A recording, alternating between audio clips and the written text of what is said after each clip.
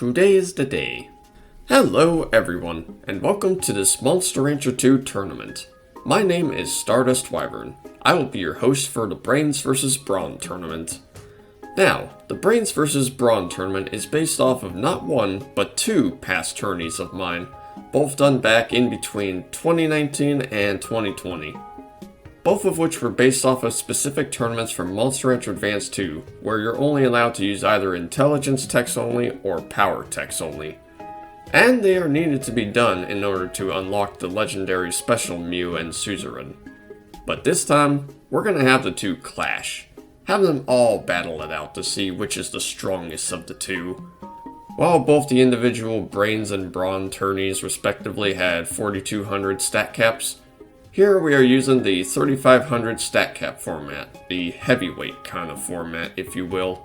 Any stat that is 100 or below doesn't count, and any power text will be removed on the Brains team, and vice versa for Brawn. As in, any intelligence text will be removed on the Brawn side. Now that we got that out of the way, let us begin roll call.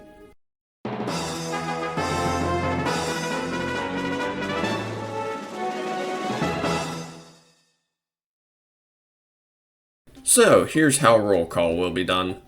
I will start with the numbered ones, which is Team Brains. After that, we will introduce the lettered ones, Team Brawn. Pretty much like Heroes vs. Heels, Mythic Legends, to name a few team tournaments from the past, to alleviate any confusion on formatting and such. With that out of the way, let's begin. Starting off in position 1 is Hugin the Kalkin, one of the two entries submitted by Aelfric. If you know a bit of Norse mythology, you'll like this one, and the other one as well. In position 2 is Beats by Dre the Knight Knighton, one of the two entries submitted by Sfera. This tournament is not sponsored by Beats nor by Dr. Dre, although the headphones aren't too bad. In position 3 is Jollibee the Phoenix, submitted by Azu. Never had Jollibee, but I hear good things about them. Been home cooking my chicken as of lately. In position 4 is Peter Copter the Pink Jam, one of two entries submitted by Kane. Let's hope we don't have to resort to the Hinton Peter now. In position 5 is Iark the Mock, one of two entries submitted by Karod. Hopefully I'm saying both names correctly, but I'm sure if Terry Twigs can do it, so can you, Iark. In position 6 is Nightmare the Farius, submitted by Matt Moore. Not much to say outside of a clever pun, but there is a bit to say on the process of making her. He made his entry on the emulator on his tablet, but had no way of submitting. I offered my services to him, as well as for others, but I will cover that later, for me to recreate his entry on my end, provided anyone doing this method has proof of the entry's existence. In position 7 is Zeus the Hound Knight, or Glacier in hard mode, one of two entries submitted by Patch. With a name like that, I'm sure you might know what build Zeus is going for. And finally, in position 8 is Limlian, the Undyne, one of two entries submitted by Trice Vanshell. Here's the first secondary entry mentioned. Pretty solid Undyne, I will say. Similar to Matt Moore's entry, both of Trice's entries originated from DX, rather than on the special case emulator deal mentioned before, but I was nice to allow them to submit for this tournament, as I did the same thing like I did with Nightmare. Now, onto the letters. We just gotta... Sorry, Steve, but not those letters. I mean, the Brawn entry letters. Oh. Starting off in position A is the Flying Donut, the Couronne, one of two entries submitted by me, Stardust Wyvern. The name and build is based on an old stream run done by Lexichu for Shopless Present. Shoutout, by the way, for not only that run, this entry, and also my secondary entry, but also for MR2AV. In position B is Wirecutter, the Plated Arrow, submitted by Friendly Monster, a handy tool to have when you work on electronics. Also similar to Matt Moore's and like Trice's case above, Wirecutter was recreated from MR2DX after Friendly Monster asked about joining, despite having and using DX. I was fine with that too. In position C is Raptor Ripper, the Wild Saurian, the other entry submitted by Trice Vanshell. Their main entry this time, who is also recreated from DX onto hard mode / emulator. This raptor's gonna rip you up. In position D is Bigfoot the Moagon, submitted by Great Golem.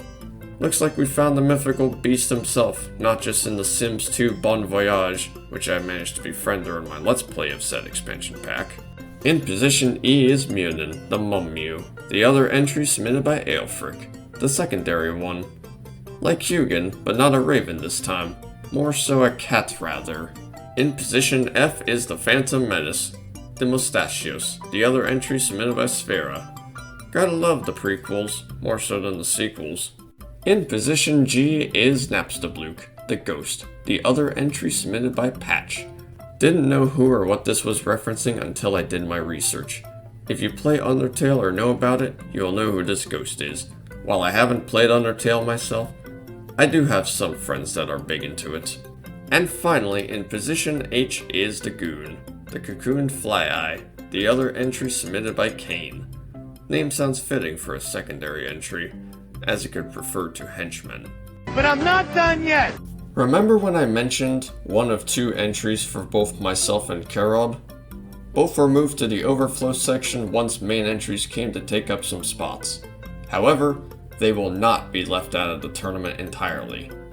I will introduce both of them now and reintroduce them both later once the time has come. In what would be in position 9 is Dexter de Melcarva, the other entry submitted by me, Stardust Wyvern. Dexter was part of a shopless percent done by Lexichu mentioned earlier. The naming behind Dexter is, well, that run used a special worm that came off the Americana discs from The Offspring.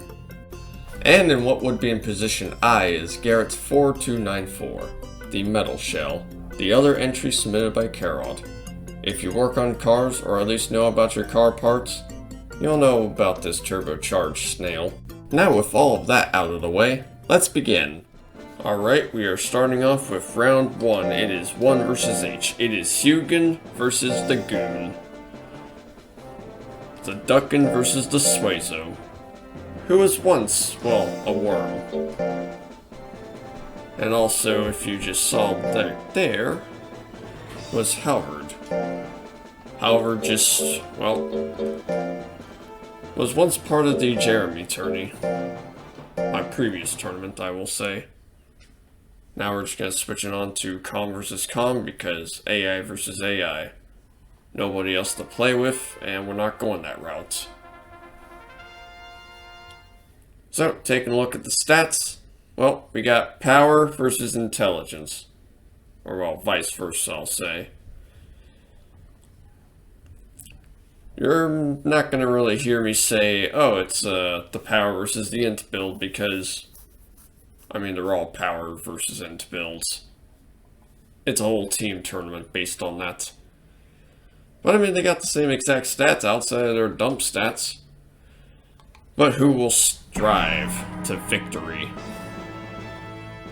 Starting off was nothing, except for a few tail assaults which seemed to miss. Hugin going for a frantic beam, which lands and crits, sending the Goon to 90 points of his health. But he does proc the power. If he can get some guts, and enough guts, well, never mind. He would be able to return with that, but I'm afraid that's not the case. Hugin returns with another frantic beam. And another frantic beam. But the Goon is going to return with a few tail assaults. Yeah, just a few of those here and there. Nothing too special. But Hugin finishes off the Goon with a maximal beam, taking it to 1-0. Now it is time for round 2, with these two again. Who will win it? The Brainy Boy or the Brawny Boy? Hugin starting off with maximal beam, proccing the Goon's power already. Can he get enough power or enough guts to activate anything with the power on? Probably not. Yeah, probably not, but he could probably do a whole nice amount of damage. If, of course, chewing lands, which it does. Not enough to KO, but enough to send Hugin into the yellow. But Hugin returns with a frantic beam and finishes off the goon. Taking down the goon, taking down one of the henchmen. Alright, it is 2 versus G. It is Beats by Dre versus Napstabluke. And like I said before, this tournament is not sponsored by Dr. Dre, it is not sponsored by Beats, not sponsored by any rapper or any headphone company out there. Although I will say that Beats is pretty solid, at least from my dad's experience with them. And we got a Ghost from Undertale. Now granted, I've never really played Undertale, but I do have a few friends that have, like I mentioned. But here we go. It's the Int build versus the PAL build. I couldn't resist myself there. With the same exact stats. Even the dump stats are the same. Well, aside from the inverted power and intelligence, like I forgot to mention earlier, like I'm mentioning now. Get ready, and get ready to fight. Napstabluke opens up with a uppercut, taking Beats by Dre down to the green, opening up with a Soundwave L. Well, on his part at least. And now, just delivering those electrifying beats to Napstabluke, taking him down for a count. That's only round 1. Yes, it's only round 1. No, it's round 2. What am I saying? Also, insider versus an outsider. This ain't the insider versus outsider tournament. That was done by Macho Cheese. Although it was a pretty fun tournament, I will say. Fisty Misty, especially. Just also referencing my cat down there, or one of them.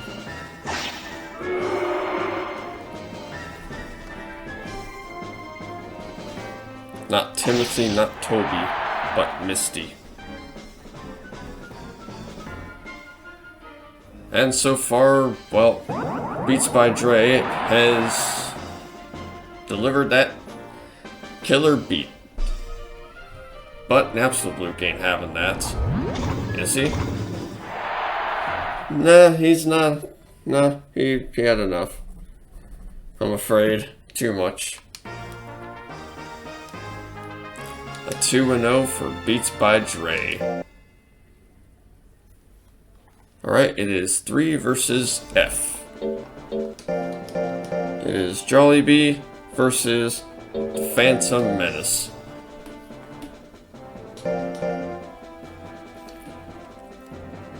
Granted, I have never had Jollibee like I mentioned in the roll call, but although I will say I've had fair share of KFC, Chick-fil-A, Raising Cane's. I have never had El Pollo Loco. But I've heard some good stuff about that too. Never had Popeyes. Although I'm more familiar with Popeye the Sailor Man. That's my kind of Popeye. Anyway. So, got pretty much, yeah. Phoenix is basically just a giant chicken. A giant fiery chicken. And then the Phantom Menace. One of the prequels of Star Wars. How can I say? Well, I liked it better than the sequel trilogy, I will admit. But can't beat the originals. The prequels, mainly just for the memes. But originals, most definitely. I'll take them any day.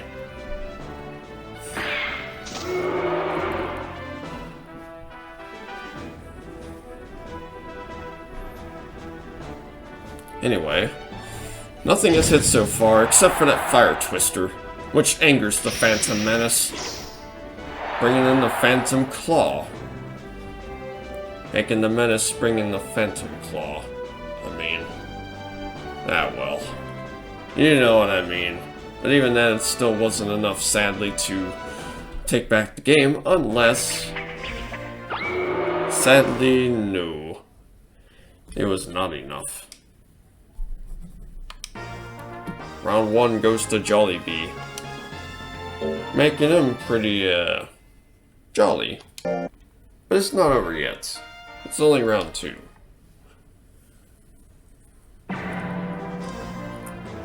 Oh, Eruption. Doesn't proc anything. Just waste guts. There's gotta be some way they just... I mean, it's not like the opponent dodges if an eruption misses. They don't move to the side. Like, that's not how you dodge it. Like a tidal wave, for example. Well, they got the Phoenix right on that at least, but the Phantom Menace returns in and KOs Jollibee. Not so jolly on Jollibee's end, taking it to sudden death. The first 1-1. Can this be a first win for the Brawn team, however? Find out. Right now.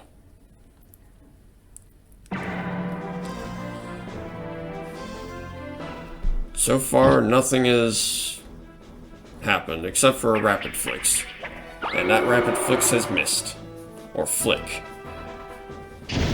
The Fire Twister, though, does hit. Doesn't crit, but hits nicely. The Phantom Claw misses. Oh. Well, that's just lovely. What in the Phantom Menace? Yeah, right there. What in the Phantom Menace? A lot of missing so far. A few hitting here and there. Wasting guts. Spending guts.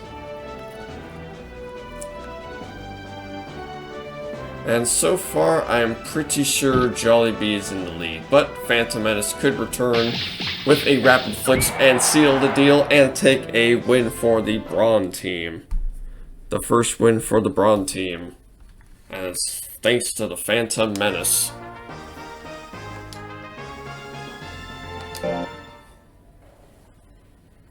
Alright, now it is time for 4 versus F.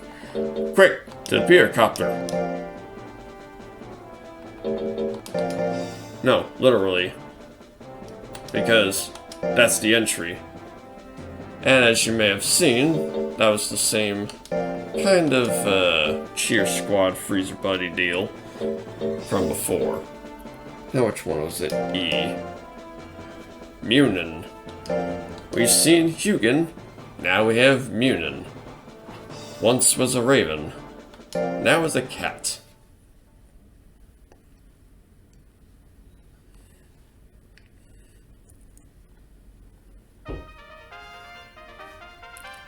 Well, let's see here. Not really much difference aside from the obvious switcheroo. Probably don't have to point that out, but we all know what that is. It all depends on moves. Oh, the Peter Copter. Opening up with the Peter Copter. I mean the Jail Copter. But Munin grits. But can Munin make a comeback? Not with the headbutt. If it misses, of course. The Peter Copter, though, is building up some guts. Munin has enough guts to make any other attack. Not when it's down for the count, though. Bring in Peter Copter to win for that round. Yes, of course it's a rematch. It's round 2, you silly goose. Oh, tries to go in for the Peter Copter, but misses there. I mean the Gel Copter. I mean, I've called Spin Cycle Cyclone before, and Munin just takes Pewtercopter down for the count. Destroying Joe Swanson's yard. And taking it to 1-1.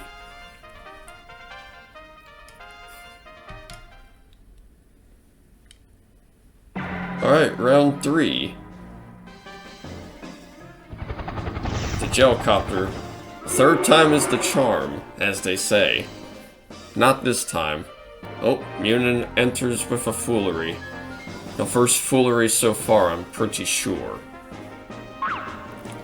We have a headbutt. The best butt? I mean, only if it was done by Mox, but I'm sure it could be done by anyone that has a headbutt move. Suffocation, no breathing. Does not hit. The head assault, though, takes down Pewtercopter, down for the count.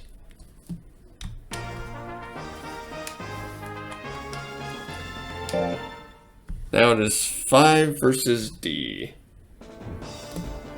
I believe it is IARC.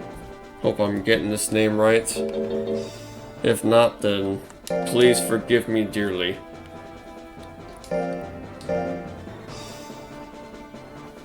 And now it is time for the legendary Bigfoot. Not the one in The Sims 2 now, that would be a different case. And certainly not Bigfoot from The Sims 2. I mean, unless you want to corrupt your game. Then hey, yeah, you go right ahead.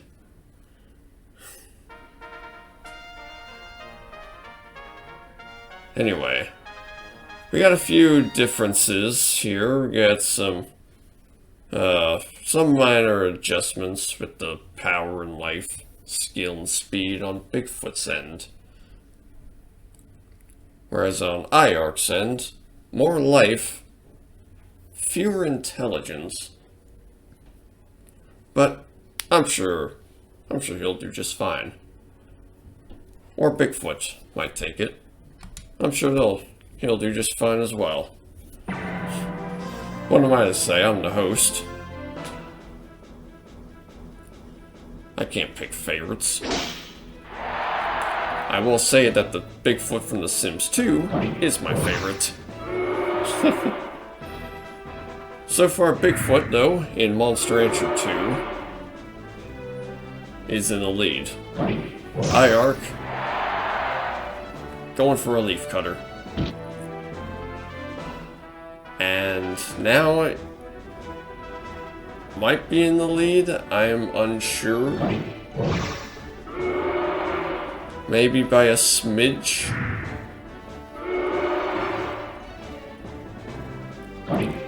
Right now, IARC taking down Bigfoot. And yeah, now he's in the lead. Bigfoot, what can he do? Go for a heavy kick and miss. Taking IARC the first win of that round. Against these two, of course. Round 2. Who will win this one? Will Bigfoot take a 1-2, or will IARC take it 2-0? So far, IARC is behind. Bigfoot, though, is a little up ahead. But in terms of guts, not so much. IARC, though, goes in for a twister and takes down Bigfoot, down for the count, securing a win for the Brawn Team.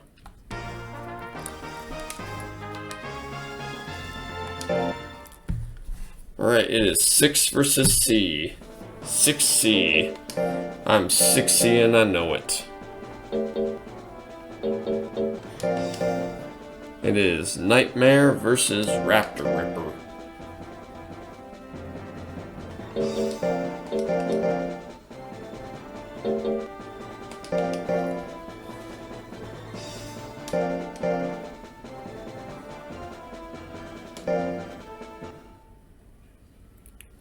So far, so good.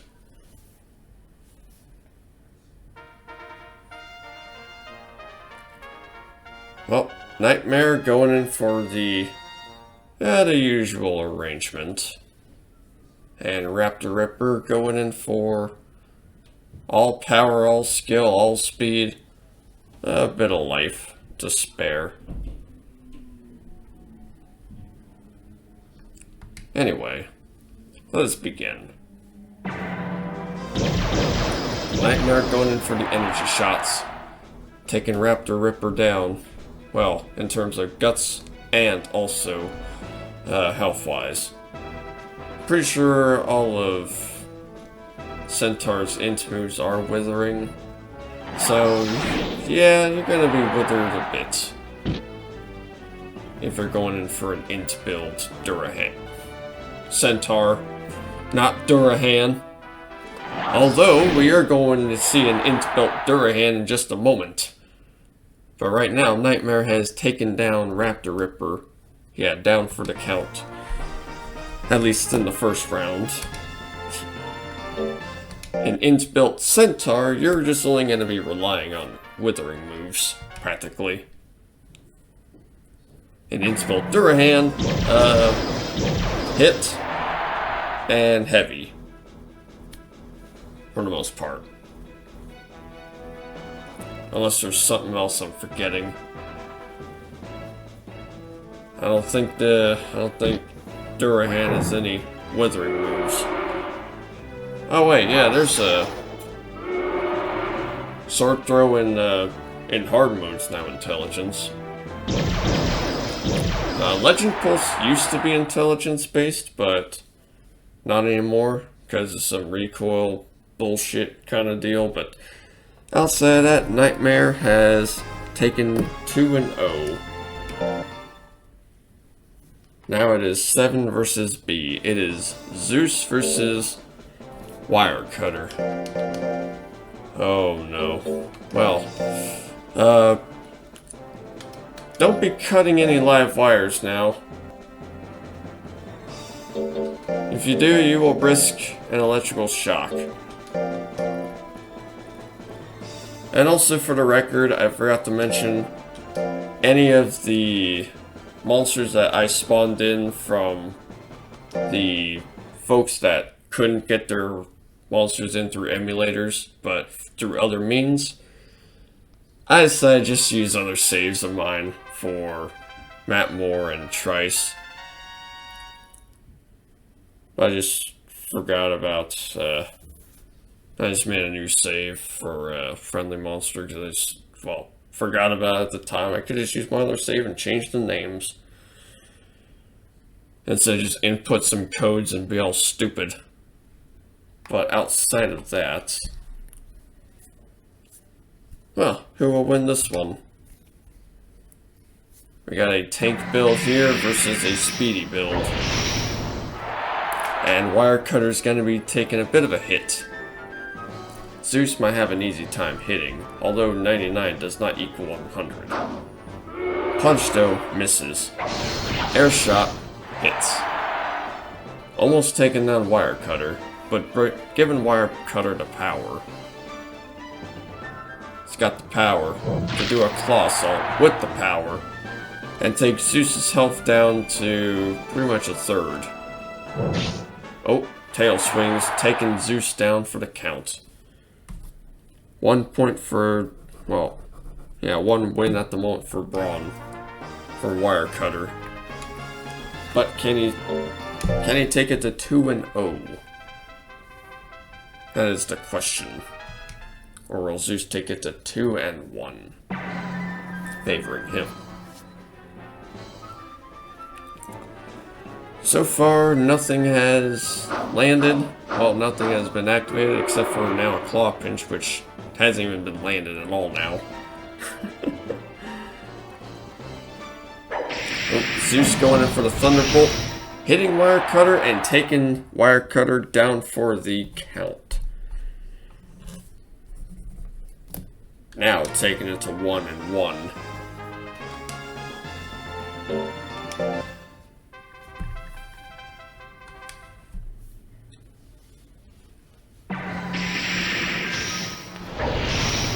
lightning, and lightning strikes, rock and roll all night. No, I forgot the lyrics to that. Okay, I know my Ozzy Osbourne, some of it, but I don't know all the lyrics to Lightning Strikes. It's a pretty solid song, but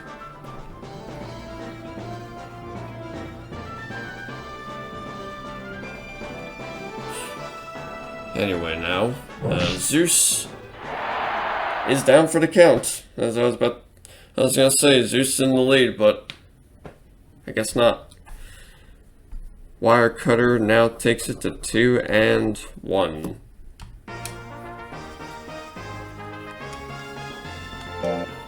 Alright, and for the final round, it is 8 versus A. It is Limlian versus the Flying Donut. Tasty. Delicious.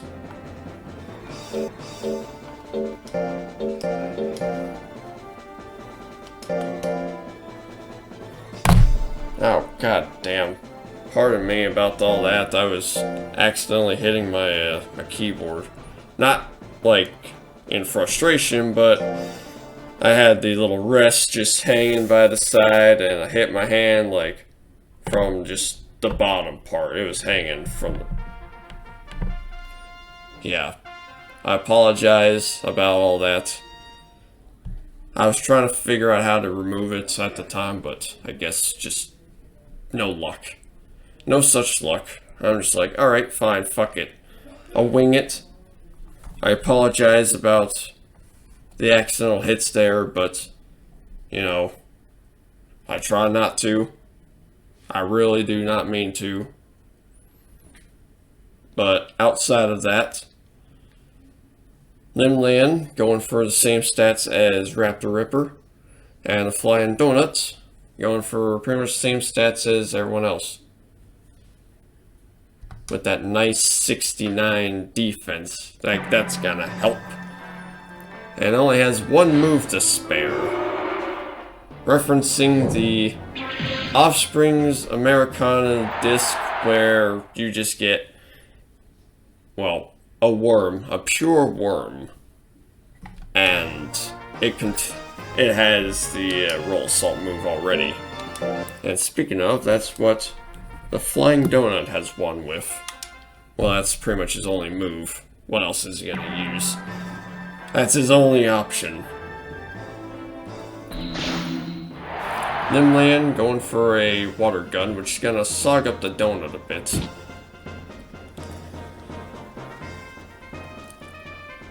I prefer my donuts and milk now. I don't want water in it unless, you know, I got maybe a bit of it still inside. Gotta clean up a little. Flying Donut, angry, not even using a move. Not even gonna bother using anything. Nah, I guess not. I guess not. Well. Way to sog up the donut. Taking it to 1-1 as well.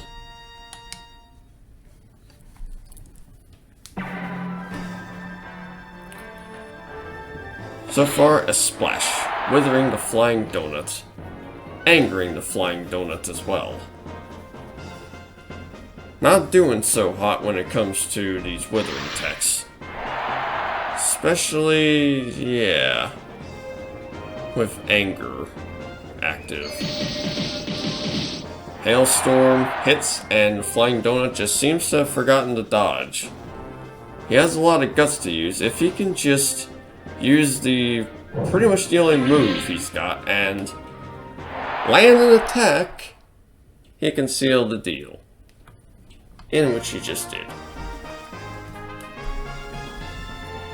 Well, looks like the Flying Donut has won that one.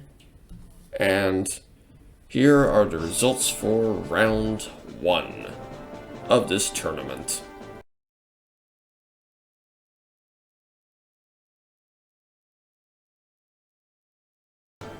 Alright, it is round 2. It is 1 versus G. It is Hugin versus Napstabluke. Let's load in these two right now and get them ready. Hello, Halvard. If we can just get the card ready, that would be fantastic. We got Norse mythology. Well, a Norse mythological raven versus an Undertale ghost.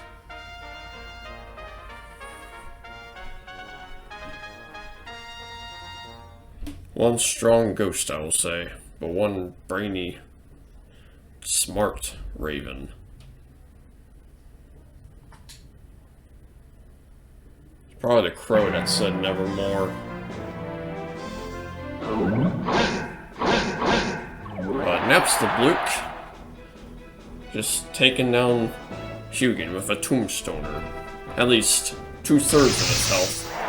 But Hugin returns with a shower beam, but proccing Napstabluke's fury. I don't know if he has any guts to just use that fury. Especially when he's getting pretty much fucked over with the maximal beam.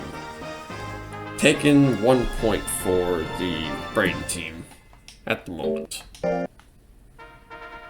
Round 2, on the other hand. Who will win this one? Can Napstabluke return with it? With, well, pretty much anything. Provided he don't miss. Hugin, though, returning with a frantic beam, taking down Napstabluke. At least 2/3 of his health, and angering Napstabluke. He goes in for the uppercut and misses right there. I'd be angry too, missing that thing. But Hugin taking down Napstabluke with the frantic beam, but Napstabluke grits. Then Hugin goes for another frantic beam, you know, maybe to seal the deal off. However, that misses, and so does the mulligan. Mulligan, maybe a second try. Chance your luck. You know, pick a card, any card. Only like half of the health. Oh, just with the frame 0, fuck you. It's, or, well, not quite frame 0, but... it's, yeah. 2-0. A KO just to add a little more insult to injury. Now it's time for 2 versus F. It is both Sphera's entries. Beats by Dre versus the Phantom Menace. Neither of which are sponsored by Star Wars nor Beats. Nope. F. 6 is F.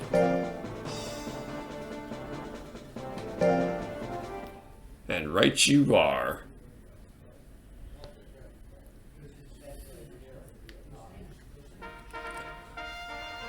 So, we got a nice pair of headphones here. Gonna duke it out with one of the prequel movies. At least spelled with an F, but I mean, given that the 12 character kind of deal, yeah, you pretty much have no other choice but to compromise and improvise and do all this other stuff. Phantom Menace goes in for a flick, taking out a bit of health from 2 beats, or not 2 beats.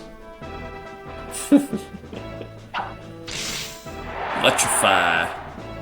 Got some nice electrifying beats right there. Some really killer tunes. What we're playing tonight, some heavy metal. Perhaps, considering that Beats has some metal plating on it.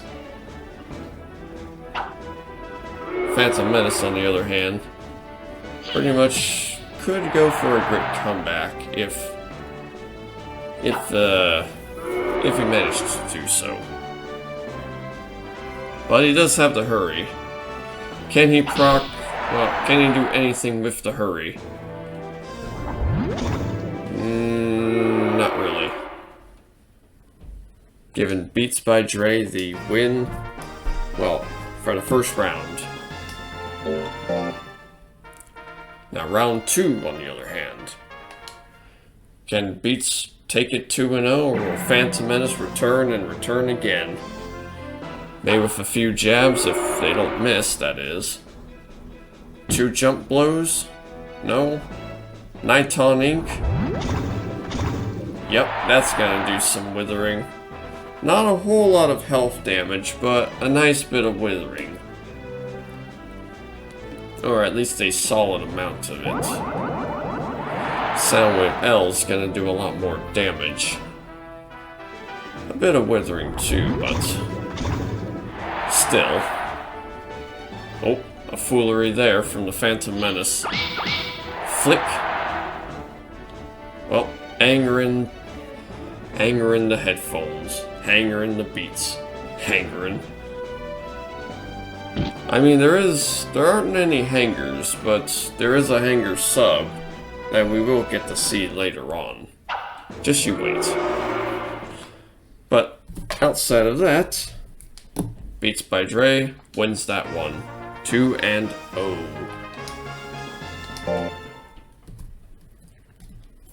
Alright, it is 3 versus E. It is Jollibee versus Munin. The giant fiery chicken versus the once was a raven but now is a cat. At least, I do appreciate the pun, considering, well, you know, what it is, of course. I mean, you can't go wrong with it. You can't go wrong with such a pun like that. I do like all the names here. What am I to say? I can't judge. They're all amazing names.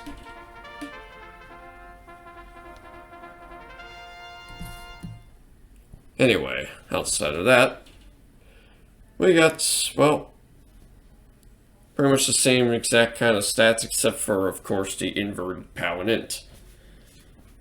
Aside from, and of course, the defense and yeah, the dump stat. Funny how the defense is inverted as well, 87 and 78. Eruption, not gonna hit, not gonna land. No killer Van Halen solo tonight, I suppose. You really got me.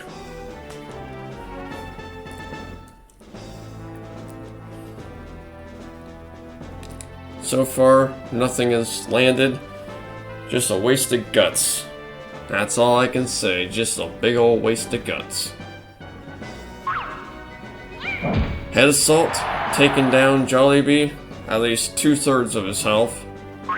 And goes in for a twiddling, taking down Jollibee's health again. But this time KOing him. Tearing up that chicken.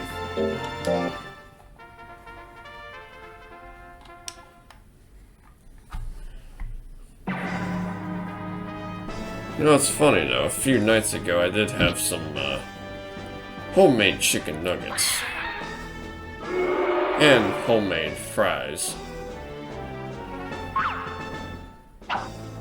Just about home cooked, I'd say, not fully homemade. I don't know the whole process of all that.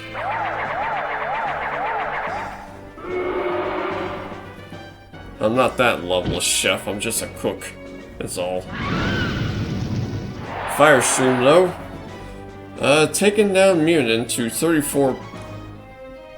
Yeah, just 34. 34 health. And pretty much angering Munin, which I would be angry too if I were you. You have a lot of guts to spare now. Guts correction can be probably in your favor. And you'll have a lot of guts to spare, just, well, use something. Anything? No. Taking this to sudden. death. 1 and 1. As I turn the page, here I am. There I go. And actually click on my keyboard and show some kind of deal. I don't know what the hell that was.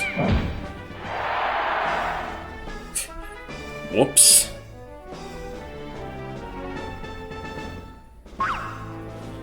Probably should just keep my hands, you know, up high, hands up, you know. I don't touch anything and then just destroy something like Munion's doing to Jollibee. Although Jollibee is going up with the grit. Going up with the grit, I mean. Jollibee could return with something, anything to take back that win. A grit comeback, perhaps. A fire stream taking down Munion with another grit. So it's all basically down to the judges. What do the judges have to say, huh? What do you folks gotta say? Wow, all in favor of Munion. Well, okay. Thank you. Thank you, judges. I appreciate your help.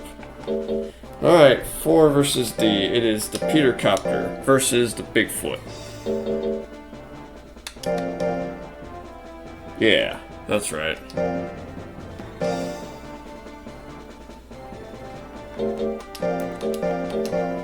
Hopefully we don't have to rely on going to the hidden Peter now. Because that would also be pretty disastrous. Especially since a Hindenburg's more dangerous to ride in. I'd say with that big old blimp thing. It's gonna go down. Boom. Right into Joe Swanson's fucking yard. Man. I don't know what's up with me at this moment.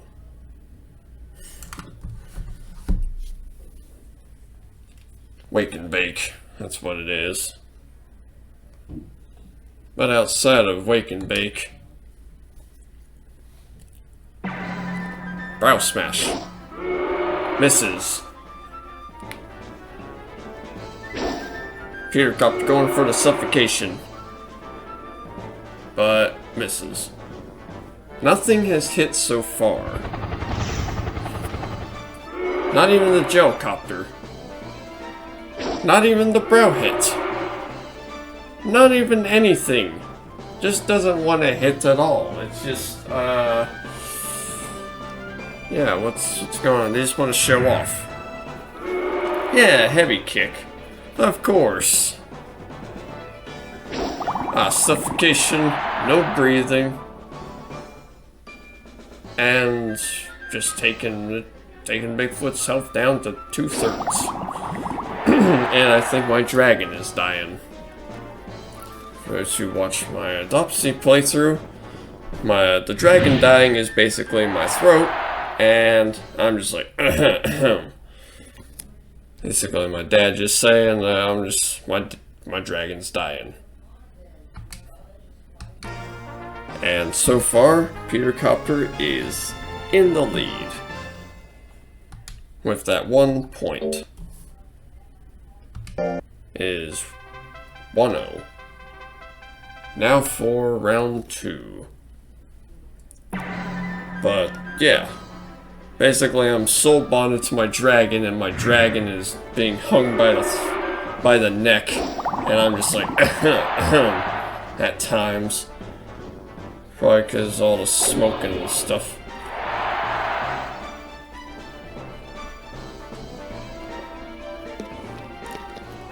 But, you know, stay hydrated.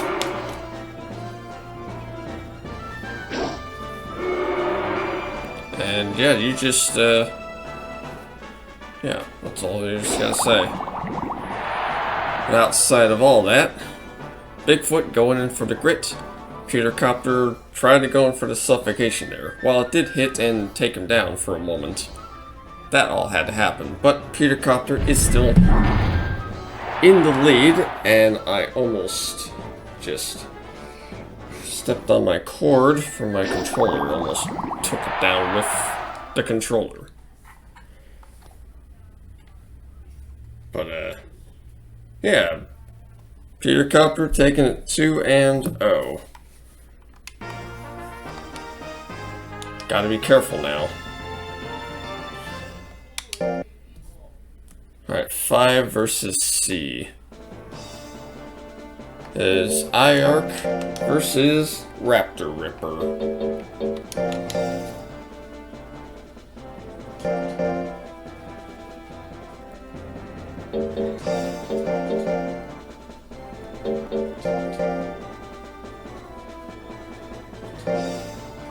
Yep, you right here, right now.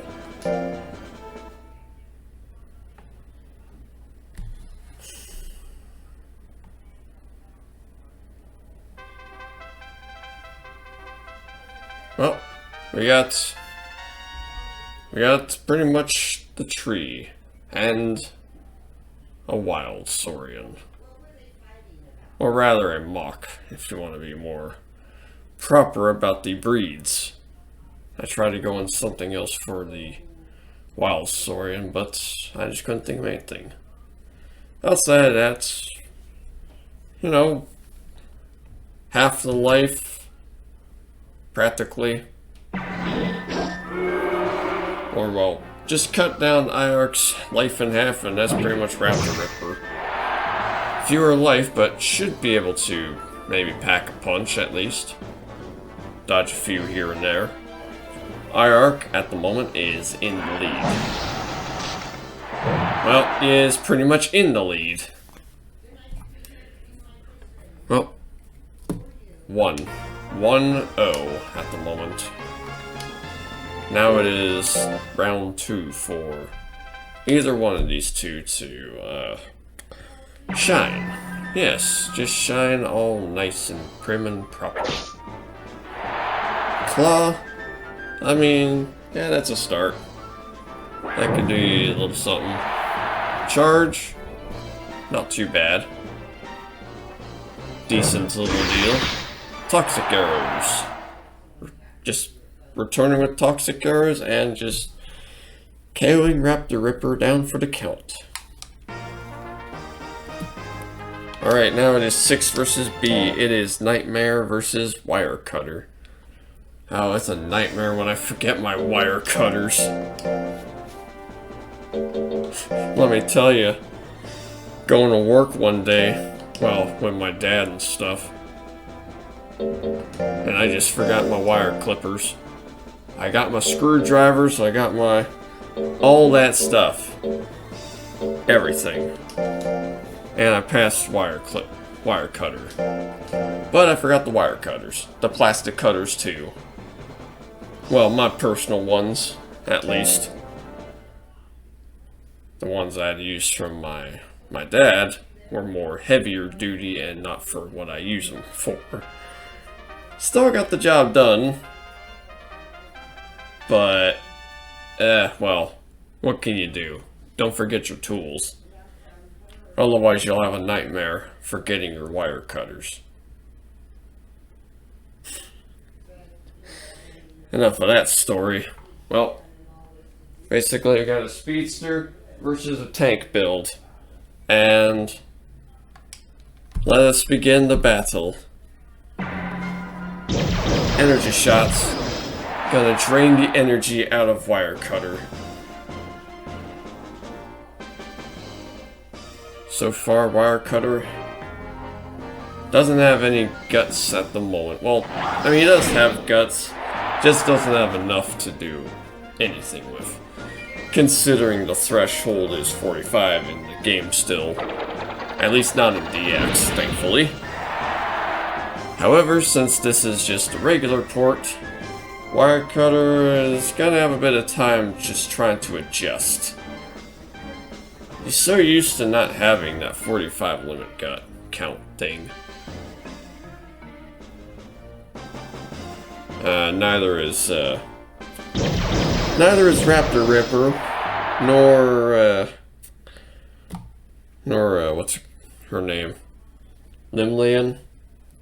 And at the moment, Nightmare has taken it 1-0.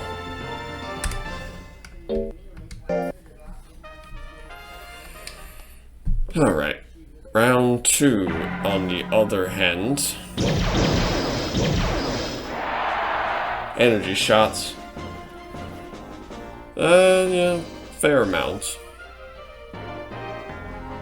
A solid deal. Gotta do a bit of withering here and there. Yeah, I gotta keep Wirecutter from just doing any damage. Doing any move. A Witherer versus a tank is not a very good matchup.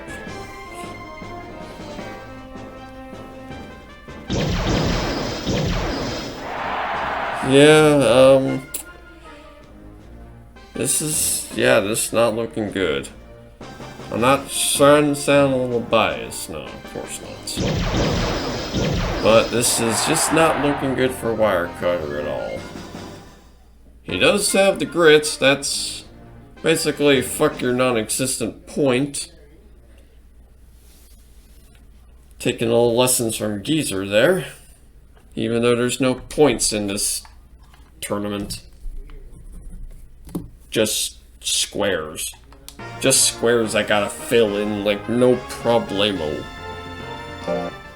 But 2-0, favoring Nightmare. Now it is time for 7 versus A. It is Zeus versus the Flying Donut.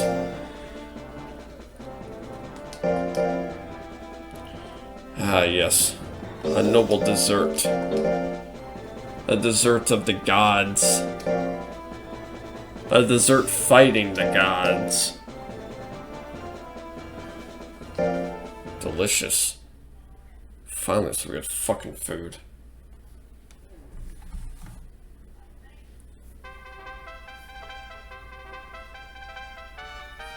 Been binging on Hell's Kitchen lately, and yeah, Gordon Ramsay nor his sous chefs don't fuck around. Especially Scott. But most certainly Gordon Ramsay. Anyway, outside of that, same exact stats, outside the switcheroo, and outside the dump stats, nice 69 for myself there. And out of all the moves, the Flying Donut is a slot 2er, whereas Zeus is lacking slot 2. Well, Flying Donut's a slot 1er, but is using the second slot. And hits a roll assault. Taking down Zeus for the count.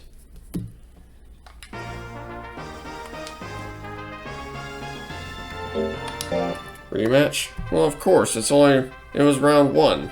Now it's round 2.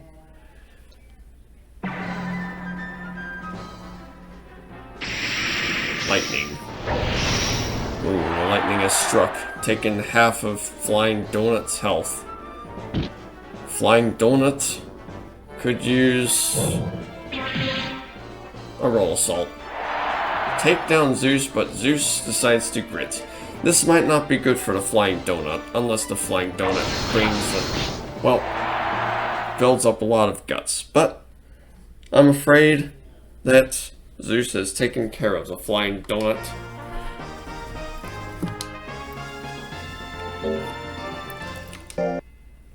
Chipped away at it, crumb by crumb.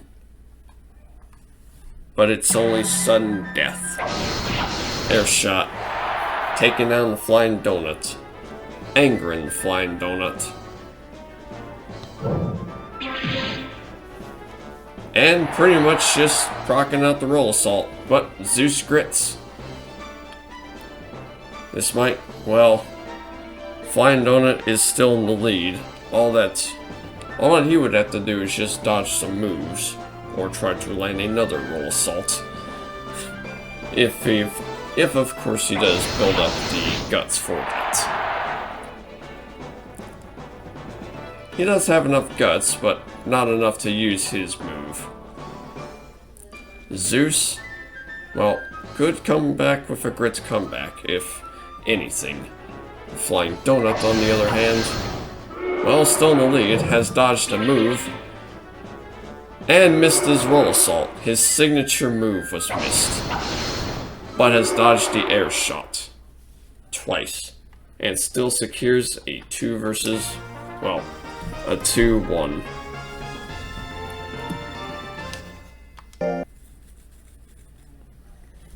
Alright, the final round for round 2. It is H versus H. It is Limland versus the Goon.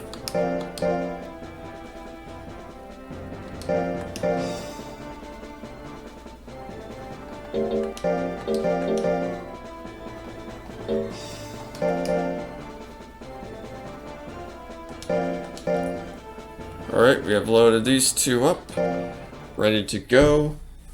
Ready to beat some heads in. Okay, maybe not that extreme.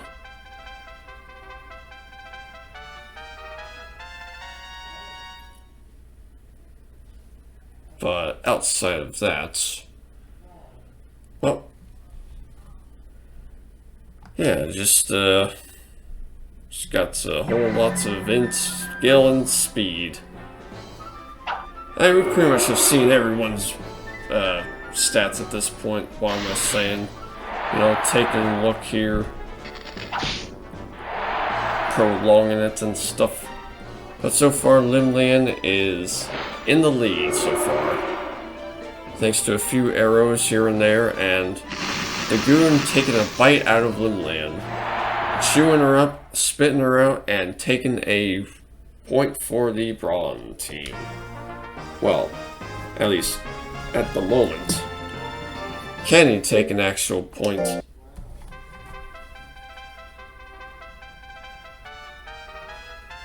Can he secure that win, that point right there? Or will Limland snatch it from him? Oh, splash, splish splash, taking a bath. Rubbing down your guts, down for the count. Nice little cold fog here and there. Chill out. The Goon, on the other hand, is taking quite a beating with these hailstorms and all that stuff. Now it is sudden death for these two. Who will take the 2-1? The 2-1, of course. Not a 2-0 at this point. It's a 1-1 now. Limland going for the hailstorm. Taking pretty much almost half of the Goon's health. Goon returning with a tail assault. Misses. Limland going for an aqua wave and also misses. The Goon goes in for a chewing. Chews, spits out, and KOs Limland.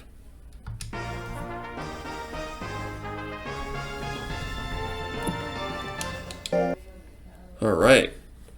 Well, that was the final round of round 2. Here are the results of round 2.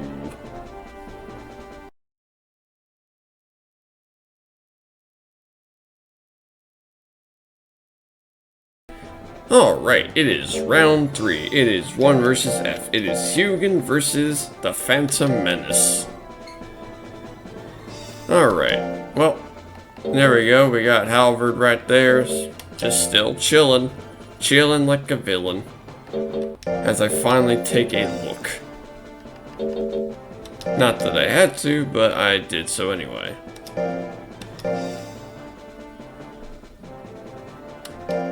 Anyway, we have these two ready to fight, ready to duke it out, ready to try and win it for their team. Hugin versus the Phantom Menace. Who will win it? Phantom Menace starts out with 2 jump blows. And pretty much takes Hugin's health down to half.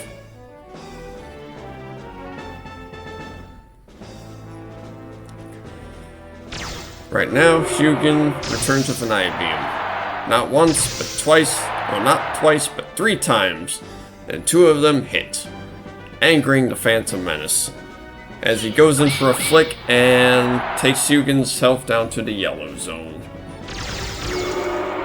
Tries to return with a maximal beam, but misses right there, right now. Phantom Menace returns with a rapid flicks and takes Hugin down for the count, except that Hugin goes in for the grit. Hugin can return with anything, goes in for the grit comeback, which he does, but the Phantom Menace also has a grit comeback of his own, who will win it for pretty much their own team since they have the same amount of health.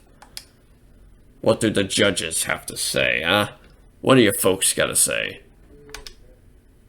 Oh, in favor of Hugin. Let's go Brains. Not to sound biased there. Or Brawn, of course.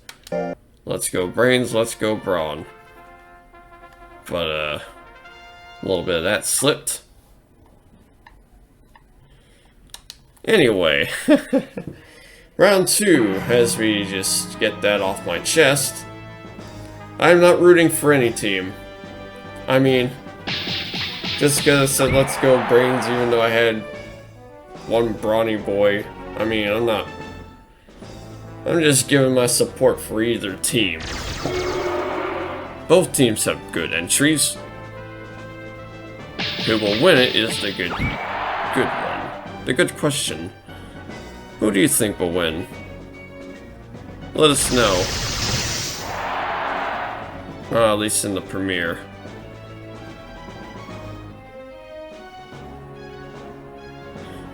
Right now, Phantom Menace is angry. Hugin takes the Phantom Menace down with... well, yeah, just takes him down with the maximal beam. Taking it 2-0 as well. And also moving it to 2 versus E. Beats by Dre versus Munin. Oh hey. It's Sphera versus Aelfric again. It went from Aelfric versus Sphera to Sphera versus Aelfric. Huh. Quite a change, I will say. What's up with that? What's up with that coincidence? It was all out of the blue. I just didn't realize that till now. Coincidence? I think not! Maybe it's with the formatting on how it goes. It's all, yeah, that kind of deal. It's probably going to happen one way or another. But I guess this kind of formatting helped a little.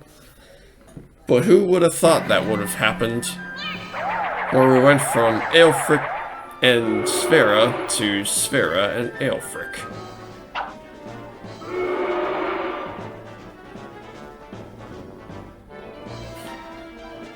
The old switcheroo, you know.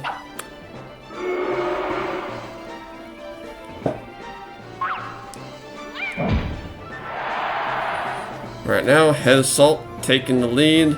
Angering Beats by Dre. Goes in for, well, quite a stinging beat. A pulse. Electrifying kind of deal. Misses the first time, but hits that time. Headbutt not being the best butt so far, at least for the Muse. There are no power mocks, so I can't really say Headbutt is the best butt. Because, well, no power mocks here. We do have an int mock, but not a power mock. And so far, Munin takes 1-0. Round 2, on the other hand.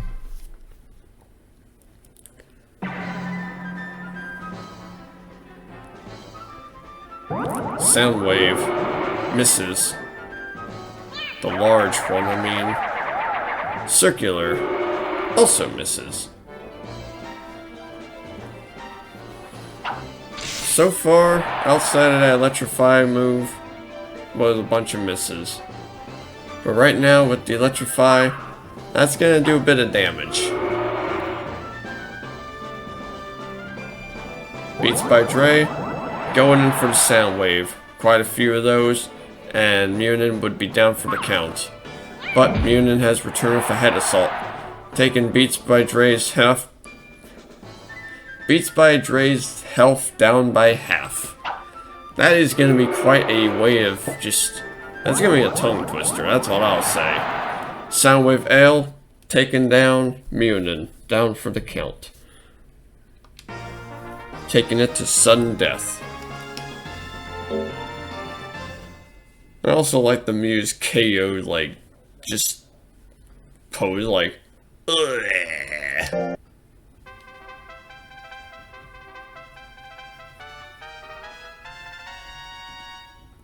It's like fucking dead.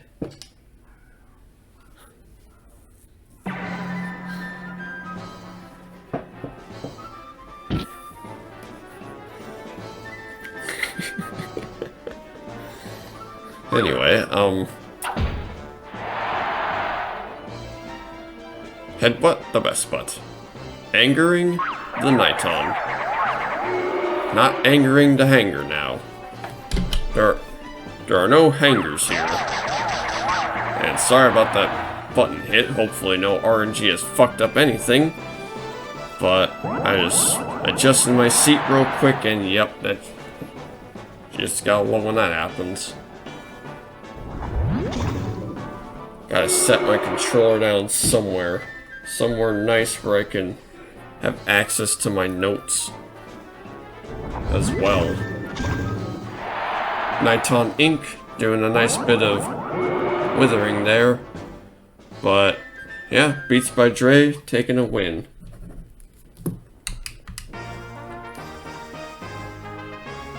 Two and one. Now it's 3 versus D. No, this battle is not in 3D, I'm afraid. Well, I mean, the game is 3-dimensional, yes. But it's not going to be using those red and blue kind of deals. God, I wish. As cool as that would be and cool as that would sound.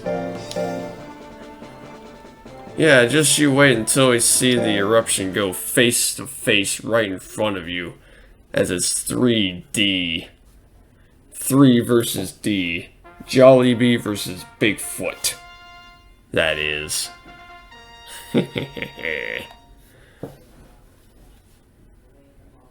Well, let's begin this battle now, shall we? Fire Twister. Not hitting. Just not cooking up the Bigfoot. Not gonna scorch up Mr. Sasquatch over here. God, what the hell is that supposed to be?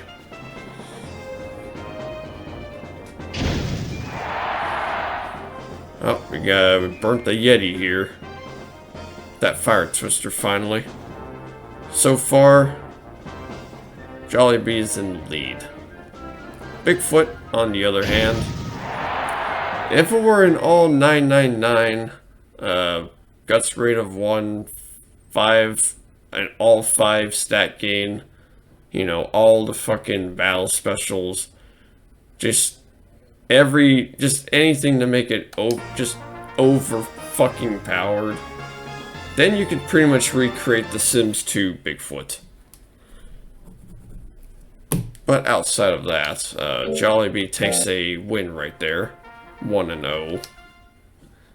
Now for round 2.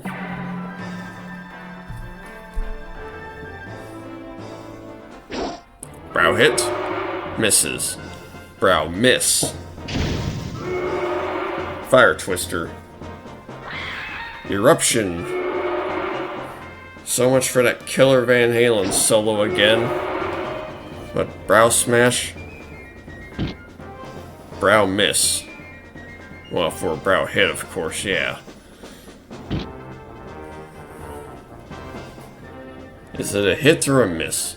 Oh, Brow Smash is a definite hit. Not when it misses, of course.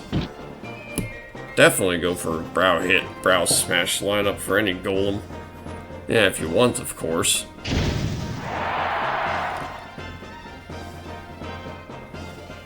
You're just ready to just fuck your opponents up for the worst. At the moment, though, Jollibee is in the lead. Brow Smash, sadly not hitting there. Otherwise, it would have been taken to sudden death. But Jollibee takes it 2-0.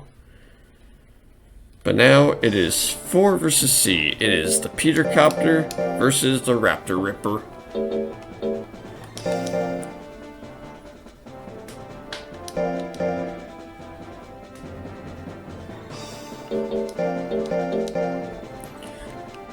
Come on.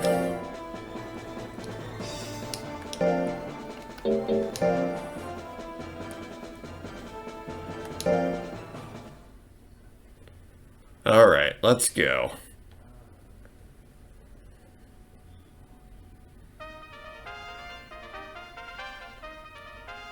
Well, yeah, we've seen all of them so far. We got the, of course, the typical, usual, 3500 kind of build. And we also got pretty much all attack and stat, skill, and speed deal. Some life should be able to help it, but not a whole lot to, sustain big attacks, I'm afraid. Raptor Ripper, though, however, is still, is in the lead at the moment. Dodges a suffocation like nothing. Goes in for another Zephyr. But Peter Copter going in for the beam gun, going for the Peter gun, and then the Peter cannon. The Peter cannon going in for the kill, except that Raptor Ripper goes in for a grit. Can he make it up? Can he take in a point? Can he make it for the grit comeback? With a tail, perhaps. But at the moment, Peter Copter is now angry. He can do any move. The Gel Copter, Peter Copter, whatever you want to call it, Copter, at this point, misses. However, Peter Copter is still in the lead and still wins. Whether that Gel Copter did hit, he still would have probably won. Anyways, round 1. Quite something there. Raptor Ripper missing right off the gate. Peter Copter also missing right off there. Raptor Ripper going for something he can chew. Nice pink jam. Should be nice and chewy. As for the taste, I don't know if it's your usual kind of pink jam.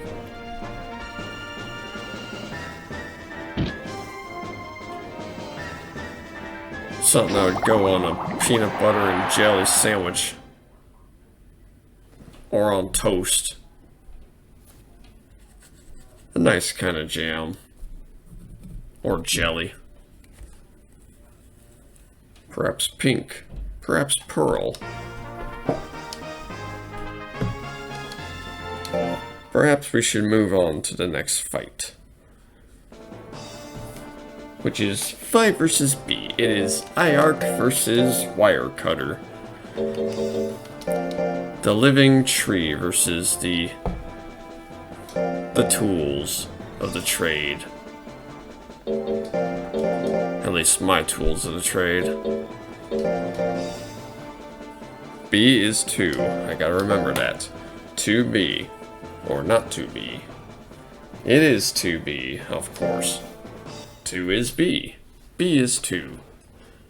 To be or not to be is the question we'll have to ask ourselves.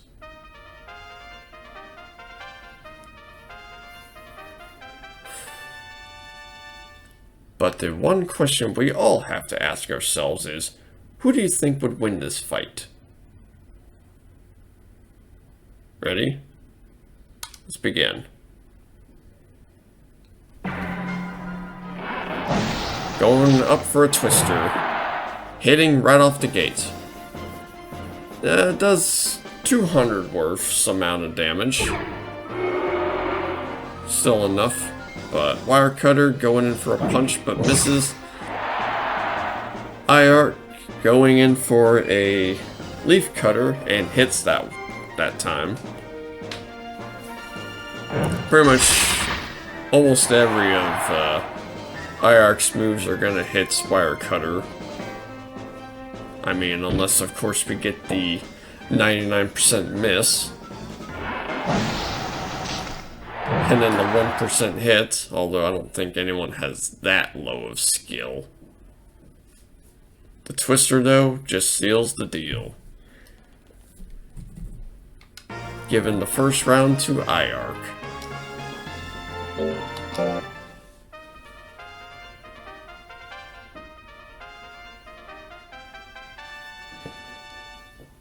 Yeah, I forgot to point out lower skill. I mean, might have a tougher time with the speedier folks, but I mean, well, Arrowhead's some of Arrowhead's attacks are pretty high in, like, well, at least some of Wire Cutter's here. A lot of them have pretty solid hit rates. I mean, a lot of 38%'s like the hit. I mean, that's the magical number ever since the 2018 42.99 tournament. It has always been the magical number. Toxic arrows, however, and twisters and all that stuff, it's making short work of Wire Cutter. Wire Cutter needs to get a grip and get his clip-ons. Clip and grip all he can. Well, I don't think it was enough to sustain.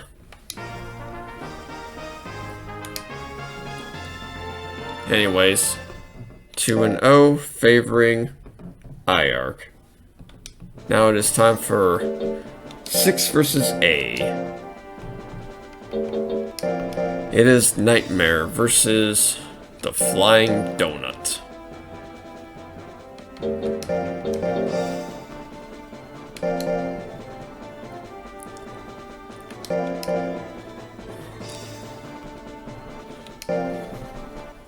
Oh, we got these two ready to go, ready to fight, ready to fuck shit up.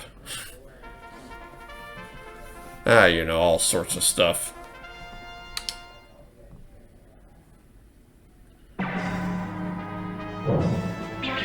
Flying Donut misses right off the gate. This kid spelled doom for Flying Donut, especially with Nightmare, who has Withering moves, but even then, I don't think Withering was just enough for that. I think it was just straight up annihilate Flying Donut.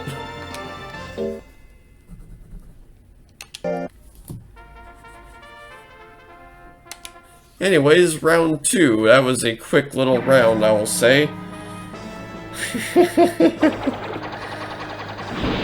Ooh, Mind Blast. Not this time. Not today. Flying Donuts, however, hoarding up some guts. Has enough guts to use up some, well, to still use his signature move. Especially when he has the anger present. He might be able to land the roll assault and take it for the win. Taking it to sudden death.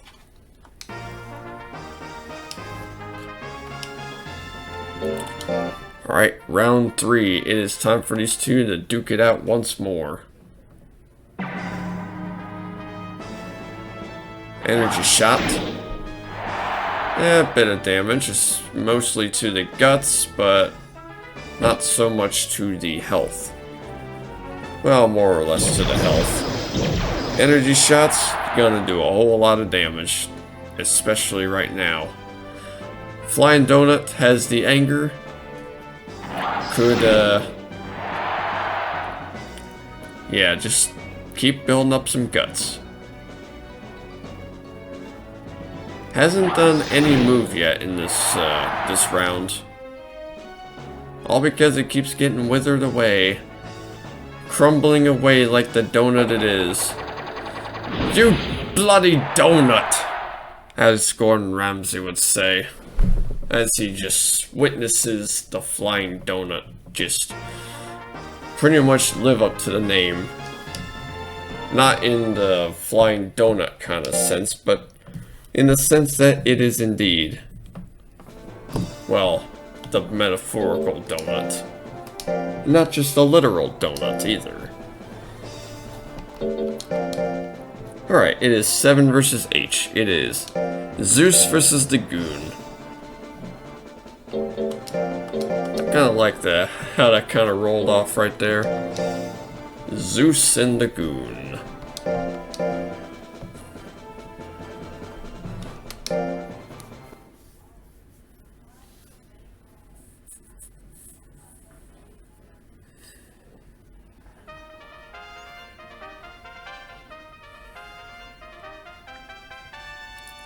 Well, there's your look. There's your sight to see. Lightning strikes onto thee. The Goon takes the lightning strike and is pretty much in the yellow already. But it can return with a chewing or a tail assault. Because that's pretty much the only things of what it has. Nothing else in that matter. Nothing else matters. That's what James Hetfield would say, but Zeus takes it 1-0. Round 2, on the other hand. It might be either Zeus or the Goon. Zeus missed. The Goon has a chance to hit something. But what? A chewing? Thunderbolt. Well, getting hit by that's what it's gonna do. Return with a tail assault. That's not a bad. That's not bad. Tail assault is pretty solid. Although not when it misses some pretty high percentages. Lightning though, missing right there. Giving the Goon the advantage at the moment of guts, although the Zeus has the amount of guts needed to do other stuff too. Lightning strikes again, but not hitting the Goon this time. The Goon is right now in the lead. Especially when it hits another tail assault. Taking it to 1-1 to sudden death.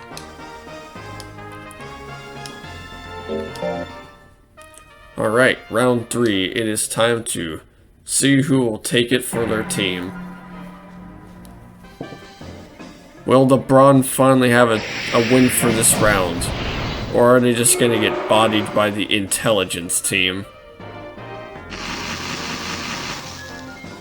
Not when chewing gets missed. Zeus, on the other hand, is missing those air shots. No moves have landed so far, and yeah, it's just looking just like it. They're just waiting for their guts to build up. Zeus goes in for a Thunderbolt, taking down the Goon to pretty much in the green, or in the yellow, excuse me, the flashing yellow. But the Goon finally takes a win for the Brawn team. After all this time, now it is time for 8 versus G. Limland versus Napstabluke. Ah, right there, of course. How could I forget? Right in front of me, right there. Number 8. And number 7, or letter G.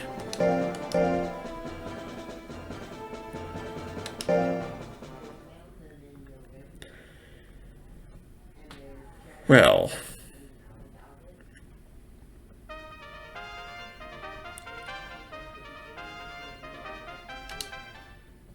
Alright, enough of that. Let's begin. Uppercut. Misses. Kiss also misses. Now it's sad. Well, it's not really Christmas anymore. It's way too early for that, and way too late as well. Depends on how you look at it. I mean, it's too late for that because we just had it last year and last month and all that stuff. At least at the time of recording this, around January. But at the moment, Napstabluke is in the lead and takes down Limland. But Limland has grit. She can make a grit comeback if she so wanted to. And she does. Taking it 1-0 at the moment, favoring Limland. But can Napstabluke take it back for his team? Perhaps. Perhaps. Limland goes in for a splash, which angers Napstabluke. I mean, I'd be angry too if someone just splashed me out of the blue. Ooh, cold fog. Limland's just trying to tell Napstabluke to chill the fuck out. But Napstabluke ain't having that. Just wham! Right in the face. Taking it 1-1. Just gonna... Whew, boy. Sudden death time. Limland going for a deluge. Doing a bit of damage there, but Napstabluke has a lot of guts to spare. He could do an uppercut, or he could do a mulligan. He could do a whole lot of attacks. He does a mulligan, which takes almost all of Limland's health away. But Limland pretty much almost takes down Napstabluke there. Napstabluke tries to return it with an uppercut, but sadly does not hit there. Limland returns with a hailstorm and also just takes Napstabluke down for the count. Pretty much giving the Brains a significant lead this round. Which, speaking of which, here are the results for round 3.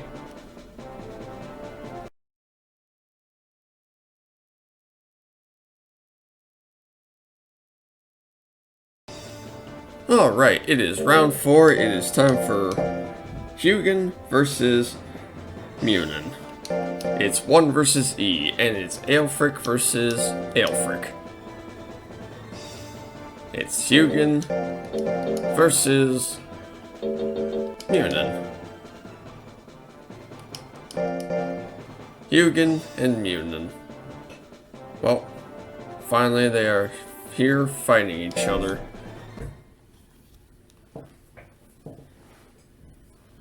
I've at least looked up the names. I don't know much about the story behind Hugin and Munin, especially. I don't know much Norse or a whole lot of mythology. I mean, I do like a lot of mythology, but I just forgot a whole lot about it. I know a bit of it, just forgot a whole lot about it. I'm more familiar with Greek and Roman, like, mythology.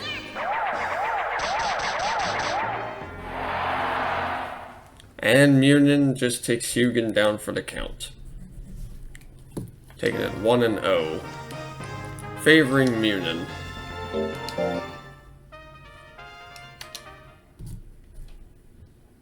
At At the moment, Munin is in the lead. Hugin goes in for a frantic beam but misses. Munin goes in for a headbutt. The best butt taking down Hugin, showing off the insides of Hugin, being the Duckin's face. At first, when I thought about that, seeing Calkin in action, I thought those were like sunny side up eggs. But nope, they're Duckin faces that look like sunny side up eggs. And with that, it is 2-0 favoring Munin. And now it's 2 versus D. It is 2D. Not this game. Certainly no, it's 32-bit. It's 3D. But no, it's 2 versus D. Yes, Beats by Dre versus Bigfoot.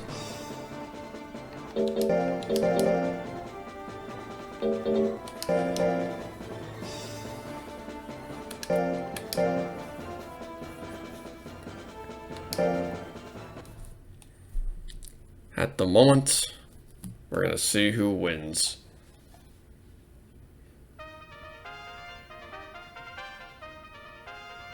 Headphones versus another mythological beast. Ooh,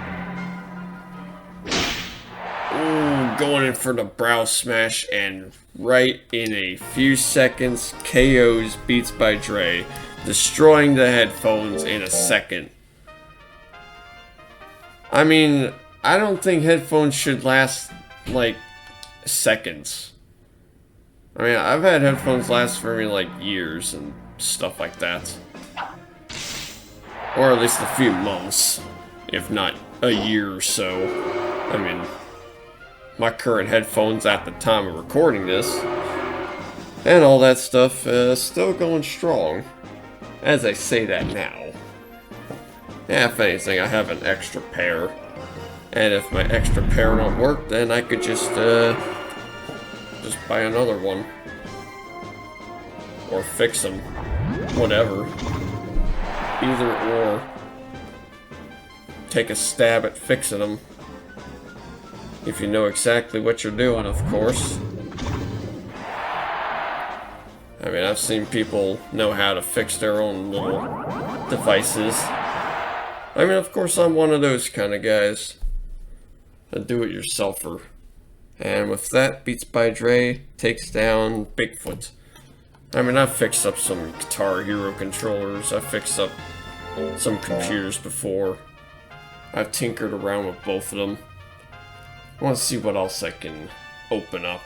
I mean, a few other regular controllers here and there. Not just Guitar Hero and Rock Band. Although they're also pretty fun to tinker around and mess with. Oh, foolery done by Dre. Bigfoot could have had a chance to do something. But even then, Beats by Dre just misses. Misses the sound waves. Ooh, Bigfoot going in for a brow smash. But angering Beats by Dre right there on the spot. Soundwave missing right there, right now. The charge. No charge in these headphones. Well, they'll charge right back. They'll discharge. And they'll discharge some, excuse me, some sound waves right back at you. Blaring some beats and just deafening you to death.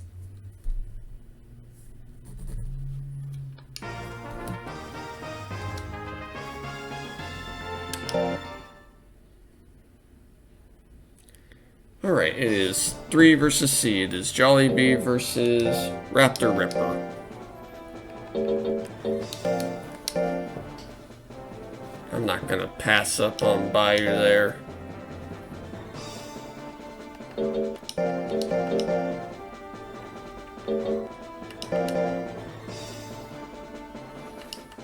And you know, since you got your entry in, no need to slap.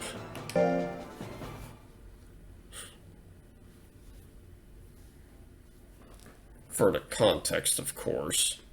the questions, comments, or random facts. But outside of that, let us begin.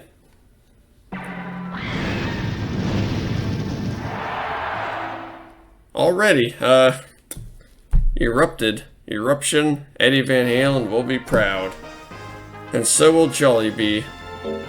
Jollibee is so jolly at the moment. After hitting a frame 1 fuck you right off the gate, goes in for a almost near frame 1 fuck you, just with one extra little second to spare. A very quick round done by Jollibee. He certainly does feel jolly at this moment.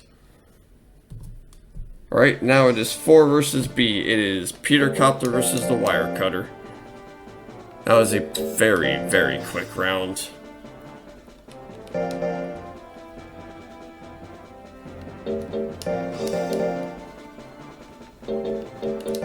Nope. B. Not A. Although that is next. It's 4 versus B.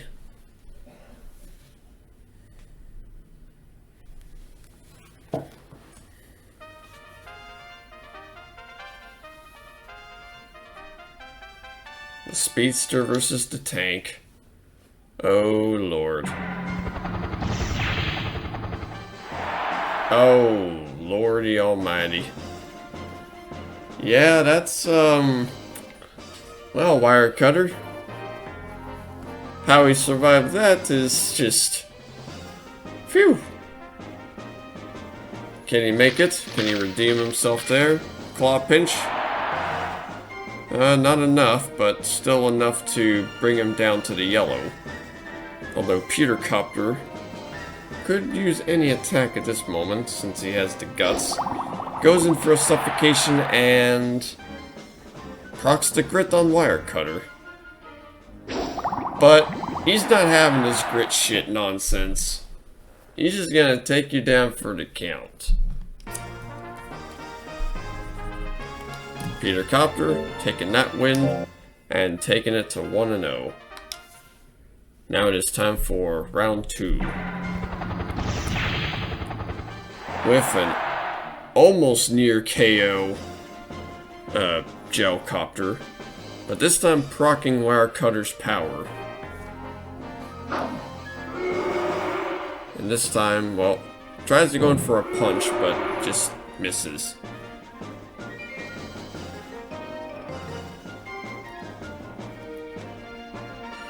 So far, Peter Copter's in the lead. He could do any move at this moment and just KO Wire Cutter. But Wire Cutter comes back with the grit. He can pretty much do anything himself as well, provided that he does hit something. Peter Copter goes in for a Peter gun, a beam gun, and seals the deal with Wire Cutter.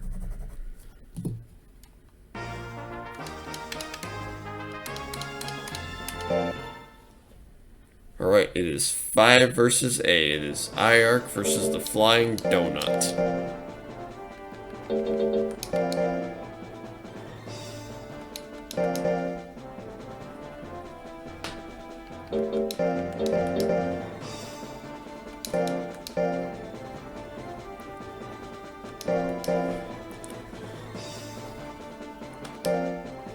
Alrighty, now that we got these two ready to go, it is time to start this round.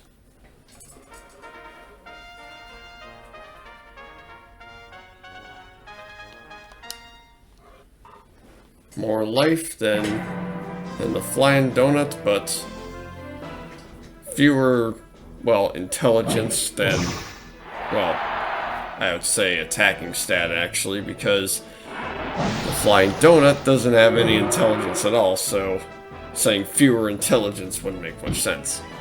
But IARC is in the lead, outside of that. Fewer attacking stat than Flying Donut. IARC has the fight if the Flying Donut lands anything like, well, anything being the roll assault, of course.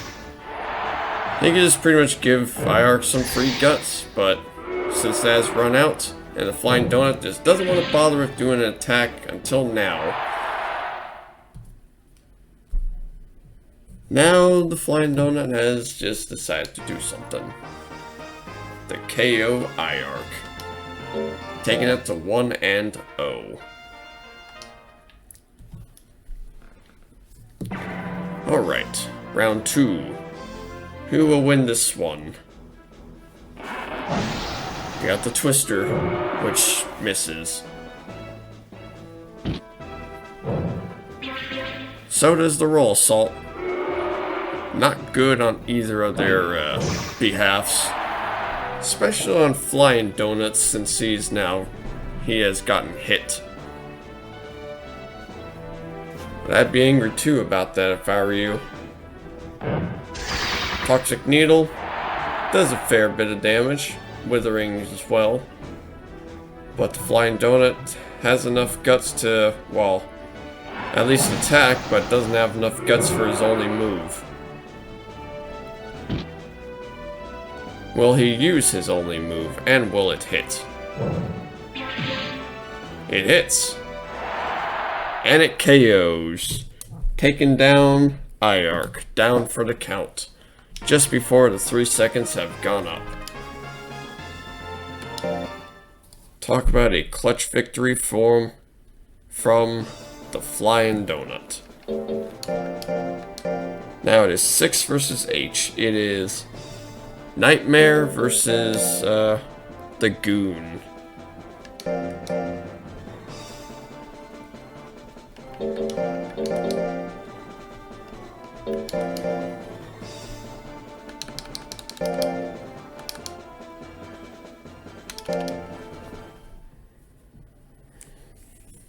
Just getting these two ready, of course.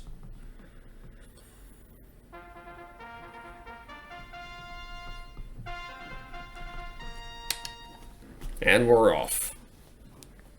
Oh wait. Wrong kind of deal. This ain't a horse race. Although we have a centaur horse kind of deal here. But it still ain't a horse race. I'm not a horse race announcer kind of deal. I don't talk that fast. Followed by this fucking horse in the back. And then this horse comes back right from behind. Taking the lead right now. Oh, it looks like Nightmare is in the lead so far. The Goon right now is just far behind, getting withered away. What can it do at this moment? Nothing at this moment, because it doesn't have the guts to do anything. Although Nightmare has the guts to do some energy shots, and energy shots is just withering away. But that time it missed. It looks like a few energy shots have been also missing here and there. Oh, better hurry now, the Goon. Chewing all day long. Not this time, not today. Nightmare is gonna take it here right now with this, with the Mind Blast. That was me trying to do a horse race announcer right there, and Nightmare is the winner right there. Taking the win, at least for the first round.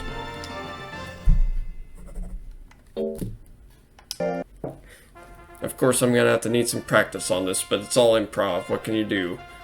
Need to work on my improv skills, that's what.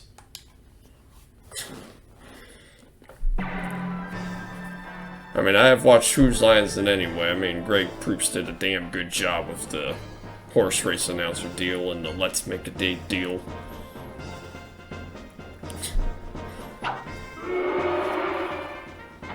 I will say I do like the with Ryan Stiles doing the secret services for the president. I just made him a secret society member kind of sim in one of my playthroughs. Just call him Ryan Stylish. But so far, right now, the Goon is in the lead. I was about to say Nightmare's in the lead, but I don't think so. Nightmare is far behind. The Goon is right now in the lead. Thanks to that chewing, and all day long it chews. But right now, Nightmare has to hurry, and hurry. A few energy shots probably might do it. Not this time, though. The Goon, right now, is the winner of that round, but it is only sudden death.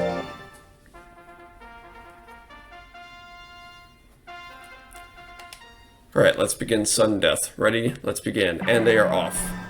Energy shots. Ready to go. Take it on. Nope. Not ready at this time. It misses. Wasting a few guts right off the gate. Nightmare. Well, so far none of these monsters are in the lead. They're all just tied. Except for the goon, who's just now... pretty much just whipped up a tail assault. But the Mind Flare takes control and pretty much puts Nightmare back in the lead. It's sudden death at this moment. I'm pretty sure, well... Right now, the Mind Flare is taking the lead for Nightmare, and is pretty much has put the goon in his power position. Anything with power can hit and hurt like hell. However, it misses. I think that's enough horse race announcer for once, because I'm just slowing down and not keeping up. But right now, Nightmare is in the lead, and it's gonna win it. 2 versus 1.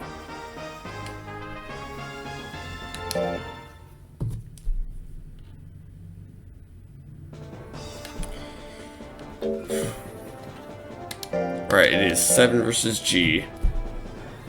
It is Zeus versus Napstabluke. It's both of Patch's entries fighting each other.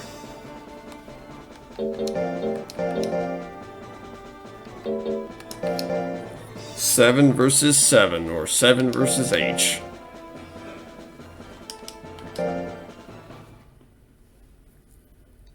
Oh, wait a minute. No, it's supposed to be 7 versus G.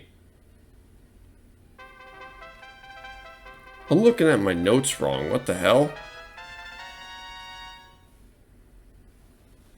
Never mind. I looked at my notes again, and I'm just, I overthought this. I overlooked at something. I looked at the 8 versus G and 7 versus H part on round 3. But this is round 4, not round 3. Oops.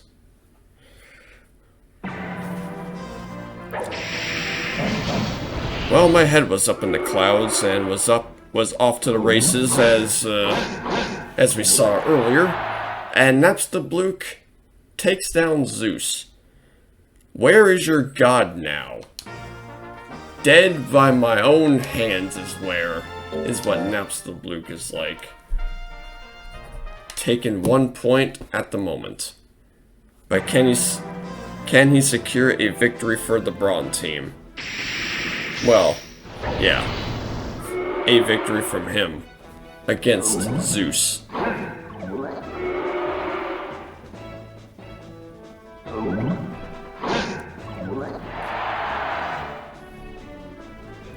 Wake and bake is good sometimes, but at times it's kind of a curse. Anger, on the other hand, oh boy. Especially when it hits, but I don't know if it hit with the anger. But Napstabluke in return with his own anger. And jitters around on stage. Taken down by lightning.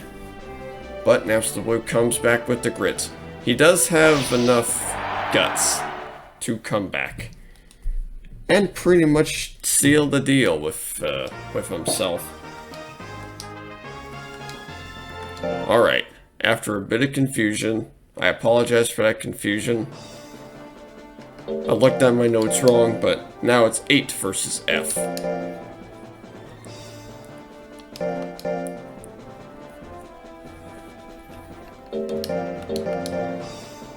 Whoops, wrong one. F. F is Phantom Menace. Not Phantom Menace. Although a fandom can be a menace sometimes. I'm joking. Yeah, a lot of them have their ups and downs. Every community has its ups and downs, what am I saying? 8 versus F, yep. Ninlan versus the Phantom Menace. Cold Geyser. Wet. Splish Splash. Phantom Claw missing right off there. Splish Splash taking down Phantom Menace's guts. Angering the Phantom Menace, which, I mean, I'd be angry too if I were you. All your guts were taken away right there.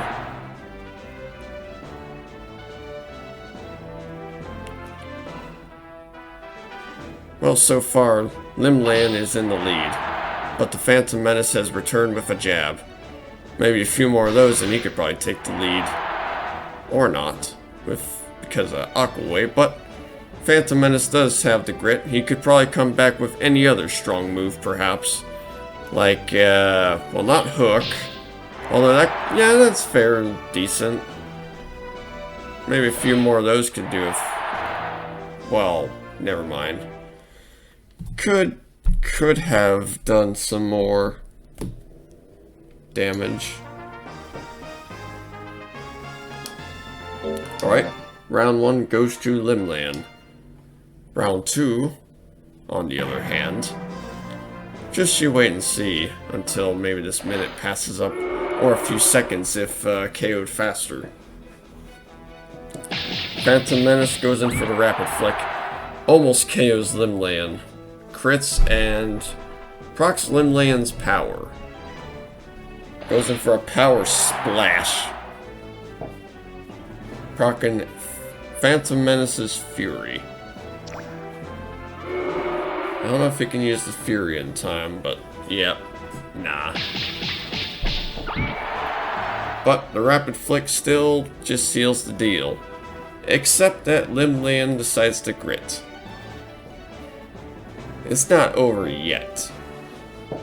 Limland could return with a grit comeback. I mean, it has been done before. The hailstorm misses. No hail tonight, not today. Not even in The Sims 2. The Phantom Menace takes a point. It is 1-1. It is sudden death time for these two. Oh boy.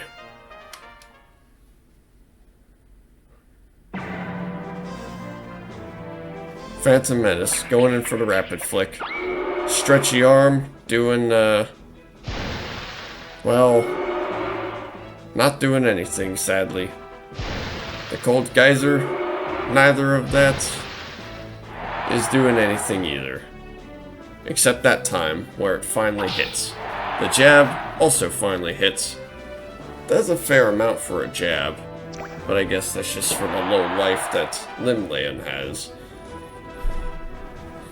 Ooh, but the Phantom Menace is angry now. Aqua Wave doing a fair bit of damage, but not enough to stay alive. Limland right now losing. Phantom Menace goes in for 2 hooks, taking down Limland, and taking a win for the Brawn.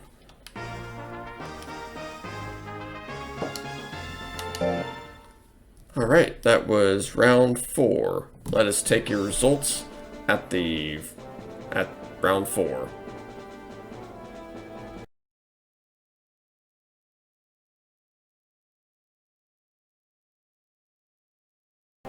Alright, it is round 5. It is 1 versus D. What am I doing? I'm not going this way. 1 versus D. It's supposed to be 1 versus 4, at least. Memory card 1, and then, yeah, memory card 1, slot 1, memory card slot 2, slot 4. Yes. Otherwise, Hugin versus Bigfoot.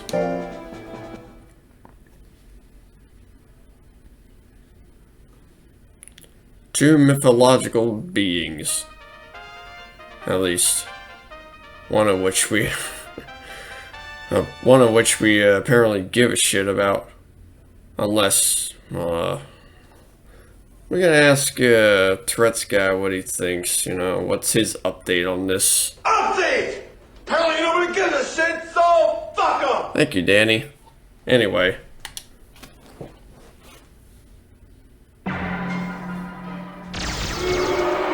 Frantic Beam. Well, we do give a shit about this Bigfoot, I will admit.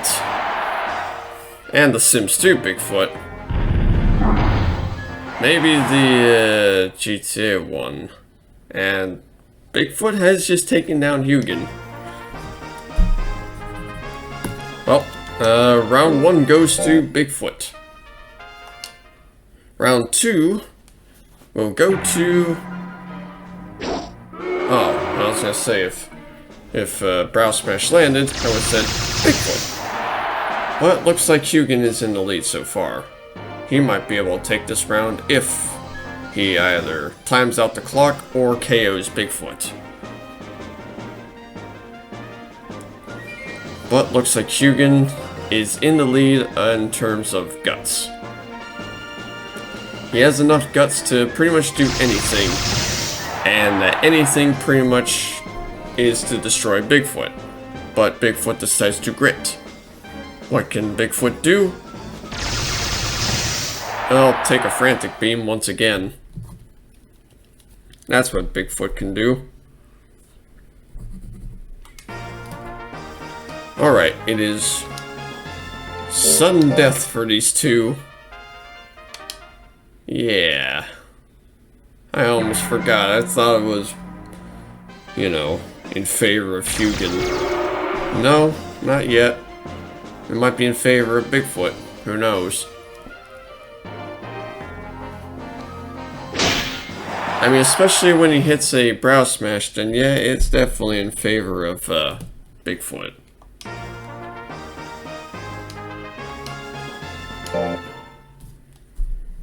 Alright, it's 2 versus C. It's Beat by Dre versus Raptor Ripper.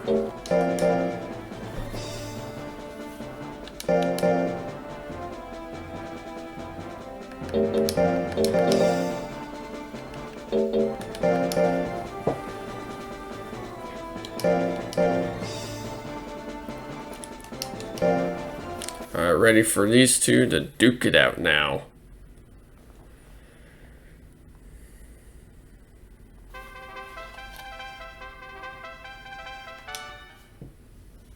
Alright, ready to go. Ready to fight. Ready to slam heads into one another. Okay, maybe not that extreme. Right down in the mosh pit. Caught in the mosh. Talking to you is like clapping with one hand. What is it? Caught in a mosh. So far, both of these two are caught in their own ways of just dodging and just wasting guts. Raptor Ripper just missing there, and so is Beats by Dre. Nighton Inc. missing yet again. No moves have landed so far yet at all in this. Well, never mind. Now one move has landed. Oh, Soundwave L taking that for the win.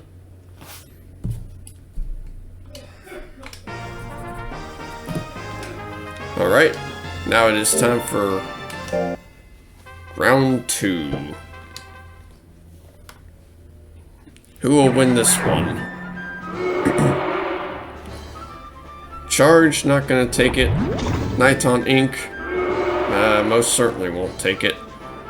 I mean, maybe it has at times, but only in certain clutches. Zephyr angers Beats. Electrifies Raptor Ripper, or tries to, but just does not do so. The tail, not really much luck with that, but there is some luck with the Electrify. Not so much luck with that Electrify, though.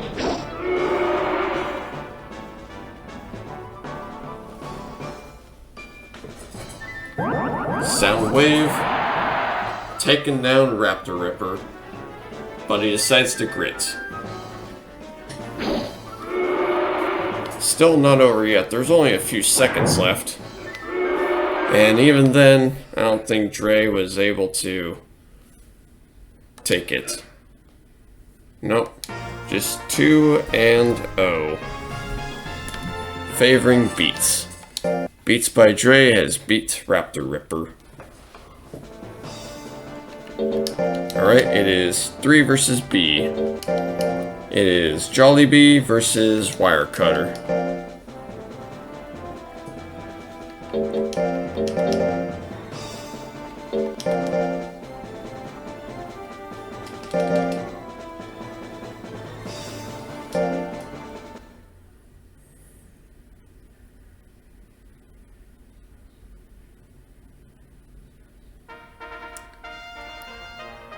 Well, won't you look at that? We got these two once again. Well, we have seen everyone else so far. So, yeah. These two and a few more once again. Jollibee so far is in the lead. Wirecutter at the moment, building up some guts, and taking a fire twister. Oh, but lands a somersault. A few more of those might be able to take the game, right? I'm sure of it. Ooh, but the fire stream, no, cooks up Wirecutter right in that armor. But he grits. Can you make a grit comeback? Perhaps. One can only find out.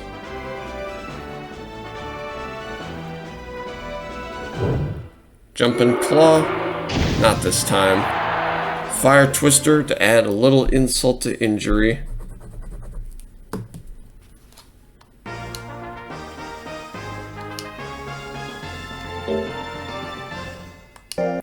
Alright, round 2. It is time for these two to fight again. Time for round 2, of course. Fire Twister right off the gate. Does a nice bit of damage. Oh, Fire Twister once again does a nice bit of damage there too. Claw Pinch. Missing. No damage whatsoever, I'm afraid. The Fire Twister just cooking Wirecutter up so slightly, so slowly. Jumping Claw. Sadly not doing anything there. But the Fire Twister just seals the deal. Taking it 2-0, favoring Jollibee. Alright, it is time for round... well, still round 5, but battle 4 of round 5. It is Peter Copter versus the Flying Donut.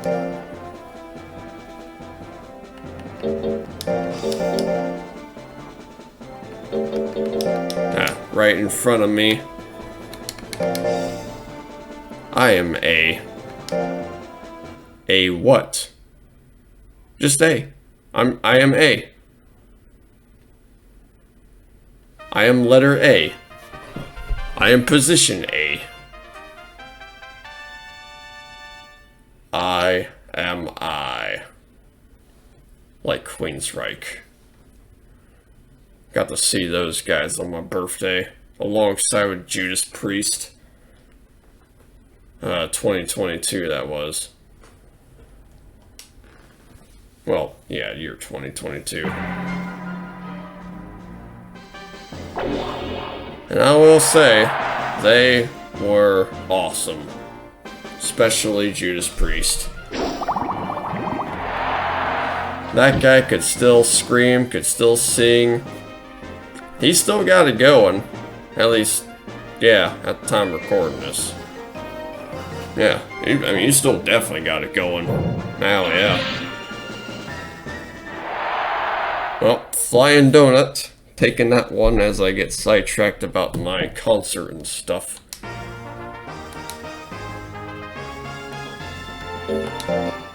Alright, round 2, Flying Donut versus Peter Copter. Alright, Gelcopter. Misses. Roll Assault. If he decides to use Roll Assault, that is. Hits. And takes down Petercopter. Once again.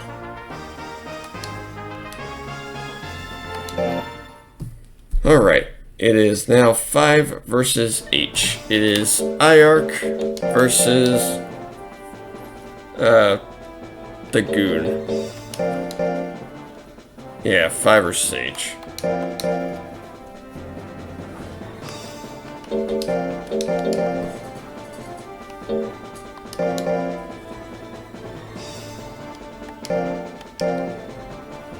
There we go. Got these folks ready.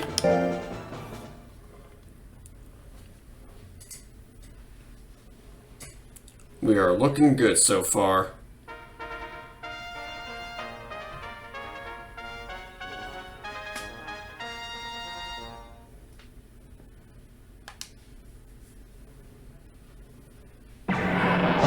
Oh, Twisters. Off the gate, misses. Chewing that tree. That's gonna hurt your teeth, but considering that the Goon is a Suezo, I don't think that really matters. Pretty sure that a Suezo's teeth is, sorry as I adjust my seat. A Suezo's teeth is pretty durable. They can chew on a lot of things without any problem. And if they can bite in the rock and steel, I'm sure they can bite in the wood just fine, right? I mean, the Goon right now is in the lead so far. Toxic Arrows might change that up a little. Not quite, but it does proc IARC's Hurry. Although the Goon is still in the lead. If he just times out the clock, he can still win it. As he does.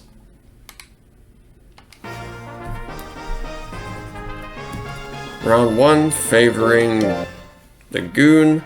Round 2, on the other hand,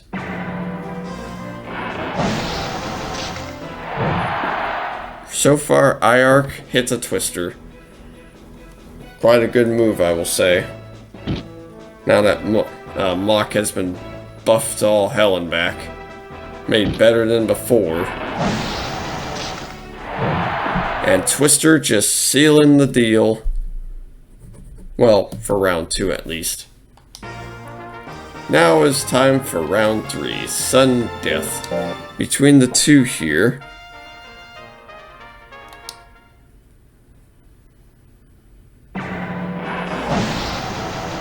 Twister has not hit. So far the Goon has the guts to do any attack. Like a tail assault for 1 or 2. But misses the second one. Dodges the Twister though. Hits a nope, misses a chewing. Yeah, not this time, not hitting one, no, not one bit. Missing it this time. Twister going down. Well, halfway. Halfway at least.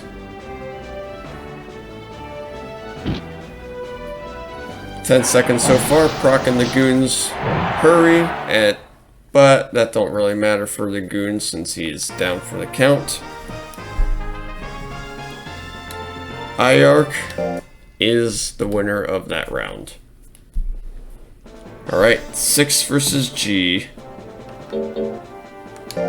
Not like a G6.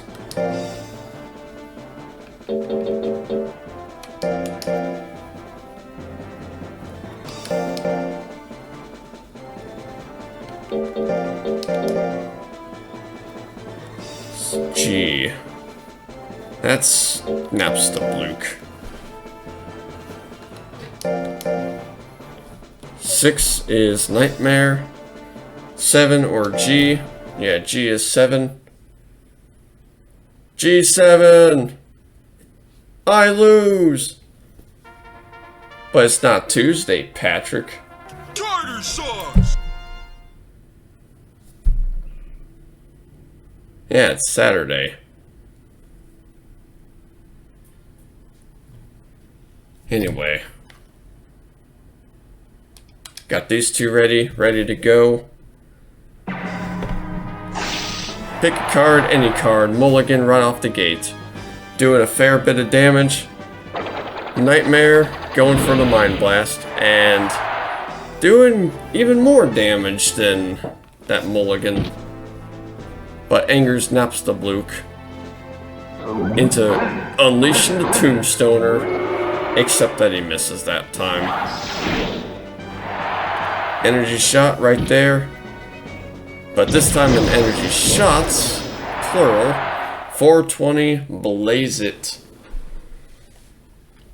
Nightmare blazed Napstabluke.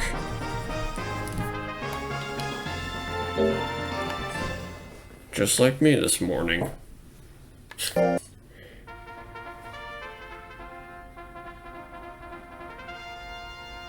Anyways, round 2. Let's begin. Alright,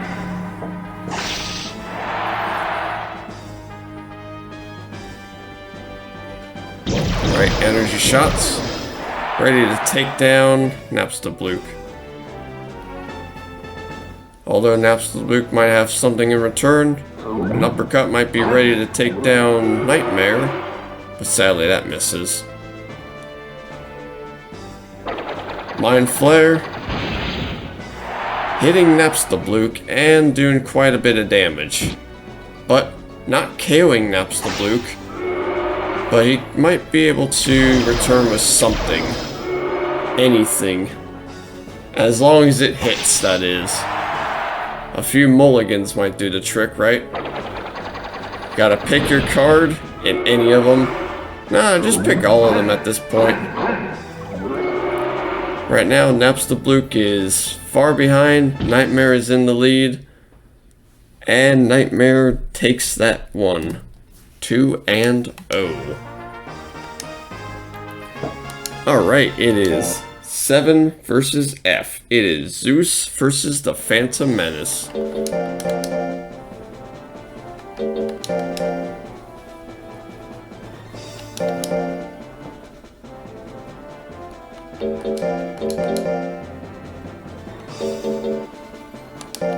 Yep, right here, right now.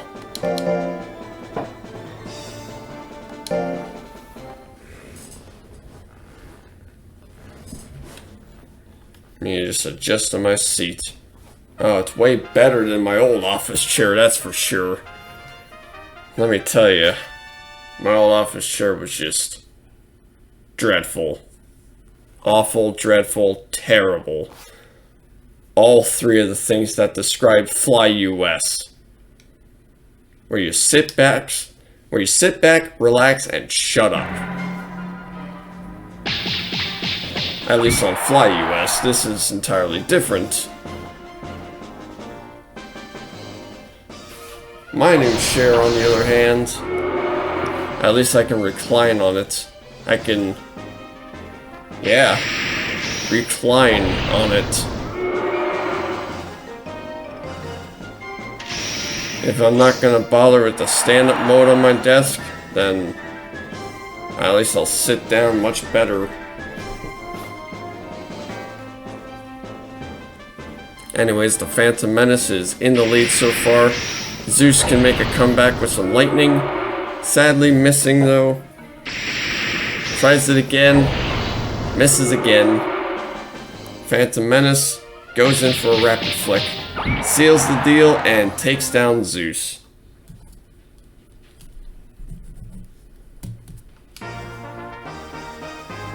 Alright.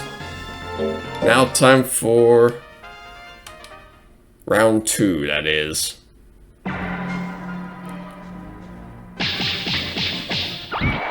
Ooh, rapid flick right off the gate. Angering Zeus. Thunderbolt. Misses. Not enough. Rapid flicks, yeah, doing a nice bit of damage. Taking Zeus's health down to half. Zeus trying so hard to just hit that lightning, but it's just not working in his favor. Oh, now this time it did. Although Phantom Menace is still in the lead. Oh yeah, especially when that happened. Now he is most certainly in the lead. Well, alright, H versus E. Anyone? Yeah.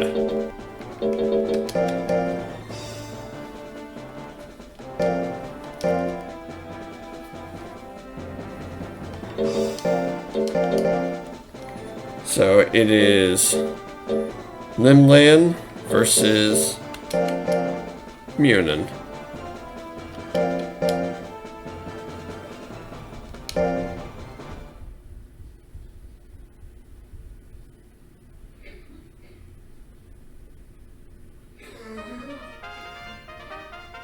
Well, here we go. We got the cat fight. A literal one and a metaphorical one. Half literal, half pretty much mostly metaphorical. Circular miss and run off the gate. Limlayan goes right for a deluge and also misses right off the gate. Another deluge, maybe to make up for the last one. Also missing. Munin could return with something. Excuse me. Something, anything.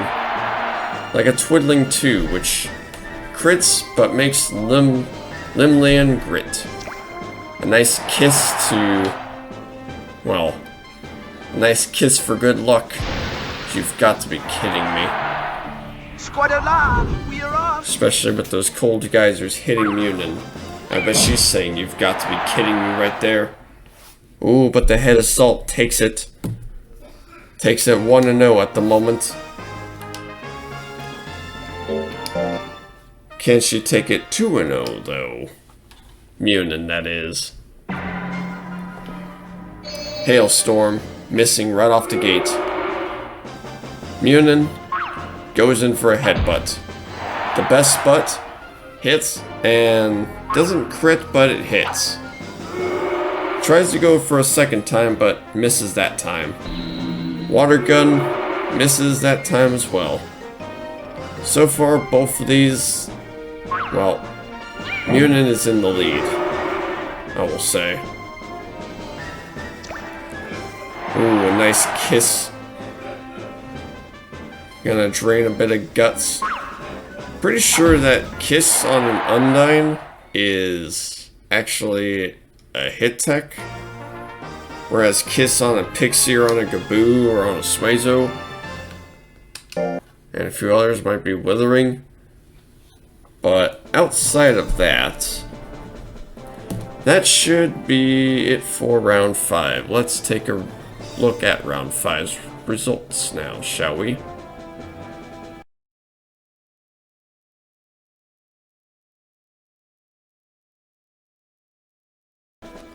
Alright, it is round 6. It is 1 versus C. It is Hugin versus Raptor Ripper.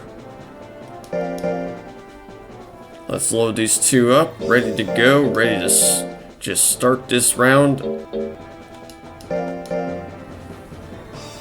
Who's gonna win it for their team, huh? Well, just you wait, because that's... well, we're just gonna find that out right now, of course.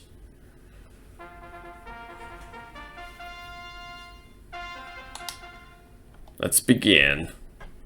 And let's begin off with a Frantic Beam. Frame 1, fuck you, essentially. Just taking out 4/5 out of Raptor Ripper's health, but proccing the power. Anything can do a lot of damage with the power, as long as the power isn't wasted, that is. Frantic Beam just taking more than Raptor Ripper's health away. And giving Hugin the first win. Round 2, on the other hand. Bites right off the gate. Misses. Does nothing. Frantic Beam. Hits for the third time. Almost taking all of Raptor Ripper's health away. Still not over yet. Okay, I think it's over now.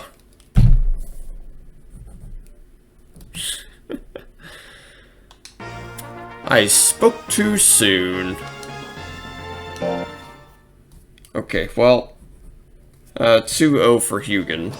Now it's 2 versus B. To be, or not to be, is the question we all have to ask ourselves.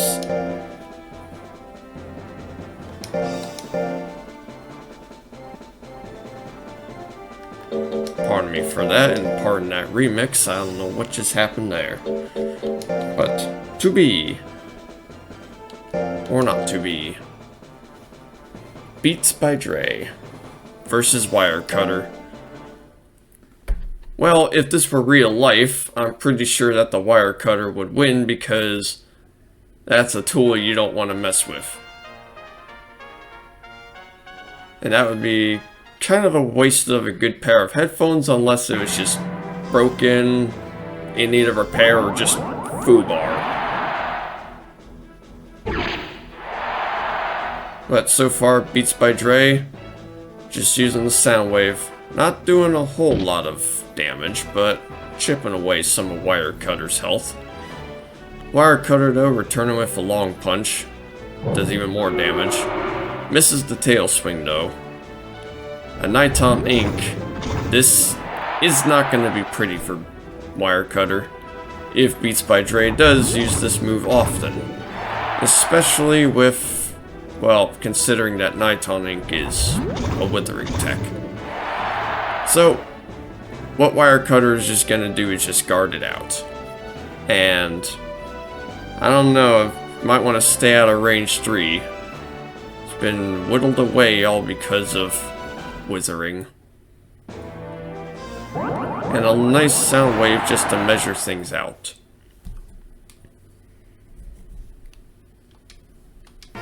And we got round 1, going to Beats by Dre. Round 2, on the other hand, can Wirecutter pull it back together? Or will Beats by Dre take it 2-0? Punch misses. Sick electric beats, I'll say. Ride the lightning, I guess that's what's being played. I mean, I'd love to listen to that on my beats, on my dad's beats. See how that is. Take it literally. I don't know if his headphones are in good condition, as he just used another pair instead. But nonetheless, I have, well, my Corsairs. They're still fine. They work perfect. And Beats by Dre wins that one 2-0.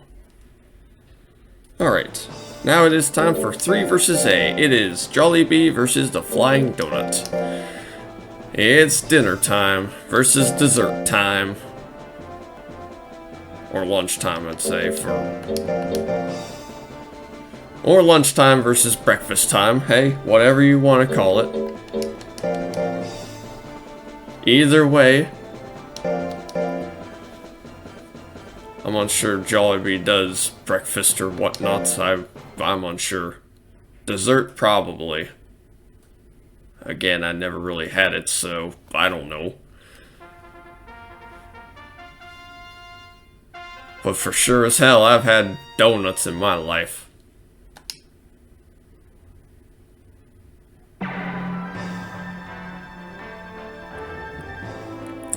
Nothing right off the gate. A fire stream though, but that just misses. Roll Salt though, just taking another game.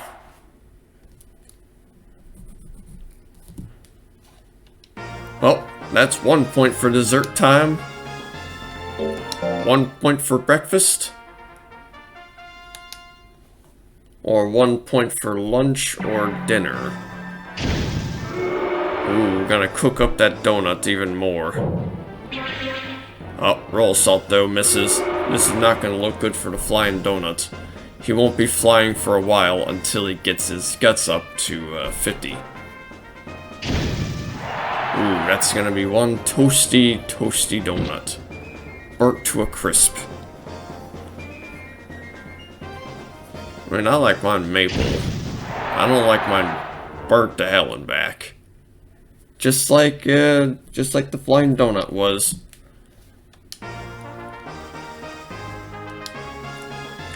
Sometimes sugar or glaze aren't too bad either. Well, that's 1 point for lunchtime. How about 1 point for dinner time? Or 1 point for dessert? Or is it breakfast, I said? Either way, it's sudden death time and both of these monsters are ready to duke it out. Flying Donut has a whole lot of guts to spare, but Jollibee has pretty much taken a whole lot of Flying Donut's health down, cooking and crisping up the donut to perfection. So far, Flying Donut is just hoarding guts. Doesn't want to use any attack at the moment. Well, any attack as in literally its only move. But Jollibee tried to use the eruption, but that failed. Giving the Flying Donut a good chance to hit something, which did happen, but Jollibee grits. Either way, I think the Flying Donut still wins this one. But still, fuck your extra point if this was points-based, like, oh, a few tournaments in the past. One of the first few would be the Geno tournament, which was the start of the fuck your point deal, thanks to Geezer. And thanks to my inexperienced ass back then. But hey, we all learn.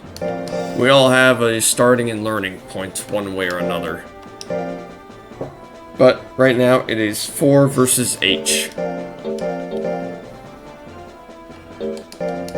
It's Kane versus Kane. It is Peter Copter versus the Goon. The Peter Copter's gonna take out that Goon. Who you working for, buddy? You're a Goon. I know you're working for someone.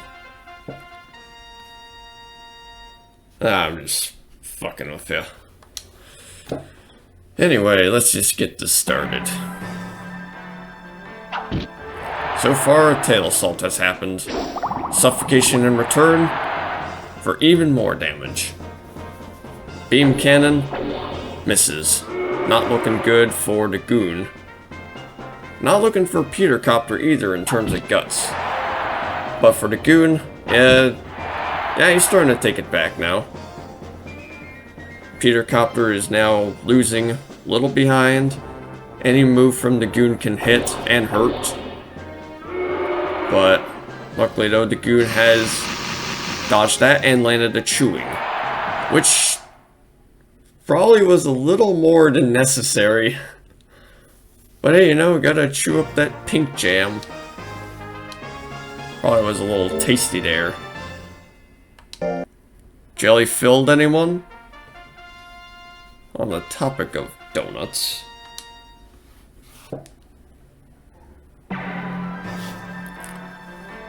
That would be good. Chewing. Not chewing the jelly this time. Or the pink jam, or the pink gel. Well, I know it's pink jam. I mean, it said so in the anime. We all know that scene, of course, right? Pink jam! Well, either way, Peter Copter, the pink jam, is currently in the lead. Could probably take it to sudden death if, well, if the suffocation would have landed. But looks like Peter Copter is still in the lead. The Gel Copter misses. His signature move missing, not looking so good. in terms of guts. But the goon might have a chance to redeem himself. Although Peter Copter is angry, he could come back with some guts, but no, still wins. And still takes it to sudden death. Alright. Round 3. Suffocation. Missing. Plenty of breathing. Ooh, chewing this time doesn't crit or KO, but it does anger Peter Copter. Could send him into a psychotic rage. Well, that beam cannon just missing though, sadly. The goon could probably come back with something like chewing. Just like that. Just like that. Exactly like that. 2-1 favoring the goon. Alright, it is 5 versus G. 5G. Ah, the 5G networks. Take them down.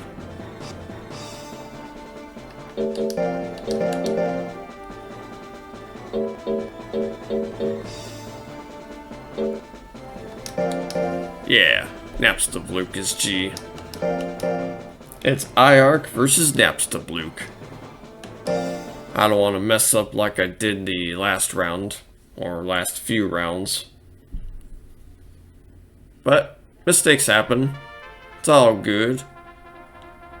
Thankfully for editing, we can just proceed on. And proceed on with a twister. Critting and taking Napstablook down to the green. Not in a good way green either. Oh, but he returns with an uppercut, taking IARC down into the yellow. Angering IARC. But what can he do? What can he respond with? A leaf cutter. Which misses. Napstablook has enough guts to return with anything and maybe take the game, but foolery happens and... well, he's still in the lead. That's good for him, but... okay, yeah, definitely is in the lead there, but IARC grits. He could return with anything like a leaf cutter. Just like that. A grit comeback from IARC.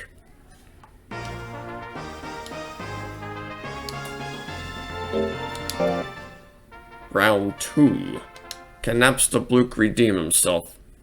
I guess everyone's going the genocide route on Napstablook. Befriending? What's that? Normal route? The fuck is that? No, everyone's just going with genocide.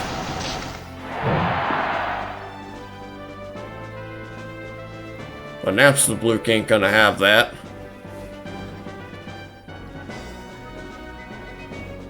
Mulligan.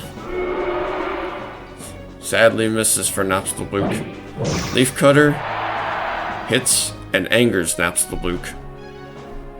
Bringing his guts to pretty up high, I'll say. A few more mulligans, he might be able to take it to sudden death. But at the moment, IARC is in the lead. Twister missed.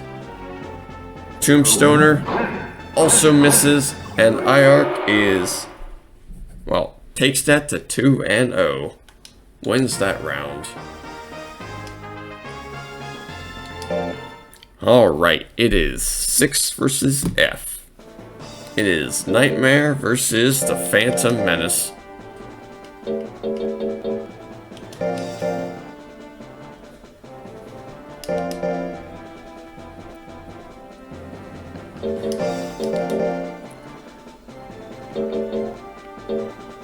Oh, let's see. Yeah, you right there.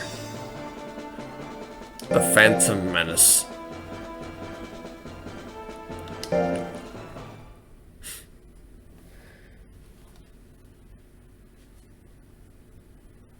The prequel trilogy isn't really much of a nightmare these days. The sequel trilogy, however...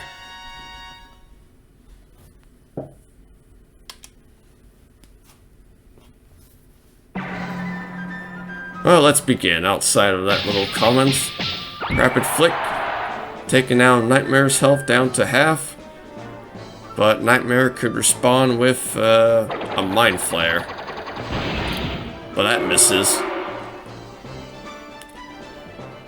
Not looking good, especially if you miss the energy shots. Ooh, the Phantom Claw, the Phantom Menace with the Phantom Claw, missing right there. Missing its signature, I'm afraid. Quite a nightmare to see indeed, but... yeah, it's a real nightmare missing your moves and witnessing all that. 2 jump blows, though, takes it and takes the first round. Round 2, on the other hand...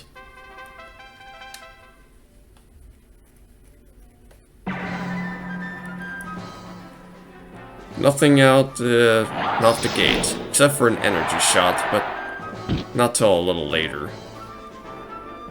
Jab, jab, missing. Energy shot, hitting. Energy shot, hitting again, angering the Phantom Menace. I mean, I'd be angry too if I were you. Ooh, the Phantom Claw, though, hits.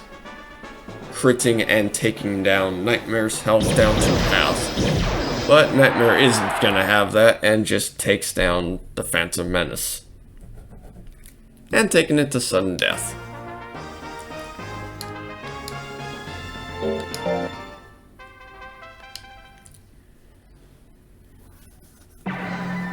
Rapid flick, right off the gate. Taking down Nightmare, well, to 2/3 of her health. Energy shots, same kind of deal, 2/3 of the Phantom Menace's health, which angers the Phantom Menace, building up his guts by a bit. Ooh, the energy shots though again. Hitting and just draining away the Phantom Menace's guts. Not proccing anger, though. Not this time. Energy shot, missing. Jump blow, hitting. And the Phantom Menace takes the lead at this moment. Although Nightmare has the guts to return with any move, any anger, and does so with energy shots, taking down the Phantom Menace and taking a 2-1 for the Brains team. Yikes.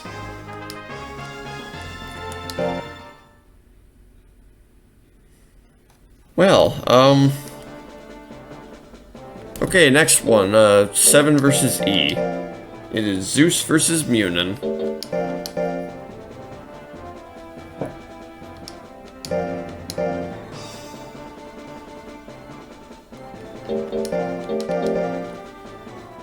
Where are you? There you are.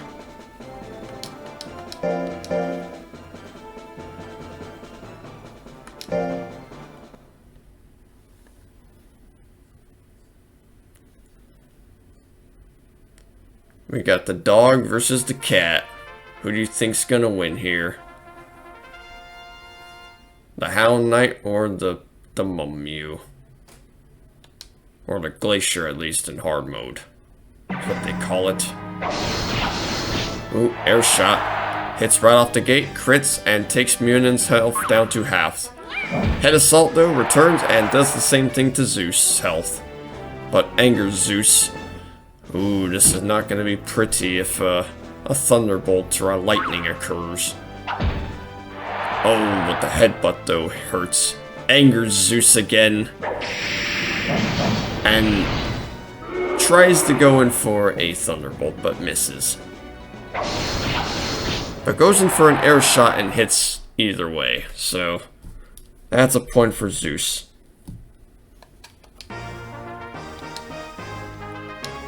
Round 2, on the other hand. And what I mean by points, I mean a round. I'm not actually doing a point system like certain past tournaments, like I mentioned, like the Geno tournaments, the Joy Ranching 3 at some point. Some of Jack of Hearts' other tournaments. And Munin taking down Zeus' opponent. Or, yeah, taking down Zeus, but Zeus grits. Oh, there's a few other points-based ones. Oh yeah, there was another 42.99 tournament from JP that was points-based. It was still like a regular old round robin, but it's just points-based, of course. Oh, and Munin returns with her own point, taking it to sudden death. Or her own round, rather. Anyway, who will take the sudden deaths round? The point for sudden death. Not if you miss a head assault, you won't. But the Thunderbolt just annihilates Munin. But Munin grits. She could do a grit comeback with anything strong. Has a lot of sharpness text, I'll say. A whole sharpness Mew. It's kind of cool, actually. I like that. Ooh, but I don't know if Munin's liking that. That's a 2-1 favoring Zeus. Not looking pretty there. Well, anyways, it is time for 8 versus D. Ah, yes. Limlayan versus Bigfoot.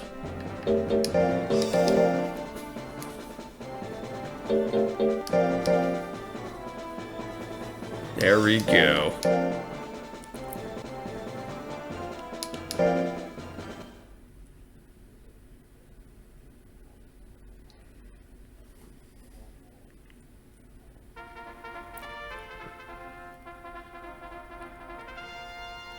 Well, aren't they looking good there?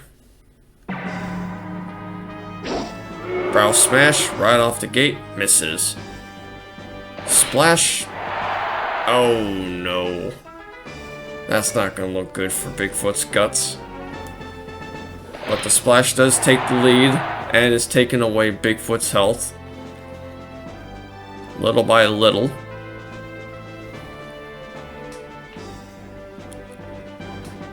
Bigfoot has no guts to do anything because the 45 guts count. Limlan, while she did come from DX, she's just, well, she don't mind the change. Well, Bigfoot, he came from the hard mode and emulator stuff.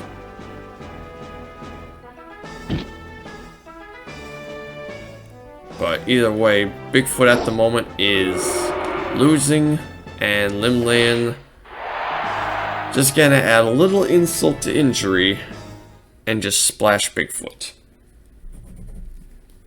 Taking 1 win at the moment. Round 2, on the other hand. Can Bigfoot redeem himself? Or will Limlan take it 2-0?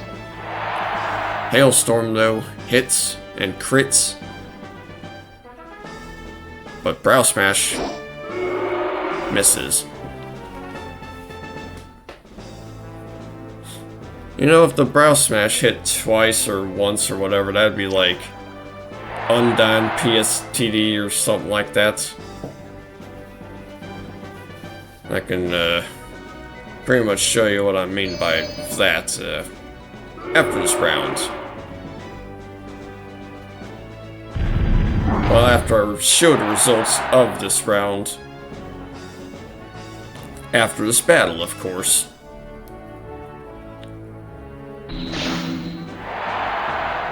Ooh, a Water Gundo hits. But both of these monsters are well, they are grits. Well, they have grit. And I'm pretty sure Limlan is the winner of this because of her life. But they're both at 0.1. But she has more life, or less life, than Bigfoot does.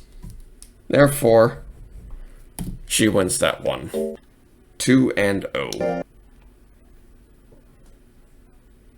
Well, that's the end of round 6. It is time for the results of round 6 and the Undyne PSTD.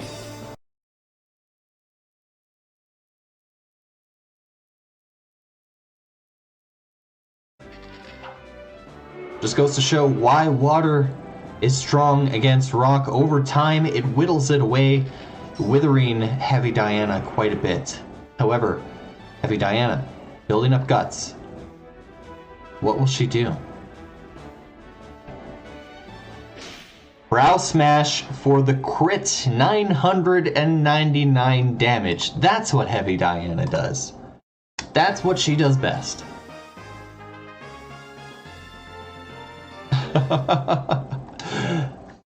Meanwhile, Sherry's Rancher is in disbelief. Icicle Arrow, minus? It was 44% to hits, missed. 41% to hits. Brow Smash, though. Again, Heavy Diana taking 2-0. Okay, we are back with the results, and now it is time for round 7. It is 1 versus B. No, we are not exiting. Not even to switch out for another arena.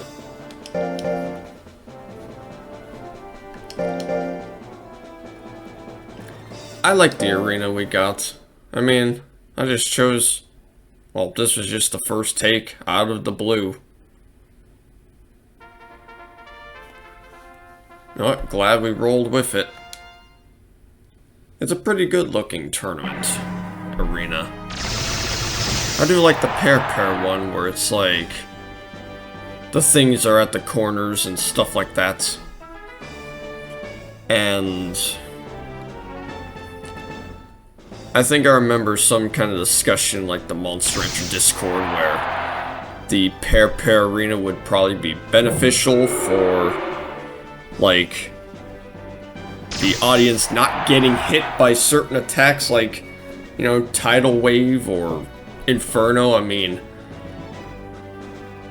with like Dragon's Inferno especially, you're just gonna, well, burn up the whole crowd.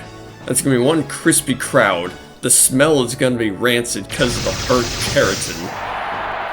The trainer is gonna probably have lawsuits up the fucking ass for possible murder or manslaughter charges and other, I don't know, like, other bullshit charges. And Big Bubba and Big Bubby in the Adopsy playthrough is gonna have a field day with them. But outside of that, player 1, aka Hugin, wins that one. Pardon me for that little tangent, I just... you know, got a little over the top. But outside of that, I will say that, you know, pretty good round so far. Even if I commentated about something else rather than this whole deal, but Hugin so far using frantic beams, just winning away. But yeah, pardon for the tangent there. I will say this though, I am not a lawyer. Don't take any of that stuff as legal advice of what charges could have been potentially dropped onto the trainer, or the dragon, or the association. Just don't rely on courtroom antics now to settle your case. That's my only advice I'll say. But again, don't take my advice, I'm not a lawyer. Hugin, almost said Hugo, certainly not the one from Street Fighter, as he's way bigger. Hugin wins it 2-0. Alright, it is 2 versus A. It's Beats by Dre versus the Flying Donut. Yeah, just put on your nice pair of headphones, chill out some pretty sick tunes, and eat a donut while you're at it. Or whatever snack you have. I don't know. Just chillin' vibe.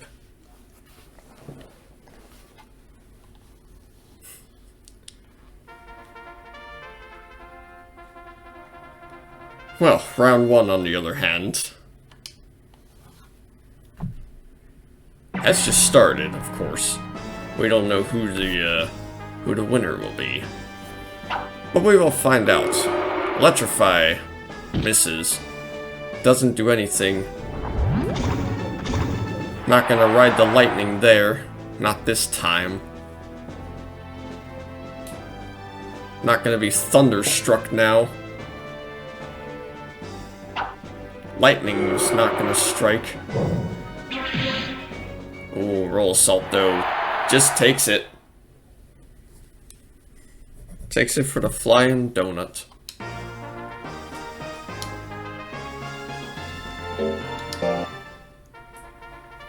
Alright, round 2.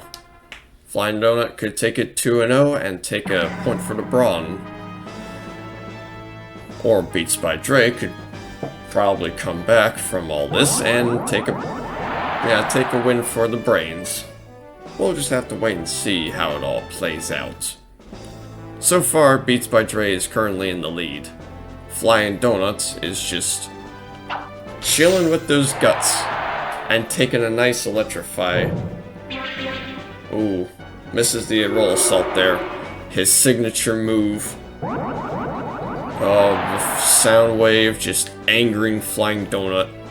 Maybe it's too loud. Like, way too loud. So loud that it just knocks out Flying Donut. Bursts his eardrums. With whatever ears worms even have. Or however the hell they even hear anything. I mean, I have no clue how these monsters are able to hear or something like that. They probably got some kind of sensors. Well, some way of hearing. Well, yeah. How about that? As I'm just talking about hearing, that happens. Well, 3 versus H. Let's move on. It is Jollibee versus the Goon. No, not fucking with the controls. Yes. We are loading up both of you.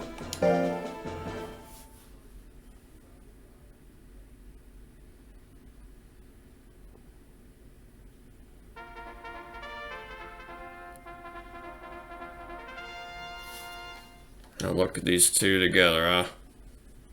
Their stats, I mean.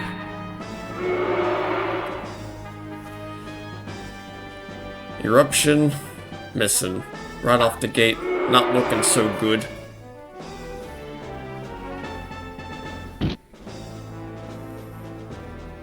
The Goon has enough guts to do anything. Does a tail assault, which is gonna be good for the Goon. But Jollibee is angry at the moment, and one angry, fiery chicken.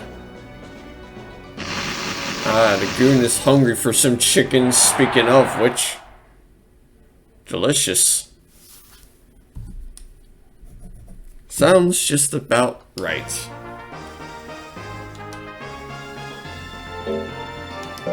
Well, that's 1 point for the Goon. Now it is time for round 2. Can the fired up fried chicken fight back? Or will the Goon just chew on by? And not choo choo gum chew either. Although he does have one eye like the residents. But I don't know if the goon is a residence member. Or secretly a residence.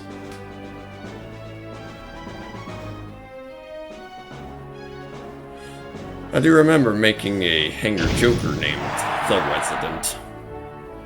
An exceptional, well, an exception to any Suezo residents. Quite out there music, but you know what? I ain't complaining. I'm an out there fellow myself, so... in a good sense, of course. Well, 3 versus H, 4 versus G. Sometimes even I have standards when it comes to being out there. I've seen other people that are just worse.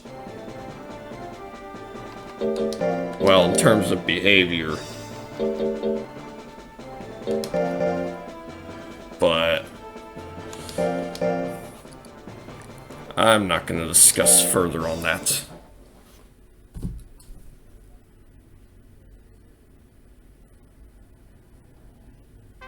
Otherwise, 4 versus G. I remember the days of 4G, how it was the fastest at the moment. Now we got 5G. Oh yeah, wait till the last one of the rounds. I think we did 3G at some point. I don't remember.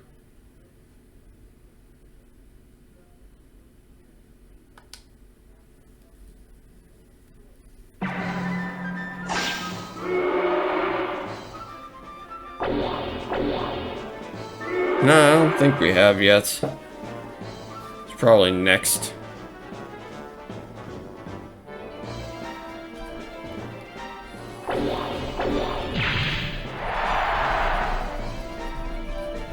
Also, my notes are wrong, but I can probably fix that since it is the very last round. I had the order pretty just... Outside of that, Tombstoner taking a win so far. Suffocation. Some breathing, since it didn't hit. Although I'm pretty sure that Naps the Bluke's already ghost, but breathing is out of the question. Ooh, but the Gelcopter just taking it. The first round. That was a great comeback, was it?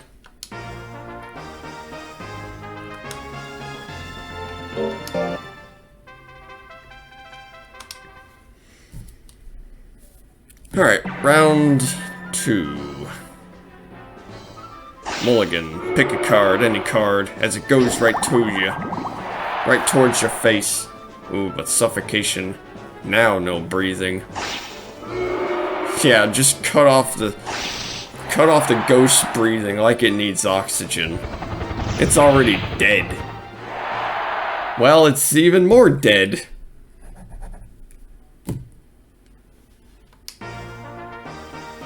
(2-0 for Peter Copter. Okay, 5 versus F. It is. IARC versus the Phantom Menace.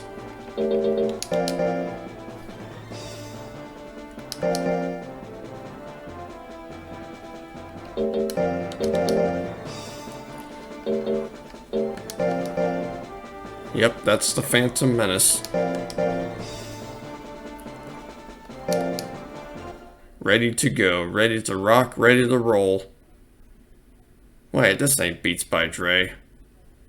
Listen to some rock and roll on those things. Oh, I'd do that any day. And on my current pair of headphones. Or just blast it on the fucking speakers I have already.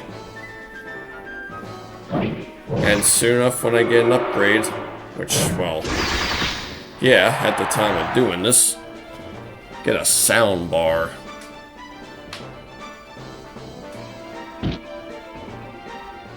Then I'll rock out in my room.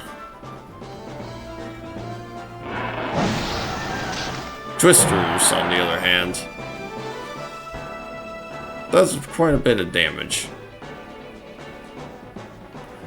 And at the moment, IARC is in the lead. Phantom Menace is far behind. Could probably pull something, anything to get it back, but nah. Twister just seems to seal the deal, but Phantom Menace has grit. It's not over yet. Okay, it's probably over now. Well, 1 point for IARC.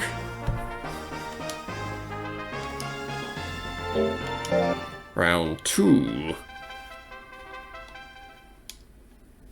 It is time to see who will win. Twister, again, seems to hit, no problem, but angers Phantom Menace. Goes in for the rapid flick. Does quite a bit of damage there. And so far, well, so far they're just building up guts. They're not really doing much of anything except for just, well, yeah, building up guts. What else do I gotta say? Well, 2 jump blows though misses. Kind of a waste of guts. Leaf Cutter though hits and takes down the Phantom Menace. At least down to now fully his health. Okay, well, we'll just yeah, 2-0.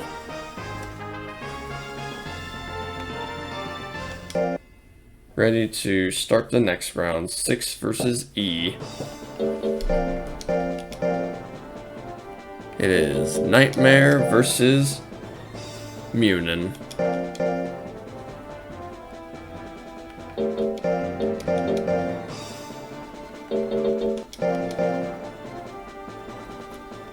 Yep, we're on the right track here. My notes, on the other hand, are gonna need to be fixed up a little bit.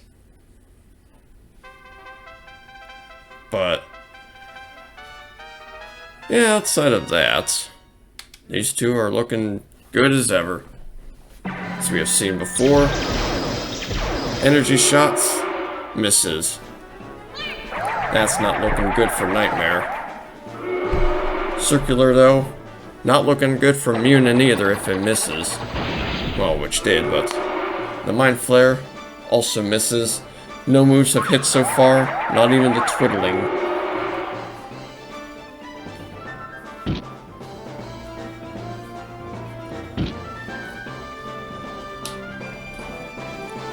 Energy shots, just, oh yeah, taking yeah, a third of Munin's health, now at 2/3.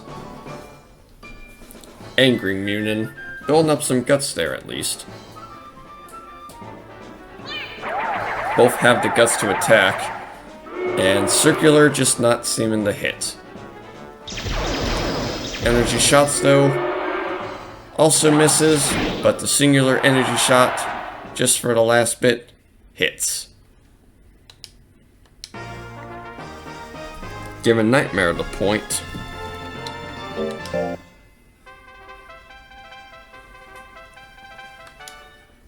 Alright, round 2. Nightmare or Munin. Head Assault. Hits. Taking pretty much almost all of Nightmare's health down. Head Assault. Hits again. Taking down Nightmare. Except that Nightmare decides to grit. She can make a comeback here. Not with Energy Shot missing, that is. Mind Flare. Ooh, that's gonna do some damage. Angering Munin. And just building up her guts now. As you should when you're angry. Mind Blast tries for it, but doesn't hit. Just misses. Head Assault though hits and takes it to sudden death.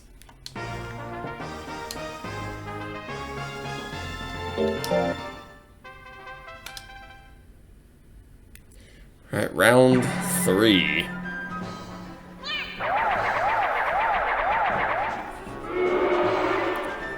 It is time to see who's gonna make it up. Mind Flare though hits, taking a lot of Munion's health down and a lot of her guts as well.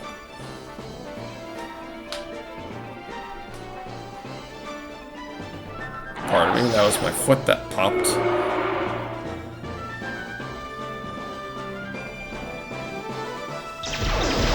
As I just moved it around a little.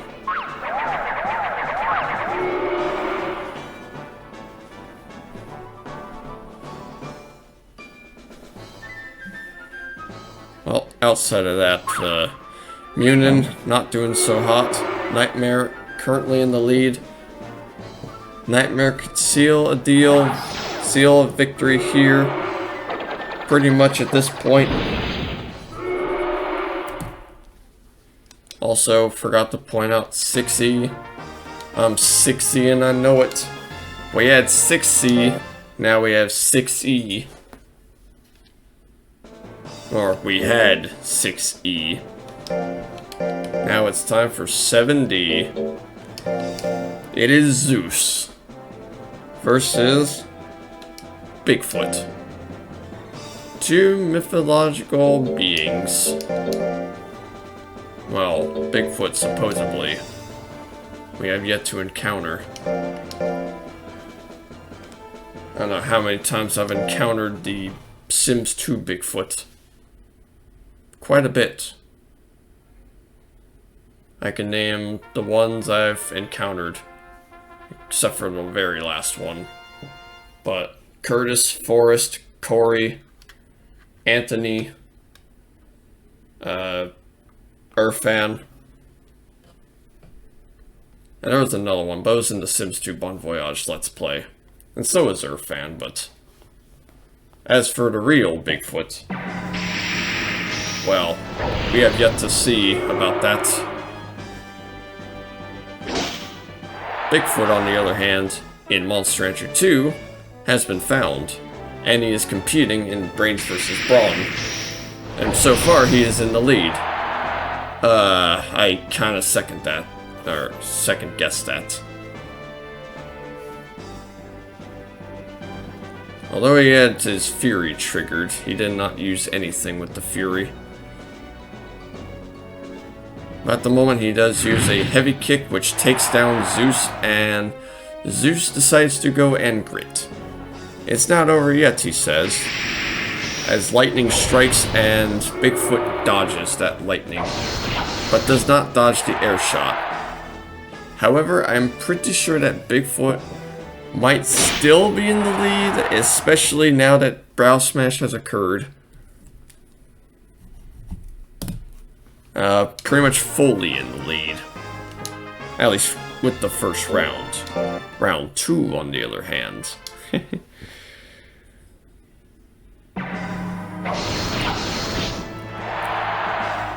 Ooh. Air shot taking half of Bigfoot's health down. Brow Smash misses.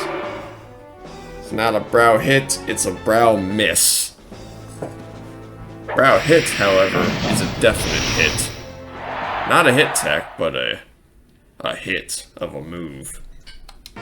It's a sharp tech, if you want to be exact. But now it is time for sudden death. Who will win it for reals this time? Who will take on the third round? Well, with air shot, maybe. But Bigfoot uses heavy kick and it misses. Zeus, on the other hand, has enough guts to do something, and so does Bigfoot. Bigfoot, especially now, has enough guts to do anything at his disposal. Like Brow Smash, or Charge, or Brow Hit, or Heavy Kick. The only few moves that he's got, and he uses Heavy Kick, which works and takes out Zeus. 2-1. Now it is time for 8 versus C. It's Limland versus Raptor Ripper.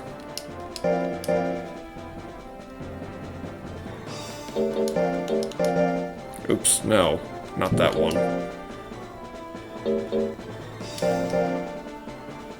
You know, if anything, I probably could have just loaded from this one, but just to be safe and very safe, I mean, I'm pretty sure I removed the basic text, well, the Ice Sword lineup and any power moves that I've tried to spawn on Limland. But yeah, I've of course double checked, triple checked, quadruple checked everything. You know, just to be sure. You know, you can never be so sure in life.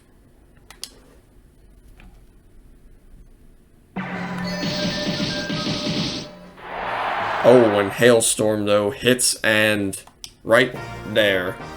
Quick little match. Well, quick little round, I'll say. Quick little match, on the other hand.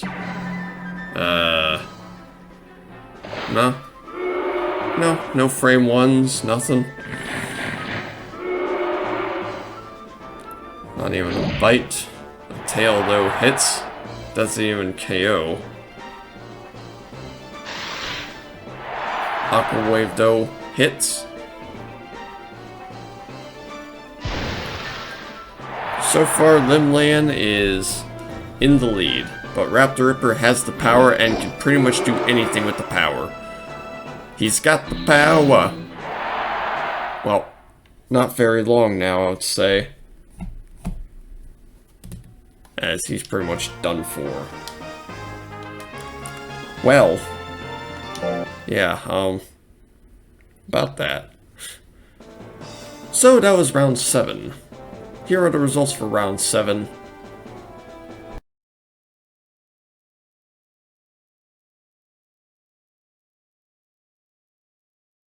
Alright, round 8, the final round of this tournament. It is 1 versus A. 1 versus 1. 1v1. 1v1 me, buddy. Well, I mean, pretty much that's this whole tournament is. Well, 8 versus 8. No real 1v1s. I mean, individually, yes. But altogether, no. It's an 8 versus 8. I like to ensure an 8 versus 8 when it comes to team tournaments. Just so I have everything all laid out nicely. And it feels good having a full, like, 8 versus 8. That's just 16 people. Well, at the most. At least. Well, at most. And a few spare backup entries, secondary entries, in case we don't have enough to make in full. Just fill up the rosters. Ooh, but Frantic Beam taking it now. Flying Donut could return with Roll Assault. Beam Shower, though, misses. But Hugin is still in the lead.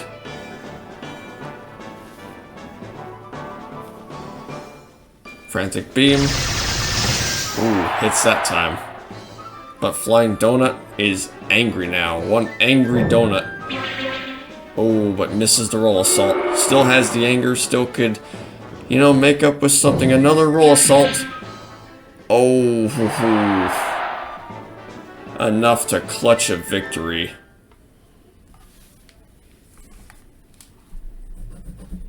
Well, how about that? Round 1 goes to the Flying Donut. Round 2 begins now.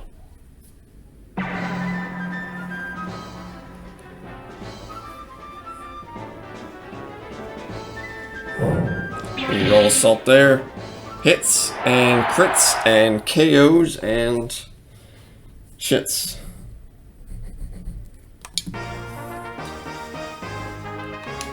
Alright.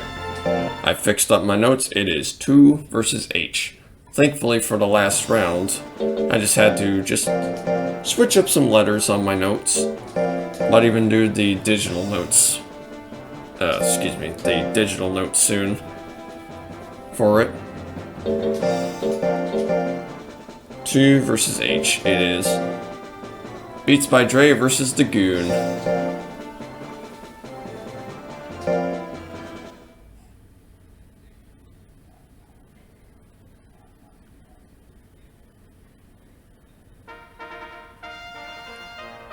Well, time to start this now. Beats by Dre. Not doing anything but getting hit by a tail assault, that's for sure. The Goon, yep, is in the lead thanks to that tail assault. Tries to go for another one but misses there. Beats by Dre could do a sound wave. Sound wave L. And another one. Oh, but he grits. It's not over yet. He goes and tries to chew on the headphones. Maybe the cord of it. I mean, that's where I see a lot of damage on headphone cables, on cords, right? From chewing or biting. You know, some person chews on their cables. Or has like a dog or cat that does it. I mean, fucking Toby still chews on like... Well, chews on... I mean, he plays with pretty much anything that's around the house. And cords and cables, especially plugged in, are a big, big no-no. I get them the fuck away from any power cord or even my controller cords or cables, whether they're plugged in or not, because I don't want them to fuck up my cords or cables. Even though I could fix up a wire no problem. But still, or at least some wires maybe. But I still don't want to chance it. Get them the fuck away from any wires, anything that's just not a toy.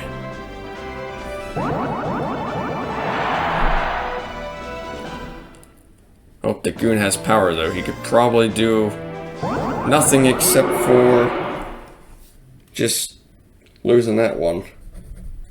But he does dodge that one. Ends off a nice 69 out of 840. But sudden death. It is sudden death now.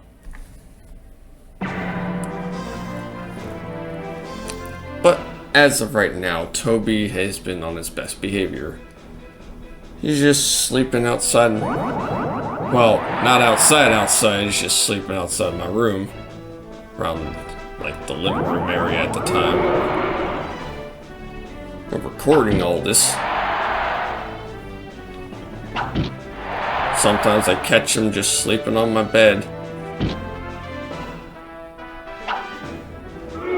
Sometimes he just walks up to my desk and tries to play with my monitor screen, but I get him away from that. At least on the old one, it was quite fun. Funny. Just placed a lot right there, Daddy. Right. Well, 2-1, favoring the Goon. It is 3 versus G. Yep, remember the time when 3G was a thing? I remember those days. Back in the 2010s era.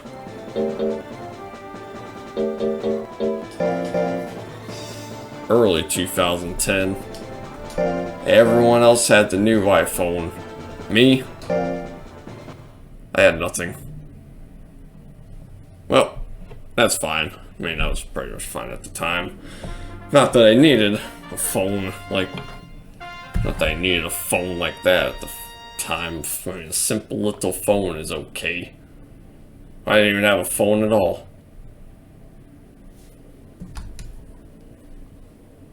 But now we do. Or we all do. Or we all should. Oh, Eruption. Finishing off Napstablook in about 8 seconds.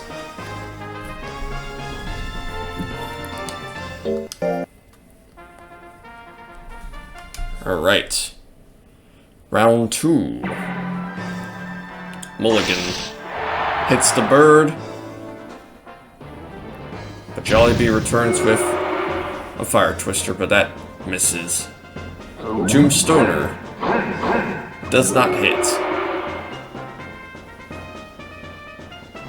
Jollibee right now is losing at the moment, but could return with a Fire Twister, which it did, and right now it is in the lead.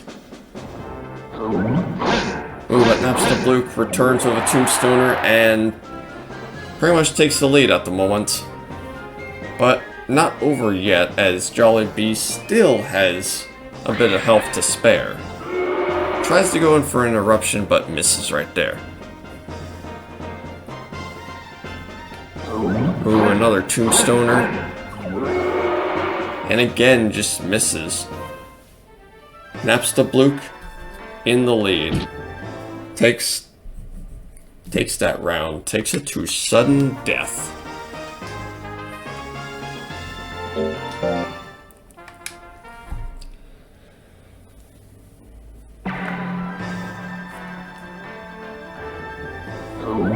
Ooh, Tombstoner. This time it hits. And takes out Jollibee in 8 seconds.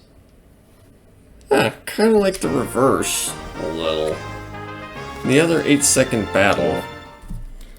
You got 8 seconds to spare? I got 8 seconds to spare as well. Well, 2-1 favoring Napstablook. 4 versus F.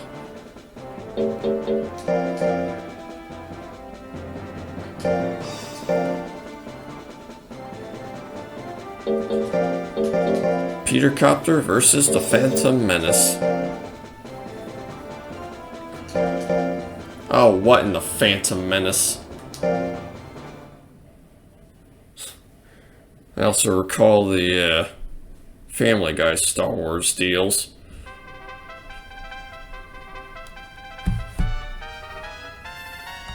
I love those specials. Even if it was the original series, like original trilogy. Oh, because I do favor that one.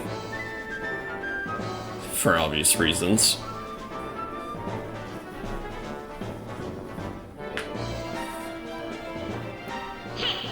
Outside of that now, Hook. Phantom Menace is still in the lead. The Hook misses. Gelcopter misses.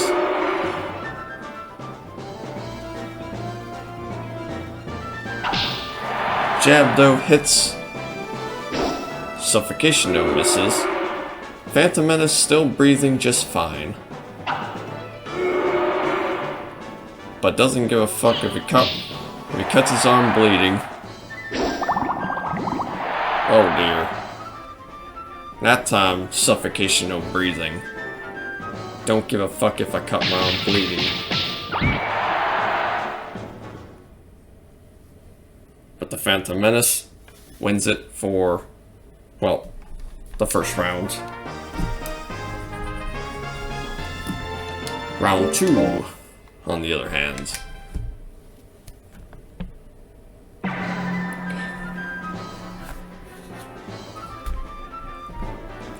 Jump blow, missing. Petercopter has a lot of guts to spare, and I mean a lot of guts. Uses suffocation, angers Phantom Menace, which, yeah, probably a good reason to be angry. But Petercopter takes down the Phantom Menace, bringing it to sudden death.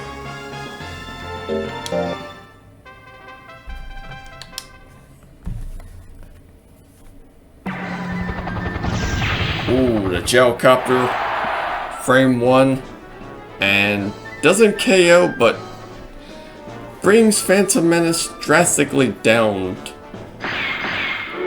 Just, yeah, down below health. Petercopter, so far in the lead, so far so good.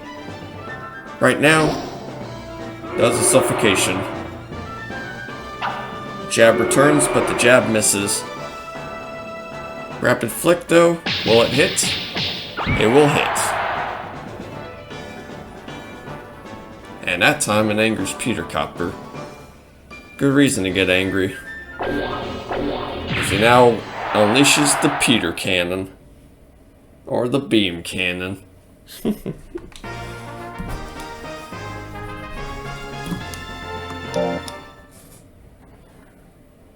Now it is 5 versus E.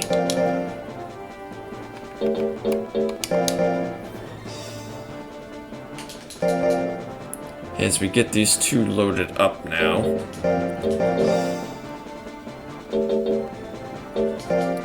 There you are.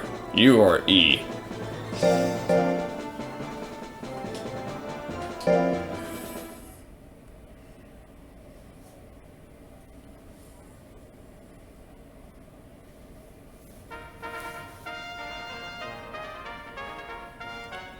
Alright, these two are ready to go. I think the correct term for this case would be lower than usual attacking stat, rather than, you know, less intelligence.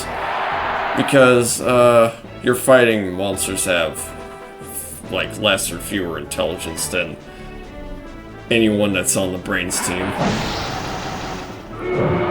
As I recall from earlier. Twiddling 2, not doing anything. IARC, well, is losing at the moment. Munin still in the lead. Especially with that head assault. Pretty far in the up ahead now. Although IARC is angry and he's gonna use the leaf cutter, but leaf cutter misses. Twister hits and not enough. Not enough to steal it, I'm afraid.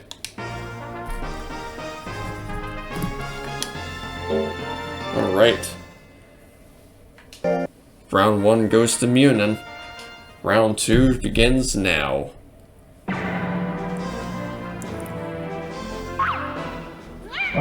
Head assault misses.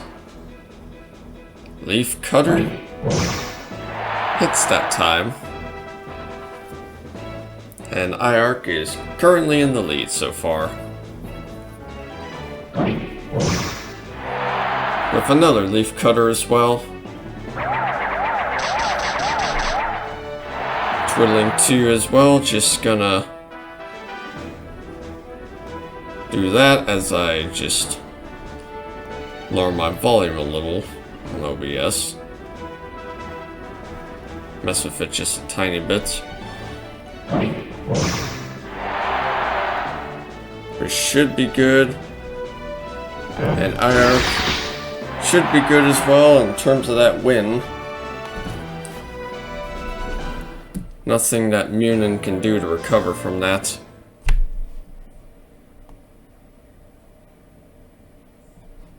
I'll just leave it as is. The volume. Well, now we bring this to sudden death, as both of these two have 1-1. But who will win it? Who will win the point for their team? The win for their team. IARC at the moment using Twister, angering Munin. Munin going in for, well, just a twiddling 2 while angry. Toxic arrows. Well, not even doing anything at all, because Munin takes the twiddling 2 right there. I think that was a toxic arrows or something like that. I just saw. One more point and we would have blazed it all to hell and back.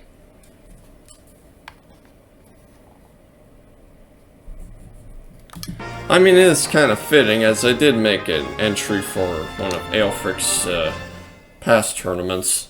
I did literally name mine Sativa Indica. Has its, well, both strands of Mary Jane. One more time to kill the pain.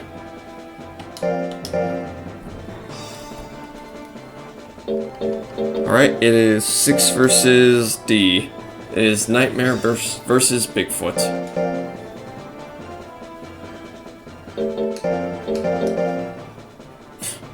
Yeah, anything to kill the pain.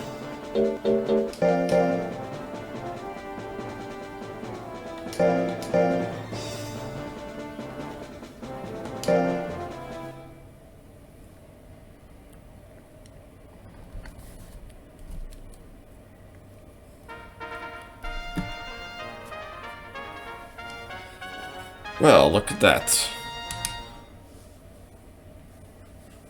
We're just about done, almost.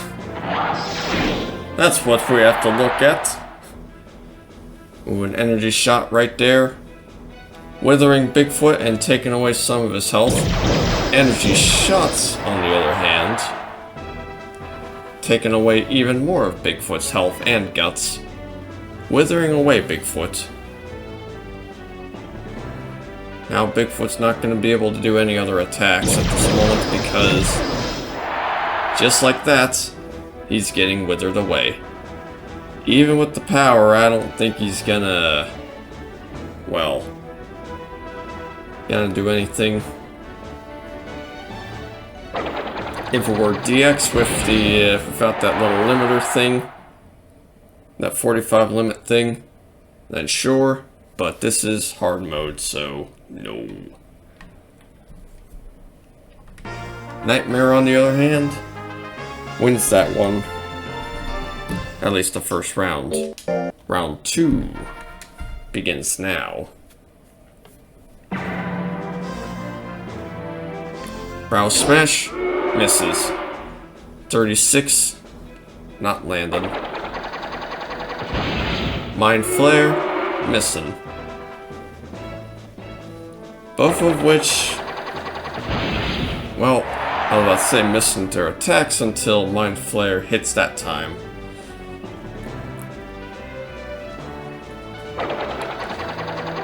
And another Mind Blast, just to make short ends work. And take it 2-0.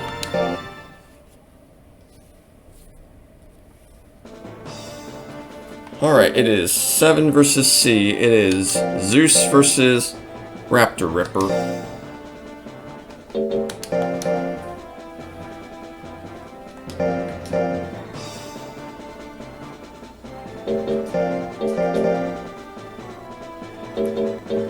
Yep, right there. Almost B's turn. And B being Wire Cutter.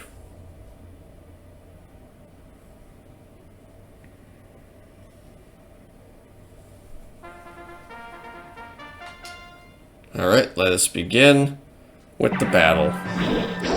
Zephyr.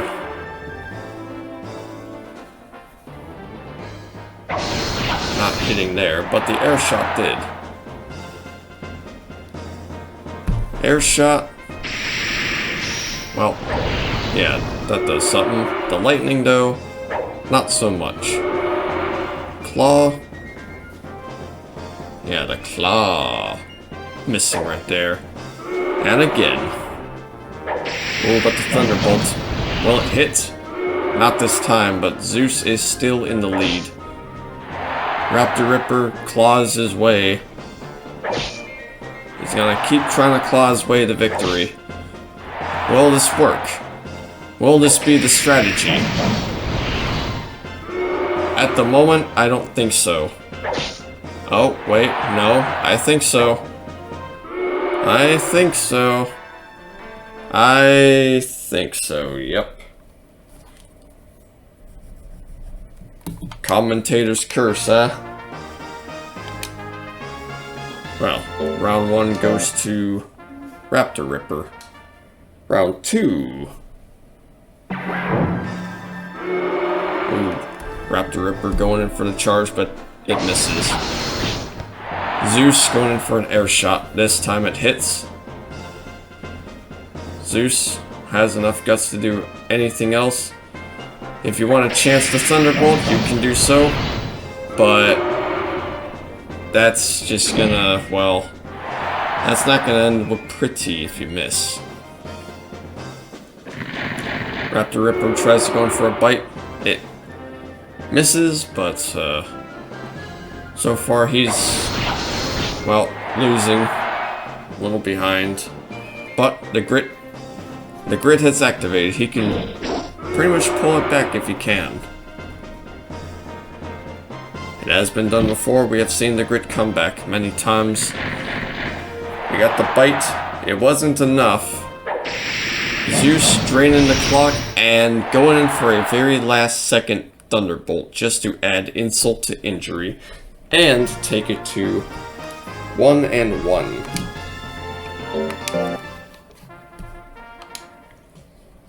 Alright. Sudden death time. Lightning misses right off the gate. Raptor Ripper goes in for the charge, but that also misses off the gate. He tries to go for a Zephyr, but that time it hits. And it crits. Zeus wanting to go into slot 1. Does he want to chance his Thunderbolt? Nah, a few air shots could probably do the trick. Or one. Maybe a Thunderbolt? Yeah, using those is just trying to chance it there, buddy. Zeus is so far in the lead. He is definitely in the lead. Correction.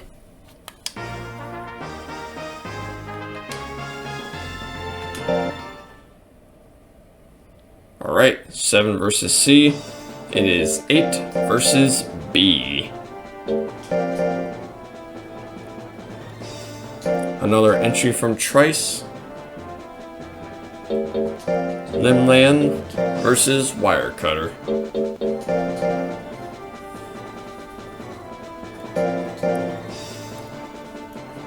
Lower life and higher speed versus higher defense and, well, more life but less speed. Or fewer speed. I don't even care which is the more right term at this point. I don't really give a fuck. Honestly, I could care less on what the fuck it is. Or what's it, less or fewer at this point. Could or couldn't. I don't give a shit. Send the fucking grammar fucking Nazi police after me. Have me detained. And sue me. For making all sorts of grammatical errors in life. Outside that, Deluge taking... yeah, pretty much taking that one. That round right there.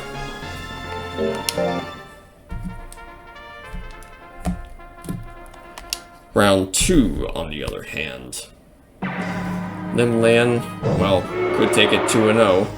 Or Wirecutter perhaps can take it 2-1, favoring Wirecutter. But at the moment, Hailstorm hits.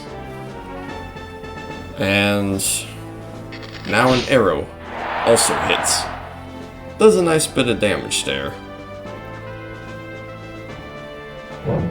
Claw Assault, pretty solid arrowhead tech. Misses though. Arrow to the arrowhead, not arrow to the knee. But right to the face of the arrowhead. Going for a power swing. Maybe a power somersault. And takes down Limland. Taking it to sudden death.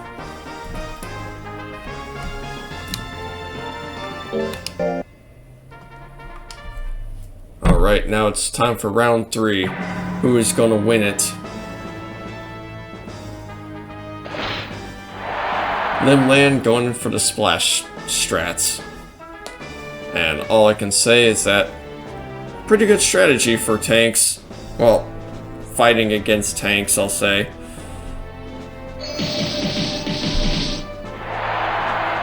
Hailstorm. Hail to the storm.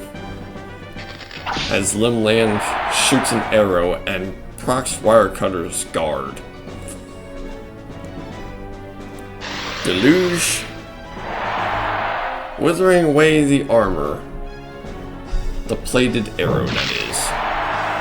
But Wirecutter just going in for a claw assault and just making short work of Limland right there, right now.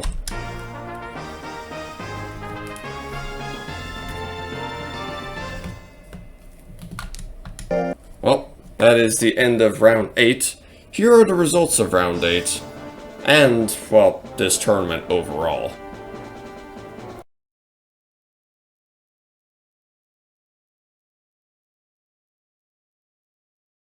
Looks like the winners here are the Brains team, so congratulations to the Brains team. Mental power dominating physical power. Thank you to those who have signed up, and thank you to those who have watched. I will see you all later.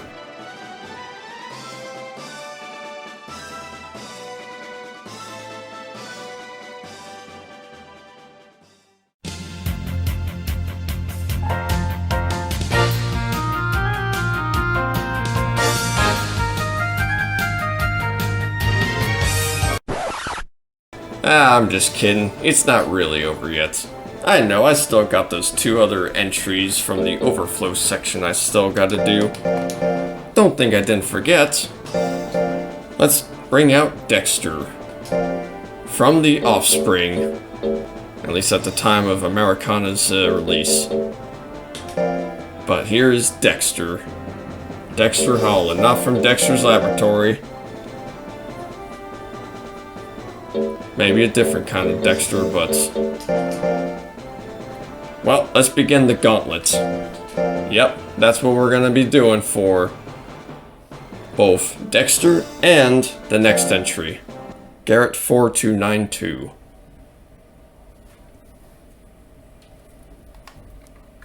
So we're gonna be switching out Dexter as well, here and there as well, because he's got some extra moves. Probably might have to do the same thing for Garrett.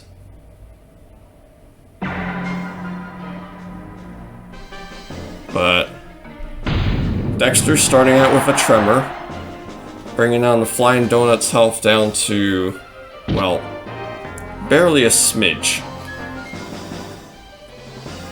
Dexter going in for a horn cannon, and misses the horn cannon. Flying Donut is just sitting on some guts at the moment. Dexter just going in for the tremor. But the Flying Donut goes in for the roll assault and misses right there. Dexter is in the lead so far.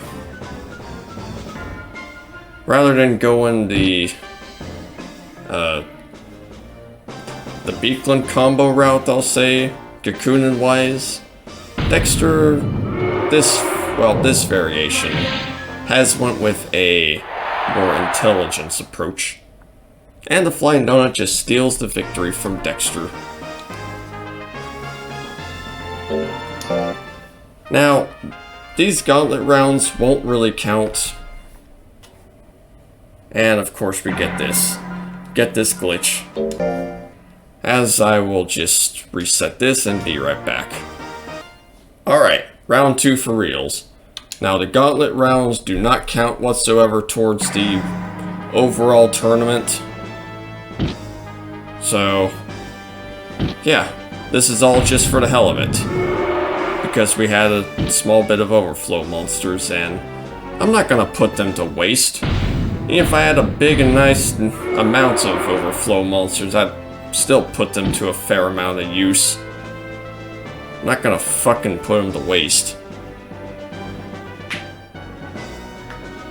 Yeah, you made a second entry. If your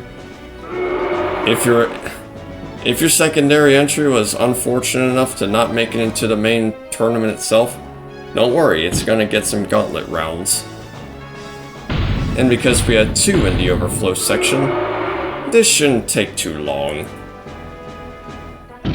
So far, nobody has landed anything, just at all. Dexter has procced out the fight, but even then, I don't think that's gonna matter. That's a lot of guts though. But the Flying Donut taking it 2-0. Favoring the Flying Donut. Now it is time for Wire Cutter versus Dexter. I will switch out Dexter as well because, well, I gotta reset his moves and all that stuff, so we're gonna be doing this for quite a bit of time.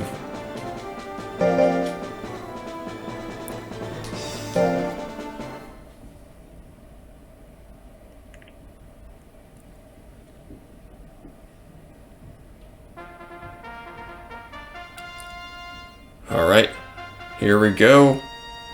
Round 1. Dexter not doing anything at the start. Wire Cutter starts with a somersault. Somersault, not summer assault. But misses there. Dexter returns in with whatever move he hit there. And now he hits with a horn cannon, which now does some real damage. He might have hit with a tremor before, but yeah, that would be my only guess. Horn Cannon's doing a fair amount of damage. But Dexter's just gonna go and do some tremor for a bit, proccing out Wire Cutter's power. This can be very disastrous for Dexter if anything with the power hits. But I digress. Claw Assault, missing right there. And Dexter taking it, well, taking the first round.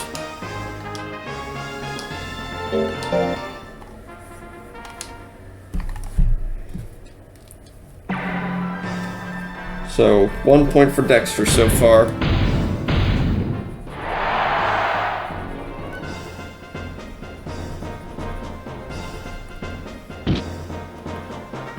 Well, he's got the vigor. He's not vulgar. He's not displaying any vulgar display of power.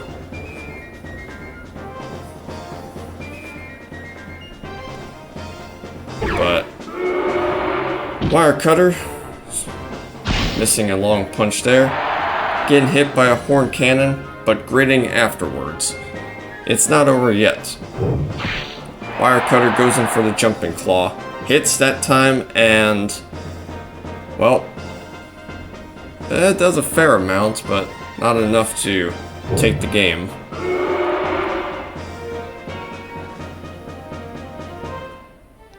Dexter at the moment, going for a last resort. Probably didn't have to, but did it anyways.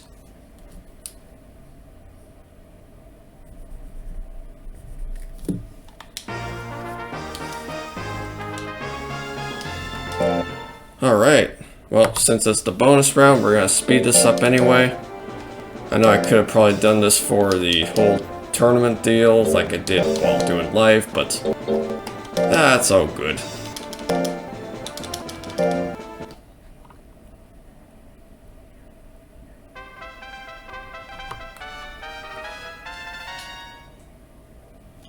Now let's begin this round, as we have quickly, and I mean quickly, have set both of them up.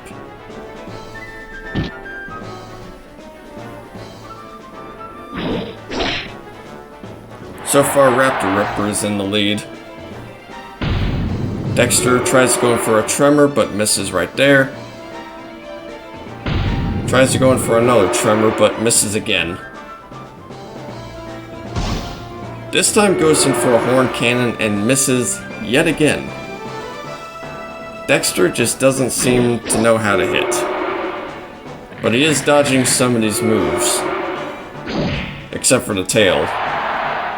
But he's just on his last few legs at this round. Last resort, tried to go in for the last resort, but it just didn't seem to work in Dexter's favor.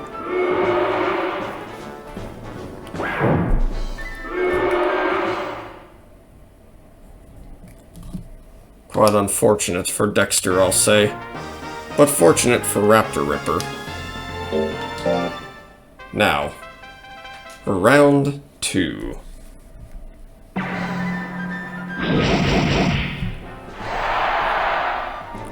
Raptor Ripper going for a tail lashes, angering Dexter.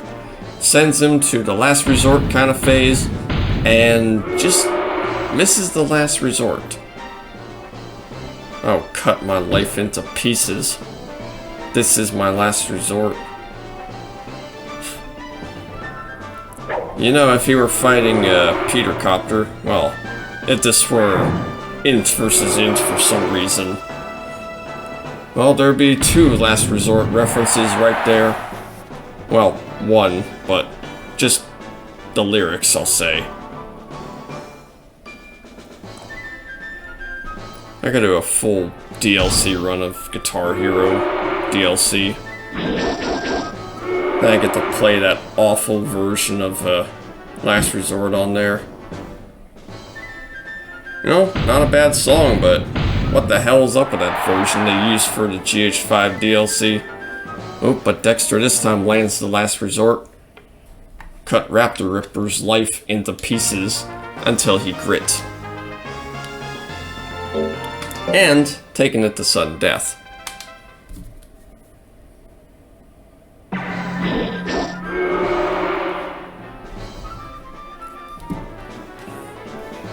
A Tremor, going in for the Tremor, withering away Raptor Ripper's health and guts, down both to half. Raptor Ripper returns with a Zephyr, but that misses. Dexter could return with anything really. Has the guts to do something. Right now he's just hoarding guts. He sends Raptor Ripper into a Tremor and KOs Raptor Ripper, ripping Raptor Ripper up.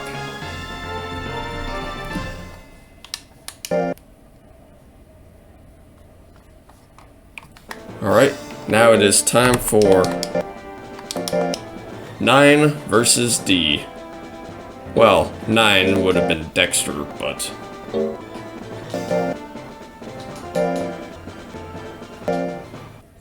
that he's not in this tournament, at least the main deal. But he is part of this gauntlet round, that's for sure. Bigfoot's gonna show him some. But Dexter's got the Last Resort planned, and even then it's not even working out in Dexter's favor. Seems to be the first resort.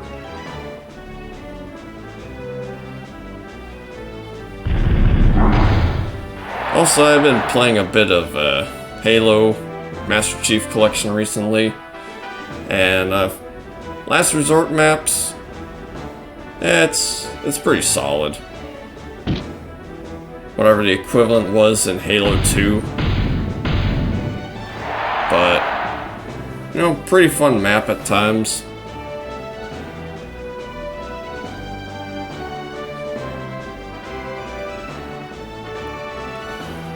But I like sand trap it a lot of times. Outside that, Dexter taking 1 point. First round going to Dexter. Rematch? Oh yes. Going in for the rematch. It's only round 2. Why should I not? Ooh, brow hit, brow miss. Tremor. You'd be tremoring in fear now, Dexter, because you just missed that one. The brow hit is just brow missing. It's just not hitting at all. None of their moves are hitting this round. Last Resort, this time hits, and does a whole lot of damage.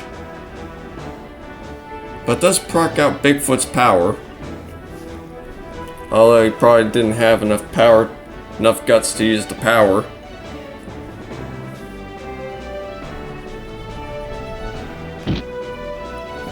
So far, Dexter is in the lead.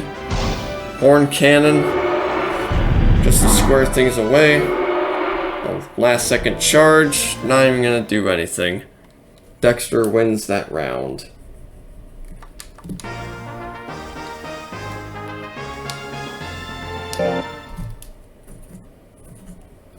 Alright, it is 9 versus E.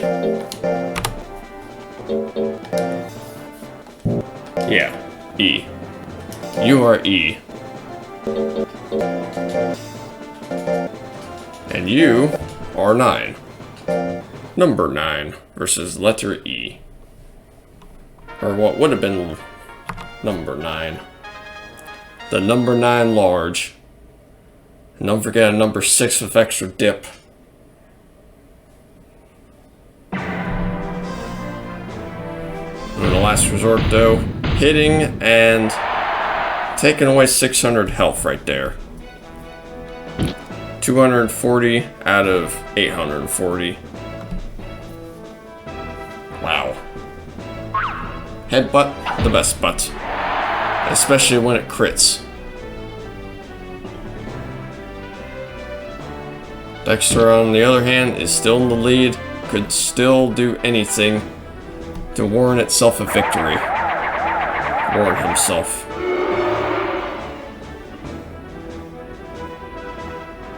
Well, Horn Cannon, not doing anything there. Tremor, doing something there, withering a bit of guts away and some health, and injuring Munin. Headbutt, not the best butt if it misses. Dexter, taking another win right there.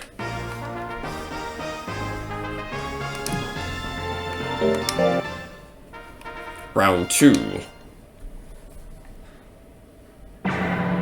Last resort. Last resort, kicking in. Procking in the vigor, and procking Munin's anger.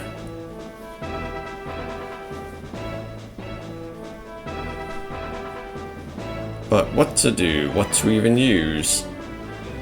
She has a lot of guts to spare. She uses a crit twiddling. Or a twiddling that decides to crit, and another one that also decides to crit. Now bringing it to sudden death. Or rather, not the side, but... you know.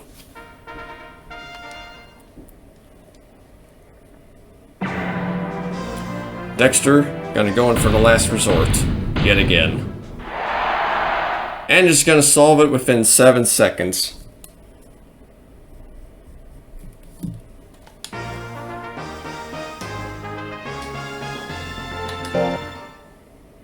Alright.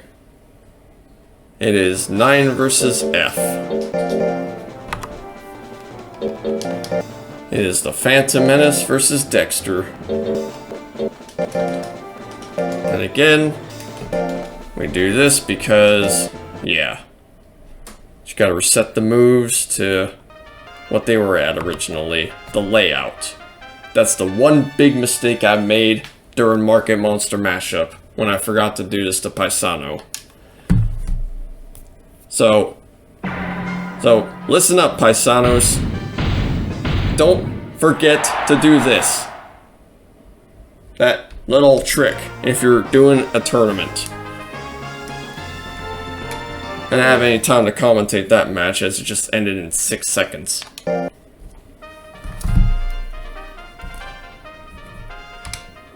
But Dexter is... well, yeah, just took that one. Pardon the dog's barking there. I don't know what the hell she's barking about. Unless someone is at home. But outside of that, Horn Cannon missing there. The Phantom Menace is currently in the lead. And last resort has happened. Well, making Dexter now in the lead.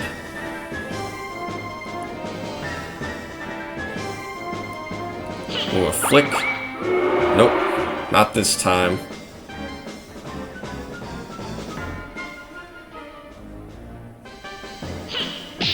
A hook. Hook right now.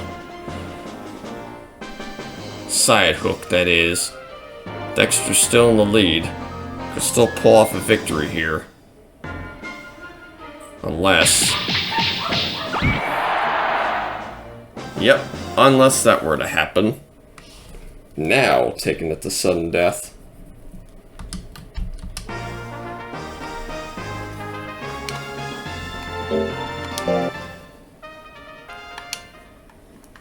Well, who do you think wins this time? Dexter with the last resorts, or Phantom Menace with the Phantom Claw? Or with the 2 jump blows in this case? Looks like at the moment, the Phantom Menace. Especially with a few jabs here and there, taking a win, breaking the streak of Dexter.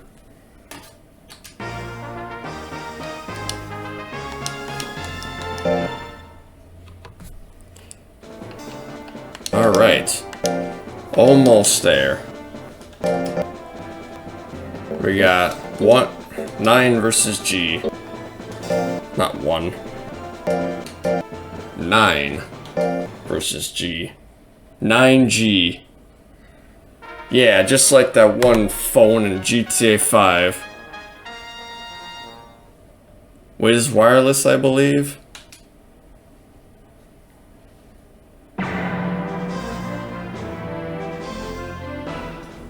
Well, Tremor right off the gate. And not Trevor either. Not to be confused with that guy. That crazy fellow.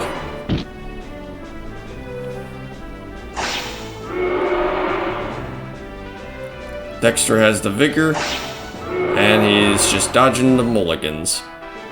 The Chad mulligans.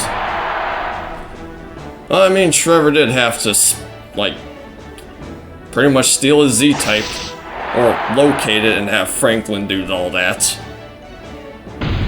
So whether or not Franklin just wipes out Mr. Mulligan is up to the player to decide on that. I just kill or knock him out. I don't have to deal with those dumbass cops in GTA 5.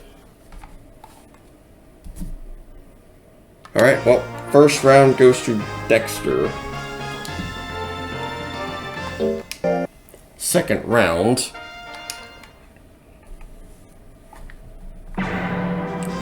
On the other hand, Mulligan missing. Tremor also missing.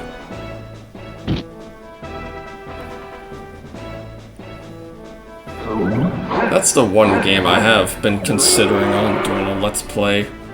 Well, on over in a while.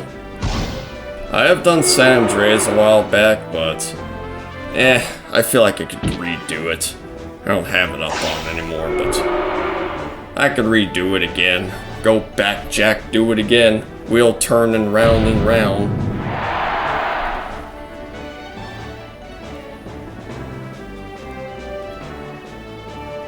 Of course, I'll take you by the hand. You feel it? Shine in your Japan, sparkle in your China. Bodhisattva. Oh, but Dexter now taking that round with a tremor. A last second tremor.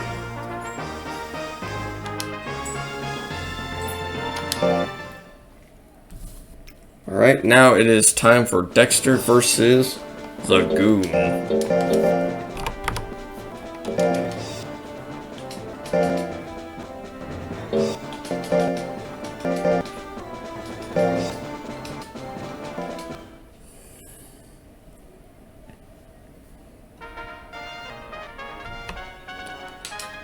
Alright, let's begin. Let us begin. Let us begin the fight. With a tremor. And a vigor. Nothing on the Goon's part yet because he was withered a bit. Oh, but the Horn Cannon, though, does trigger the Goon's Fury. If you can sustain enough guts and use anything with the Fury, that would be pretty much splendid for the Goon. But looks like he just doesn't want to use anything.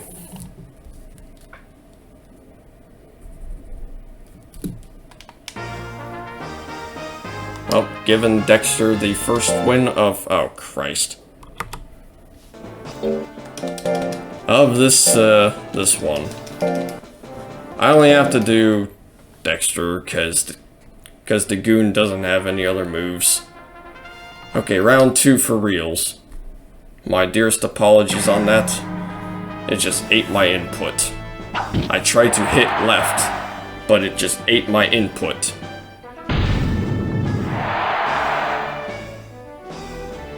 It shorted me an input. Well, I mean, that's what they do. They just, well, they create a circuit. You close a circuit or something. I don't know. You don't want to create a short. Otherwise, you'll really fuck up your electronics.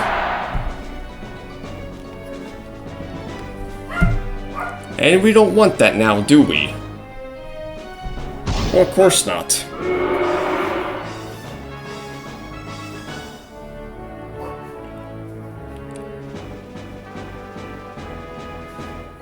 Ooh, the chewing though. Chew right through the metal. And warn him a win unless Dexter does something very last second. Which he does not. Giving the Goon the win. And taking it to sudden death.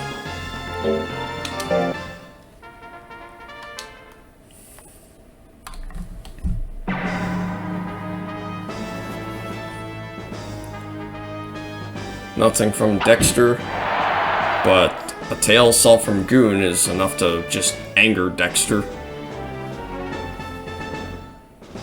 Oh, the last resort. Not gonna hit, I'm afraid. The only resort.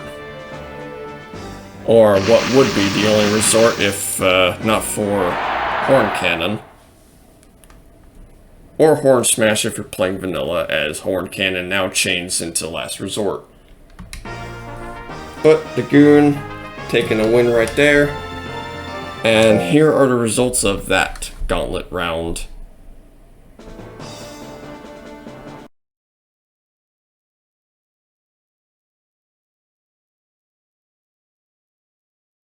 Alright, gauntlet round 2. It is Garrett 4294. We'll get him ready right here, right now. And we are going to get all the brain entries ready. Starting off from 1 through 8. So, 1 through 8 are going to be facing letter I, or what would supposed to be. But I am I. Which they did not play live, which, yeah, well, what can you do? It's probably not one of their most well-known songs anyway. Queensryche, that is, during their concert I mentioned. Million Whips. Misses. Garrett, well, looking pretty good, I'll say. The metal shell's not too bad looking. Oh, using electric stab. Angers Hugin, sending out the maximal beam right back to Garrett. Ooh, the frantic beam though is just gonna seal the deal now this time. And there we go. 1 point goes to Hugin.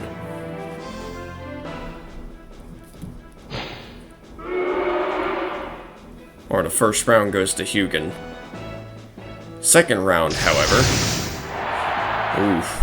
Maximal beam. Hugin is just loving those. And the frantic beams as well. Hugin just destroying Garrett right there. Taking that turbocharger out of that engine. Scrapping it. Alright. Now it is time for I versus 2. Beats by Dre versus Garrett 4294. It's the Niton fight. 2 Nitons squaring up against each other. One brainy Niton and one brawny Niton. Both speed built. Both have some variations with the life and stuff. Violent shell. Very violent. When it hits, of course. Not so much when it misses. Beats by Dre. Gonna electrify Garrett a bit. And do it again. Twice.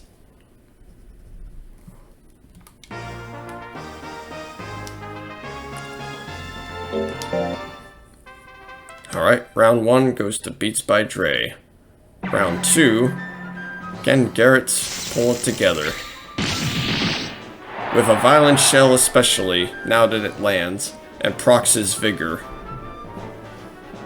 Beats by Dre could make up with something, as he also has the guts to do something.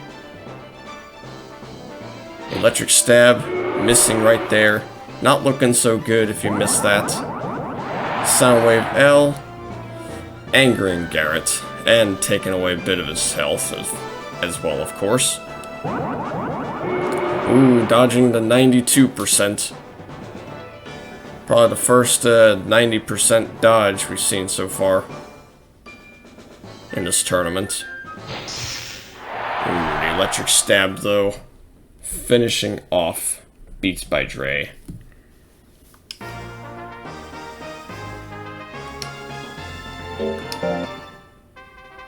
Alright, it is sudden death time. Who will take it? Will Garrett get his first victory in the gauntlet?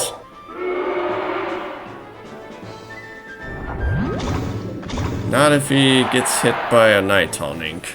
Although that's gonna anger him and it's gonna send his guts rate spewing up a bit. A guts rate on a metal shell ain't that pretty. It's fairly fast.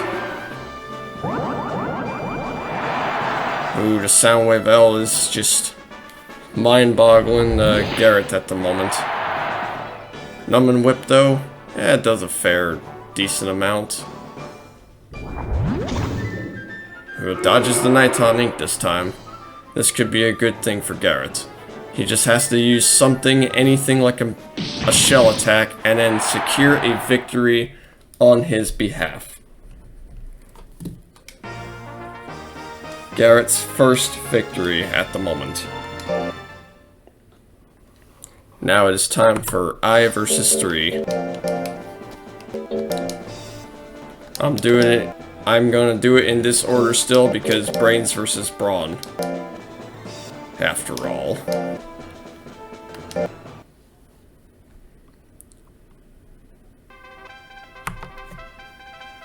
Alright, looking good.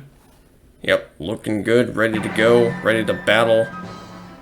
Ready to fuck shit up. Ready to whip it good. When a problem comes along, you must whip it. Or just do that, you just whip out a killer solo. Alright, first round goes to Jollibee. Second round, Garrett has the Violent Shell up and active, and has brought Jollibee down to, well, a third of his health. Vigor, making him one fast Niton, I will say, around the field and such. Numbing Whip doing a fair bit of damage. At least he's still in the lead. Ooh, we got an electric stab though. Missing right there. That's not going to look pretty on Garrett's behalf. He's still in the lead though, yes, but not in terms of guts. He has enough to use anything. And which he is. He's just letting Jollibee just build up its guts. And use a fire stream on it. Pretty much KO Garrett on the spot.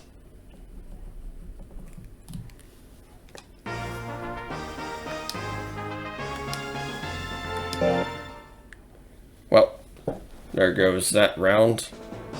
Now it is 4 versus I.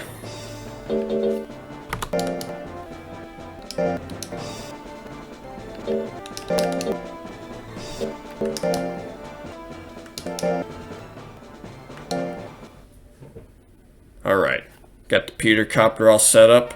Hasn't crash landed in Joe Swanson's yard.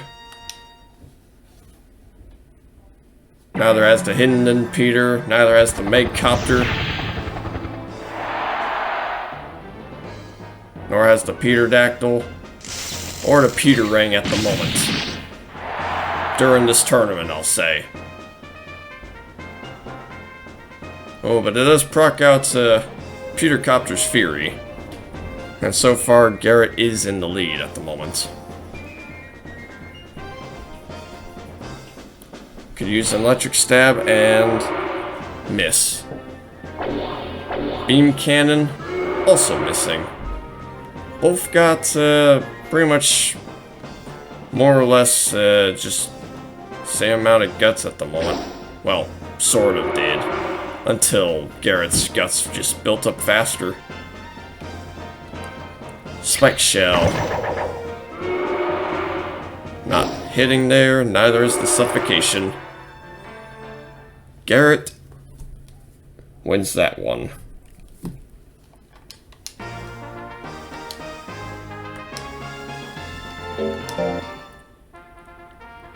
Alright, round 2. It is time to see who will win this one.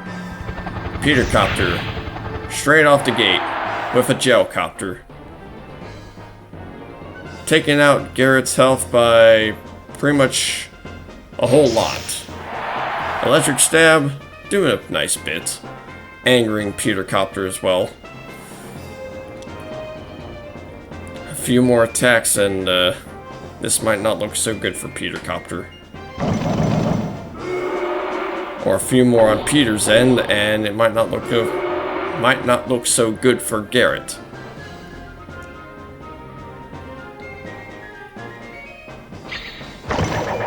The Spike Shell missing again. Not looking good for Garrett. Getting beamed and just, well, taking it 1-1. And now it is time for sudden death. Peter Copter versus Garrett. 4294. I'm just saying Garrett's anyway. Just to shorten it a little.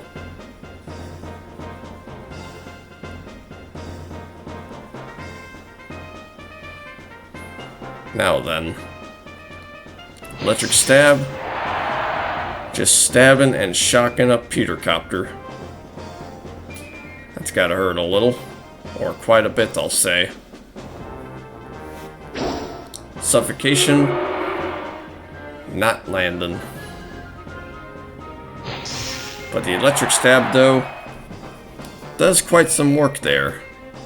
Although the electric stab, yeah, I mean, while it did some work there, yeah, sure, but it did make Peter Copter grit. But the electric whip solved that. Alright, making Garrett the winner of that round.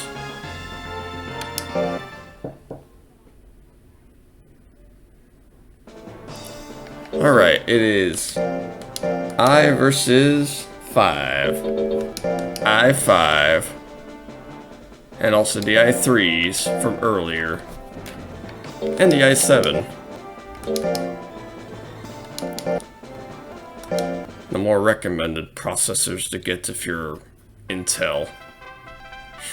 If you're part of the Intel deal. But we got both of Karod's entries here and ready to go. IARC versus Garrett. We got the tree versus the turbocharger. Who do you think's gonna win?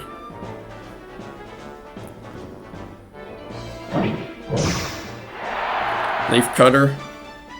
Well, it angers Garrett, I will say. Missing the electric stab there, which is rather unfortunate, but Garrett is still in the lead. Yep. Even after dodging a twister, he is still in the lead. Tries to go in for another electric stab, but misses right there. Gets hit by that twister that time, and is now not in the lead anymore. He should be able to bring enough guts back, just in time, perhaps, to take back the game and give himself a victory for the first round.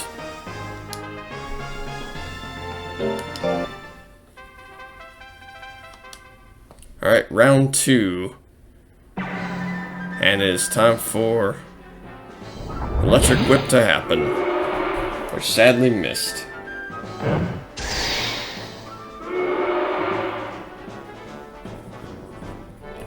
Electric Whip. Doing a fair amount of damage, angering IARC as well.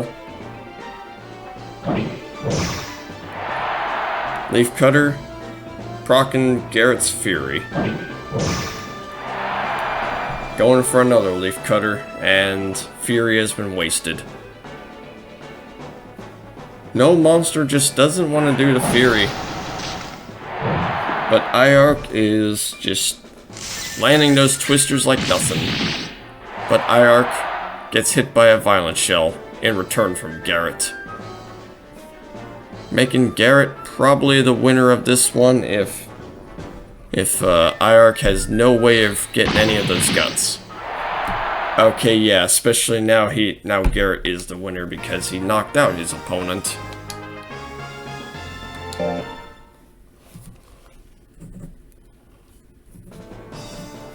Alright, it is I versus 6. It is Nightmare versus Garrett.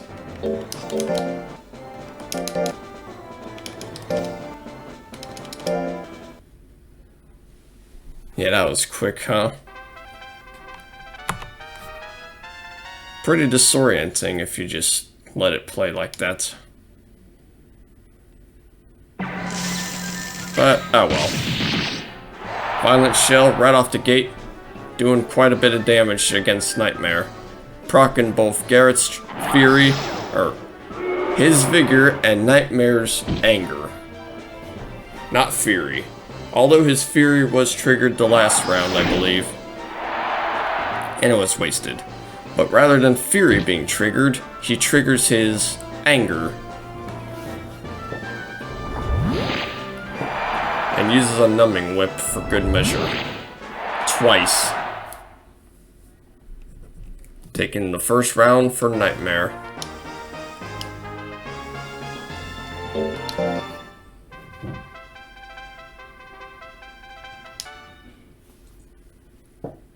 Round 2. We start off with a Violent Shell, but it misses. Mind Flare, hitting right there, does a fair amount of damage. A bit of Withering, but I don't think the Withering is gonna do much for a pretty fast Guts Rate monster. It might stop them from attacking some, but if they get unlucky, but once they do this, well, yeah. Now they got some guts to use. Ooh, but Nightmare's got the Anger too. 2 can play at that game, she says.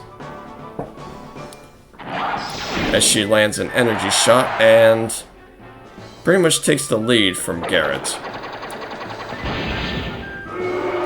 I don't know if Garrett can do anything at this moment unless, of course... No. Taking this to sudden death.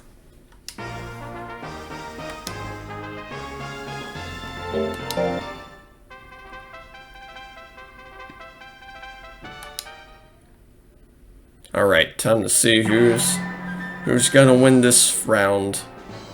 Round 3. Should be good, huh? Energy shots, though, missing. All their moves at the moment just missing. Shell attack, also missing.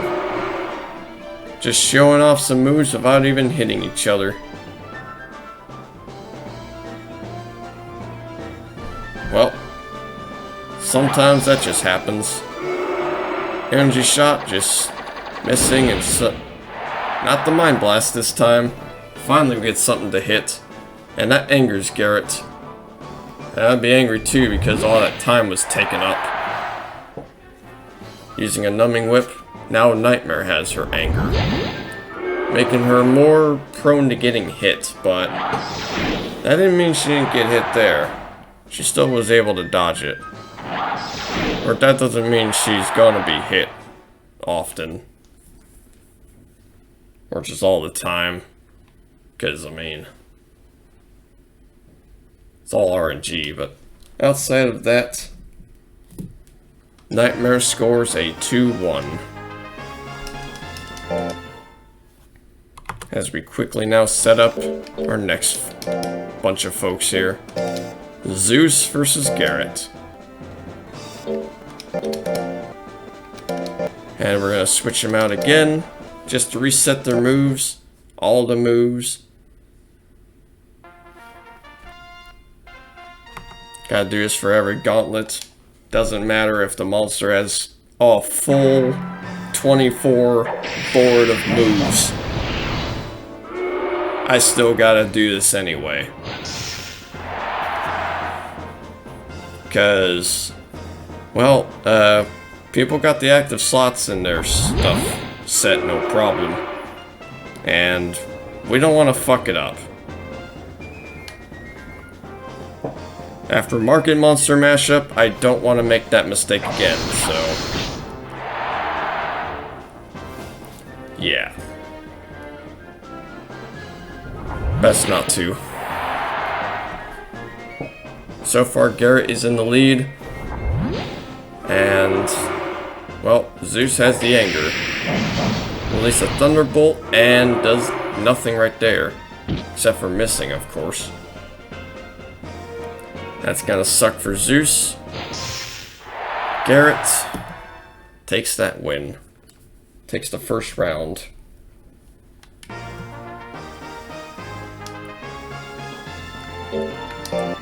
Alright, round 2. It is time for Garrett to shine, or Zeus to shine.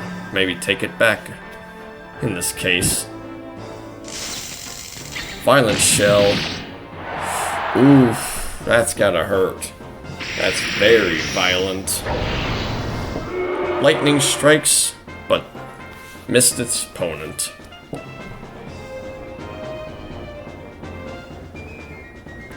Electric Whip. Just critting and KOing Zeus right on the spot.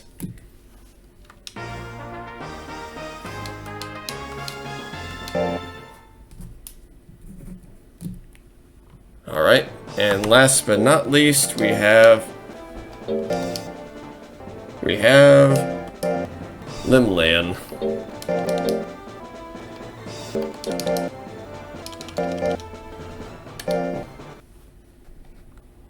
The final fight, and indeed the final fight of this whole tournament. Gauntlet rounds including.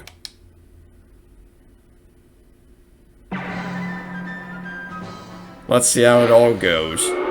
Splash right off the gate, doing nothing because it misses. Garrett going and returning with an electric whip. Oh hey, it's the battle of the hopper unlocks. Well, 2/3 of it. Whoa there, Fury just triggering. I don't know if it was me, but I guess it looked like it's almost flashing, but I think that was just my vision. Maybe because both my game window and the window on OBS are just displaying. But outside of that, round 1 goes to Garrett. Round 2, on the other hand, can Limlan bring it back? Or will Garrett take it? Not if he misses an electric stab and gets hit by a kiss. But that does anger him, surprisingly. I don't know if you'd want to be kissing any turbochargers. Or kiss the engine of your car. Who knows what the hell you'll get on your lips as you just kiss and make out with the engine. Just... what the hell? Splash. Don't want to get the engine wet now, or the turbocharger. That's what can fuck up a good car. Yeah, just submerge it into the drink. But Limlan taking it to 1-1. Now it is time for sudden death.